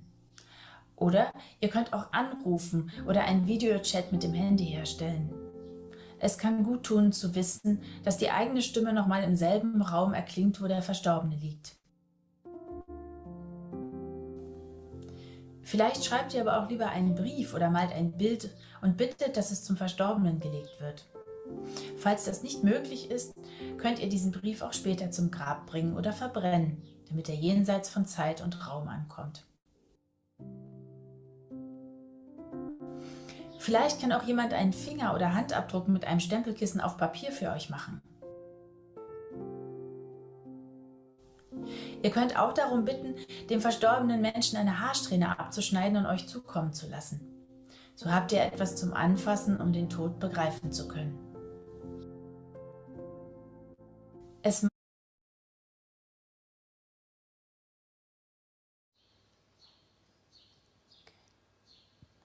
Also es sind letzten Endes gar keine großartigen Dinge, die man machen kann, um zu begreifen. Natürlich hat Technik auch geholfen. Trauerfeiern, die man streamen kann. Ich habe einen jungen Mann bestattet, dessen Eltern nicht kommen konnten. Und wir haben tatsächlich mit dem Handy eine Abschiednahme gemacht über FaceTime. Also das war grausig auf der einen Seite, ne, zu sagen, so, jetzt gehen wir weiter hoch, jetzt kommen die Hände, so, jetzt kommt die Brust. Aber auf der anderen Seite war ich so froh, dass es möglich war, dass es ging, dass die ihren Sohn sehen konnten. Die sind bei der Trauerfeier, konnte der Vater sogar was sagen. Wir haben da gar keine große Technik gehabt, wir haben einfach das Mikro ans Handy gehalten. So. Und die Dinge, die ich vorhin gesagt habe, die ich wichtig finde für selbstbestimmtes Abschiednehmen, sind auch bei Abschied aus der Ferne ganz wichtig. Zu sagen, wo ist der Tote? Das ist das Vorunternehmen Schöne, wo wir die Räume haben und wo unsere Kühlungen auch sind. Und da, wo der rote Stern ist, das ist die Sargkühlung. Und ich schicke dann Menschen ein Foto von dieser Kühlung und sage, dort ist er jetzt, damit ihr das wisst. Ja, und für viele ist es total gut, ein Bild zu haben, wo der Tote jetzt ist. Oder wenn wir jemanden ins Krematorium fahren, dann sagen wir fahren jetzt los. Oder das ist zum Beispiel ein kleines Baby, das hat mein Kollege gefahren. Und dann habe ich gesagt, schick mir bitte ein Bild, die wollen ein Bild haben. Und ich finde das auch schön, dass er die Hand drauf hat, dass wir sehen können, er ist gut angeschnallt und er kommt gut dort an. Manchmal fotografiere ich den Himmel, wenn wir da sind und sage, so ist der Himmel gerade in Henningsdorf. Wenn eine kleine Urne bei uns angekommen ist, dann bekommt sie immer den Schmetterling. Und dann schicke ich den Eltern davon ein Foto und sage, die Urne ist gut angekommen, der Schmetterling passt auf, das ist bei uns. Handabdruck haben wir vorhin schon gehabt. Das wird von Kindern ganz oft gemacht, wenn Kinder sterben, dann macht das Krankenhaus, das kann man aber auch von großen Leuten machen. Ja, mit dem Stempelkissen, das ist relativ einfach. Ich habe ein Baby bestattet, als die Reisebeschränkungen waren, da konnten ganz viele Leute nicht kommen und auch Freunde konnten bei der Abschiednahme nicht teilnehmen und die Eltern haben das so toll gemacht. Die kamen mit ganz vielen schönen Sachen, die haben das Kind angezogen, die haben gesungen, die haben das Kind im Arm gewiegt, die haben Geschenke mit in den Sarg gelegt und es war so schön, dass wir am Schluss alle geweint haben, aber es war einfach, ja, das war einfach total, total toll. Und von diesem Kind haben wir einen Abdruck gemacht, einen Handabdruck. Da ist er nochmal. Und die Menschen, die das Kind überhaupt nie kennengelernt haben, weil sie nicht kommen konnten, weil sie nicht mal Hallo sagen konnten, konnten dann so eine kleine Hand nochmal fühlen und spüren, da war jemand da, um das nochmal greifbarer zu haben. Das heißt, es geht immer darum zu gucken, wo ist mein Bedürfnis? Möchte ich was zum Anfassen haben? Oder ist mein Bedürfnis, dass ich Gemeinschaft spüre? Dann kann man zum Beispiel allen Trauernden sagen, hey, wir spielen um 14 Uhr das und das Lied, das könnt ihr alle zu Hause hören, stellt euch eine Kerze ins Fenster. Oder nehmt Seifenblasen mit und blast Seifenblasen aus dem Fenster an der und der Zeit. Ja? Bei einer Trauerfeier hatten wir zum Beispiel, die Frau hatte Apfelbäume geliebt und die haben so kleine Päckchen gemacht mit Apfelkernen. Und jeder durfte ein Päckchen mit Apfelkernen mitnehmen und das dann irgendwo pflanzen in Erinnerung an sie. Jetzt habe ich so wahnsinnig lang geredet. Ich will euch noch einen ganz kleinen Ausschnitt, noch 2 Minuten, dann bin ich fertig. Warum selbstbestimmtes Abschied nehmen? Weil das dann nämlich übergeht und schon von Anfang an selbstbestimmtes Trauern ist. Das heißt, dass die Leute so trauern können, wie ihnen das gefällt und wie sie das gerne haben wollen. Und dazu müssen wir auch darüber reden, damit sich die Möglichkeiten ausbreiten. Das ist mein Lieblingsfilm, das ist der kürzeste. Wie gibt man einem Verstorbenen einen Platz im Leben? Die letzten 2 Minuten Film, ich verspreche es. Leben. Das Bild von meiner Großmutter steht bei mir im Wohnzimmer. Manchmal stelle ich Blumen dazu. Dann erzähle ich von meinem Leben und frage sie auch um Rat. Nach dem Tod meines Mannes trage ich manchmal seine Hosen und dann fühle ich mich ihm sehr nahe. Als meine Tochter gestorben ist, habe ich es so sehr vermisst, sie im Arm zu halten. Deshalb haben mein Mann und ich uns dieses Kissen gemacht. Immer wenn mein Bruder Geburtstag hat, treffen wir uns und kochen gemeinsam ein Essen, das er gerne mochte. Mein Vater hat immer, wenn etwas schwierig war, gesagt, wir kriegen das schon wieder hin. Das hat mir nach seinem Tod sehr gefehlt. Jetzt merke ich, dass ich mir diesen Satz selber immer sage, wenn es mir schlecht geht, und fühle mich ihm dann sehr verbunden. Julia war meine Boxtrainerin. Jetzt unterrichte ich selber. Und immer, wenn ich das Blitzen in den Augen meiner Schülerin sehe, dann denke ich, dass in dieser Begeisterung etwas von Julia weiterlebt. Mein erster Freund hat immer gerne Apfelsaft getrunken. Jedes Jahr an seinem Todestag stoße ich mit den Menschen, die gerade da sind, auf ihn an. Natürlich mit Apfelsaft.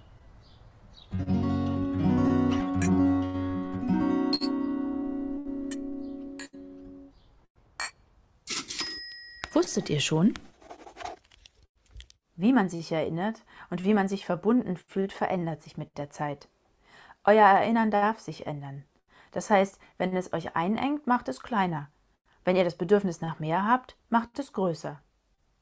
Früher dachte man, dass das Ziel eines Trauerprozesses sei, am Ende nicht mehr mit dem Verstorbenen verbunden zu sein, dass man ihn also ganz loslassen soll. Heute weiß man, es ist zwar wichtig zu begreifen, dass jemand tot ist, aber man kann weiterhin und auch auf neue Weise mit ihm verbunden bleiben. Das hilft, um mit dem Tod eines wichtigen Menschen klarzukommen.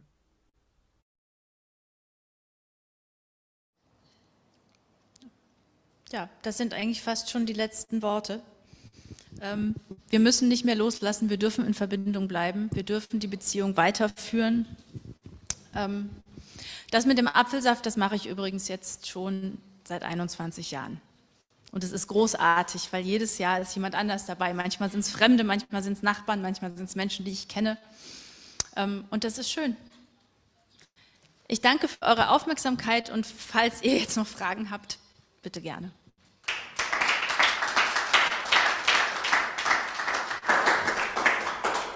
Wollen Sie sich setzen? Soll ich mich setzen? Komm, Wenn Sie wollen. Komm, ich mal setzen. Jetzt habe ich das Mikro, ne? Sollen wir hin und her rennen? Ich meine, ich höre dich auch so, aber... Ah, okay, sorry. Jetzt komme ich mir vor wie bei einer Konferenz. Also vielen Dank. Ich könnte mir sehr gut vorstellen, diese Art von menschlicher Beratung gut zu brauchen, im Todesfall auf jeden Fall. Ich hätte viel zu sagen, viel Kommentare, viel Anekdote. Ich beschränke mich aber auf eine Frage, die ich vermute, andere Menschen haben, die noch nicht mit diesem Thema gefasst haben. Warum ist das Regelwerk in Deutschland so derartig streng, was die Asche angeht vor allem? Und also die Frage, es gibt so zwei Fragen, die dazukommen. Also gibt es so eine ämtliche Erklärung dafür? Es gibt so wissenschaftliche Erklärungen oder umweltschützende Erklärungen. Und wenn diese Erklärungen noch auch stehen, wie verstehen Sie die Situation, warum es so ist oder so geworden ist? Ich habe gerade vor ein paar Wochen eine Veranstaltung der Grünen mitgemacht, wo es nur um dieses Thema ging, also um den Bestattungszwang.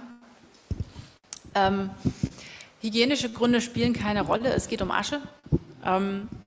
Es geht darum, dass Leute Schiss haben, dass Zugehörige die Asche in den Müll werfen.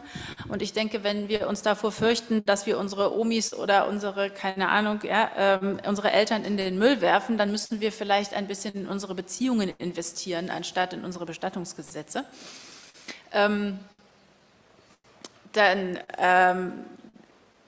Ich kann es nicht beantworten, weil ich es selber nicht verstehe. Also ich finde, in anderen Ländern wo es diese Freiheiten gibt, bricht auch kein totales Chaos aus. Ich glaube, der wahre Grund dafür ist letzten Endes das Geld, denn die Friedhöfe müssen leben, die schrumpfen gerade, die haben wenig finanzielle Mittel, die werden von den Kommunen nicht gut finanziert. Und ich finde Friedhöfe toll, ja, also versteht mich nicht falsch, ich mag Friedhöfe. Ich finde nur den Zwang blöd, dass man da hingehen muss oder eine Seebestattung oder ein Friedwald, ne? Aber das ist es dann in Deutschland. Dann soll man halt die Friedhöfe so subventionieren, dass sie gut überleben können und dann kann man das auch, dann kann man den Friedhofszwang auch abschaffen.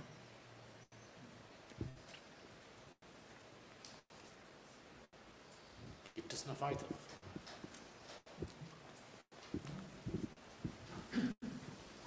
Wie ist es denn, wenn es Konflikte zwischen den Verstorbenen und den Angehörigen gibt? Also ich sage jetzt mal zum Beispiel, der Verstorbene hat sich gewünscht, alleine oder in Stille beerdigt zu werden, aber die Angehörigen, vielleicht die Enkel, haben dann das Bedürfnis, den Verstorbenen zu sehen, aber die direkten Kinder sagen vielleicht nein, die Oma wollte das nicht oder so. Also gibt es sowas in dieser Art und wie moderiert ihr das? Also ich finde es ganz toll, wenn Leute miteinander sprechen. Es hilft in vielen Lebenslagen und auch in dieser. Also es gibt oft, dass irgendwie ein altes Ehepaar ganz freudestrahlend zu mir kommt und sagt, wir haben das alles geklärt, ist alles schon fertig, liegt in der Schublade, da müssen die Kinder nur kommen und die aufmachen. Und ich habe gesagt, es ist super, dass ihr das geklärt habt. Habt ihr mit euren Kindern darüber gesprochen? Nö. Ah, okay. Das wäre wichtig.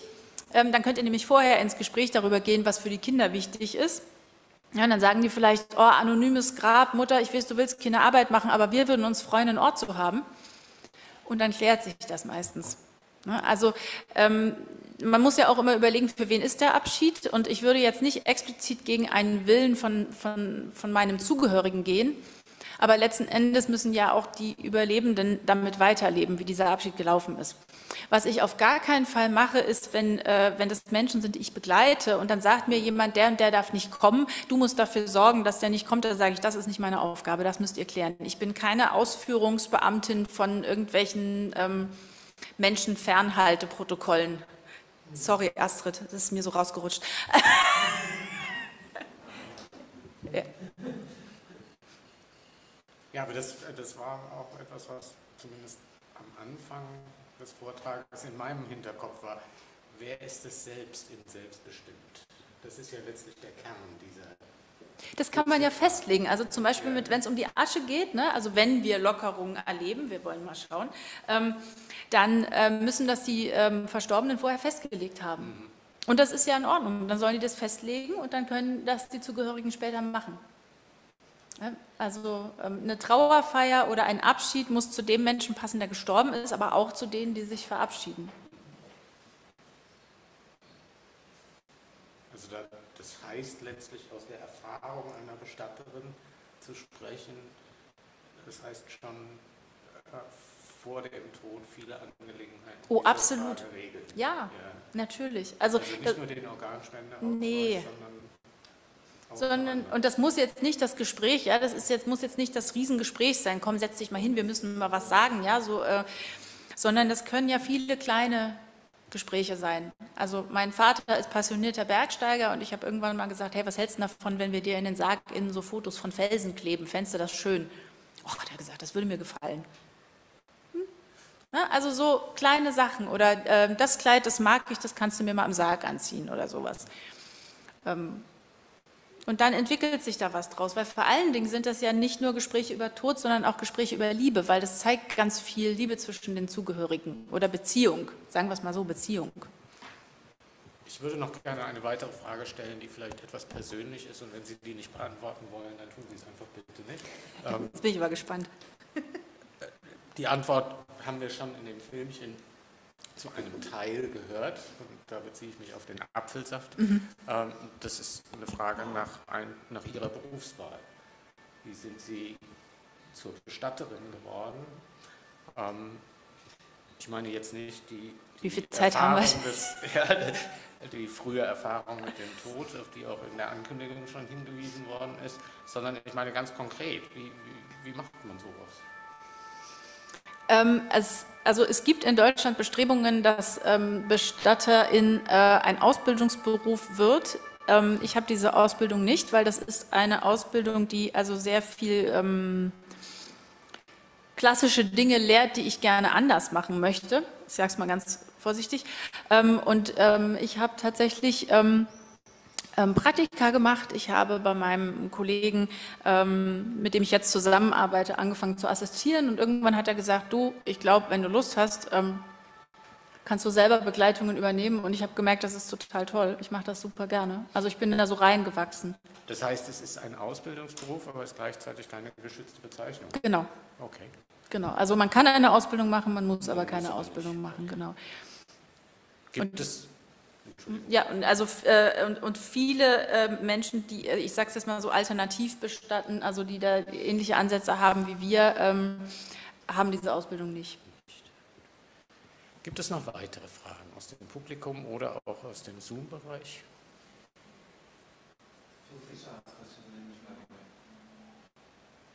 Ja, in der Tat. Sie können auch auf Englisch fragen. Frau Benz spricht ganz ausgezeichnetes Englisch und wird die auch in Englisch beantworten können. Rüdiger Zill. Danke. Sorry. Zeichen der Betroffenheit. Nein. Also erstmal vielen Dank natürlich und ganz ernsthaft auch gerade für den ersten Satz oder die Einleitung, wo es hieß, dass man vor allen Dingen auch wissen muss, was es für Möglichkeiten gibt, beziehungsweise vielleicht auch, welche Notwendigkeiten es nicht gibt, so rumgedreht. Ja, das ist ja, also weil man ja, also ich kenne das jetzt von mir selber, wenn ich auf Beerdigung war oder so, ich habe so ein bestimmtes Schema im Kopf und also mal so Aussegnungshalber und dann darüber laufen und dann, ja, und immer so ältere Herren, wo man selber nicht ganz sicher ist, ob die den Sarg oder die Urne überhaupt noch tragen können, teilweise, also es war auch manchmal so Slapstick-Elemente, also kuriose Geschichten. Aber also man hat irgendwie das sozusagen so als Ritual mit drin. Also ich bin noch nie auf die Idee gekommen, mal zu sagen, okay, was ist eigentlich wirklich streng geregelt und wo kommt man nicht raus? Und was könnte man zum Beispiel diese Urne auch mal mit auf die Terrasse nehmen und dann machen wir mal sozusagen zu Hause erstmal die Feier und dann fahren wir da gemeinsam hin und versenken die. Wahrscheinlich schon mal nicht. Oder wo haben wir... Legal ist es nicht. Okay. Man kann Trauerfeiern an anderen Orten machen, aber schon mal einen Sarg irgendwo anders hinzustellen, ist schwierig. Mit einer Urne, ich würde versuchen, einen Antrag zu stellen, vielleicht geht das tatsächlich, oder man macht das quasi, also zum Beispiel auf dem Hof Schöne, den ich jetzt gerade gezeigt habe, da könnte man das machen, da ist es möglich. Was nicht möglich ist, ist, dass die Zugehörigen die Urne zu Hause haben. Das ist nicht erlaubt. Also es gibt, ich sage es so ein bisschen überformatiert, es gibt so einen Laufschein. Ja, wenn die aus dem Krematorium kommt, dann muss die bewacht werden die ganze Zeit, bis sie in die Erde gesetzt werden. Theoretisch ja. Okay. Genau. Und das ist so eine Frage, ich finde, wir geben dem wahnsinnig viel Gewicht. Also so als wenn diese Urne jetzt da greift der Staat so ganz am Ende unseres Lebens so wahnsinnig reglementierend ein. Ich wünsche mir das bei anderen Sachen, ich wünsche mir das bei frühen Hilfen, ja, also ich wünsche mir, dass junge Eltern unterstützt werden oder so, da kann man von mir aus gerne ein bisschen mehr Energie reingeben, aber dann am Schluss so wahnsinnig zu reglementieren, da sehe ich den Sinn nicht drin. Aber in dem, was wir dürfen, also in den Rahmen, die wir haben, machen wir tatsächlich noch zu wenig. Also wie zu wissen, dass man keine Urne braucht, halt zu wissen, dass man den Menschen ihre eigene Kleidung anziehen kann, dass niemand muss so ein Totenhemdchen kaufen und man muss auch nicht diese Satin-Decke kaufen oder das Kissen oder so, man kann die eigenen Sachen nehmen. Ja, und das macht es schon mal sehr viel persönlicher. Eine Frage noch von Misha Gabowitsch. Vielen Dank für den Vortrag. Erstmal finde ich es sehr schade, dass ich den nicht gehört hatte oder dich nicht kannte, bevor mein Vater gestorben ist. Dann hätte ich vielleicht auch einiges anders gemacht. Aber meine Frage geht nach, sagen wir, kulturellen Unterschieden und vielleicht deinen Erlebnissen damit. wir hatten ja am Telefon schon mal besprochen, dass es zum Beispiel in der Sowjetunion durchaus recht flexibel sein konnte mit dem Umgang mit Bestatteten. Also ich weiß zum Beispiel von Kolleginnen, es gab Fälle, da wurden eben Leute nach ihrem Tod nochmal schnell ins Büro getragen, damit sie sich von ihrem Arbeitsort verabschieden konnten. Oder ich weiß noch von der Beerdigung meiner Großmutter, das wurde alles praktisch selbst organisiert. Also man hat selber einen Bus gefunden, durfte den fahren zum Krematorium und so weiter, weil das ein System ist, wo, und auch heute in Russland, es zwar bestimmte Regeln gibt, aber die sowieso immer gebogen werden. Ob bei der Geburt oder beim Tod und so weiter. Und mich würde interessieren, wenn Leute kommen, die aus anderen Ländern kommen oder in anderen Ländern gelebt haben und entsprechende Erwartungen mitbringen, dass man bestimmte Sachen macht oder dass man bestimmte Sachen machen kann und dann plötzlich mit diesem starren deutschen System zusammenprallen, wie man als Bestatterin damit umgeht. Vielleicht auch in Form einer Anekdote einfach. Naja, also ich kann denen dann sagen, okay, ihr könnt die Asche in der Schweiz verstreuen, wenn ihr das wollt. Ja, dann brauchen wir dort einen Schein von dieser Schweizer Bestattungsfirma und so, das ist möglich. Ich muss denen aber auch sagen, dass es eben nicht geht, dass ich ihnen hier die Urne in die Hand drücke. Na, also für die Menschen, die das machen, ist das eine Ordnungswidrigkeit, die eben, wie du vorgelesen hast, bestraft werden kann. Tatsächlich zum Beispiel auch die Wiedereinfuhr von so einem Diamanten, ne, beispielsweise, also ob da Asche drin ist oder nicht, ist dann nochmal eine andere Frage, da kann man sich jetzt sehr lange nochmal drüber unterhalten, aber wenn das theoretisch jemand anzeigt, dann müsste die Person gezwungen werden, die Asche beizusetzen oder zum Beispiel diesen Diamanten. Kurze Zwischenfrage, das ist die Herstellung der Sache, die gemeint ist. Der Diamanten. Ja, genau. Es gibt einen Diamanten, wo angeblich Totenasche drin sein soll und dann kann man sagen, ich möchte meine Mutter am Finger tragen und so. Und denn in dieser Hinsicht habe ich dieses Brandenburger Bestattungsgesetz ehrlich gesagt nicht verstanden, was diese Sache sein soll. Ja, oder es gibt ja Leute, die wollen gerne ein bisschen Asche haben, um in der Kette zu haben oder um den Hals zu tragen oder sowas. Und in Brandenburg war es auch so, das sollte legalisiert werden, das war in der Grauzone. Es haben viele Leute diesen Entwurf mitgezeichnet und mitgearbeitet daran und die konservativen Parteien und die Kirchen haben das nach dem 4. Entwurf brutalst quasi gekippt und damit ist es seit Neues, also nicht seit Neuestem, ist jetzt schon ein Jahr illegal in Brandenburg. Also wir waren kurz davor, das legal zu kriegen und ja, shit happens.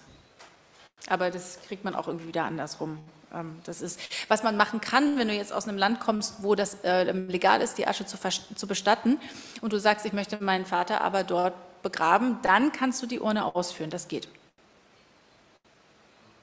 Also das ist möglich. Noch weitere Fragen, Darius? May I do it in English? As I understand the death as a process, not as a moment. And that this process has both material and spiritual dimension. Can you tell a few words about how you deal with the spiritual dimension for the deceased? That means, because as we see, the contact of the relatives with the deceased is very well cared for, and the relatives have for sure the great possibility to deal with the deceased in a very humane way. But can you tell a few words about the deceased, him or herself, how you meet with different maybe traditions or beliefs? Thank you. So I have my personal beliefs, and these are my beliefs. I don't share them as fact, and I get a little irritated when people do, because that's my thing. And if people don't ask me about it, I won't share it. Only if people ask me about it. But I want to treat the dead people as if they were alive, which means I tell them who I am, I tell them what's going on. I want to treat them kindly with love and respect. So that means I tend to the body in a loving, respectful way. That's important to me. And I sometimes talk to them not because I'm sure they understand, but it helps me because it just helps me being respectful.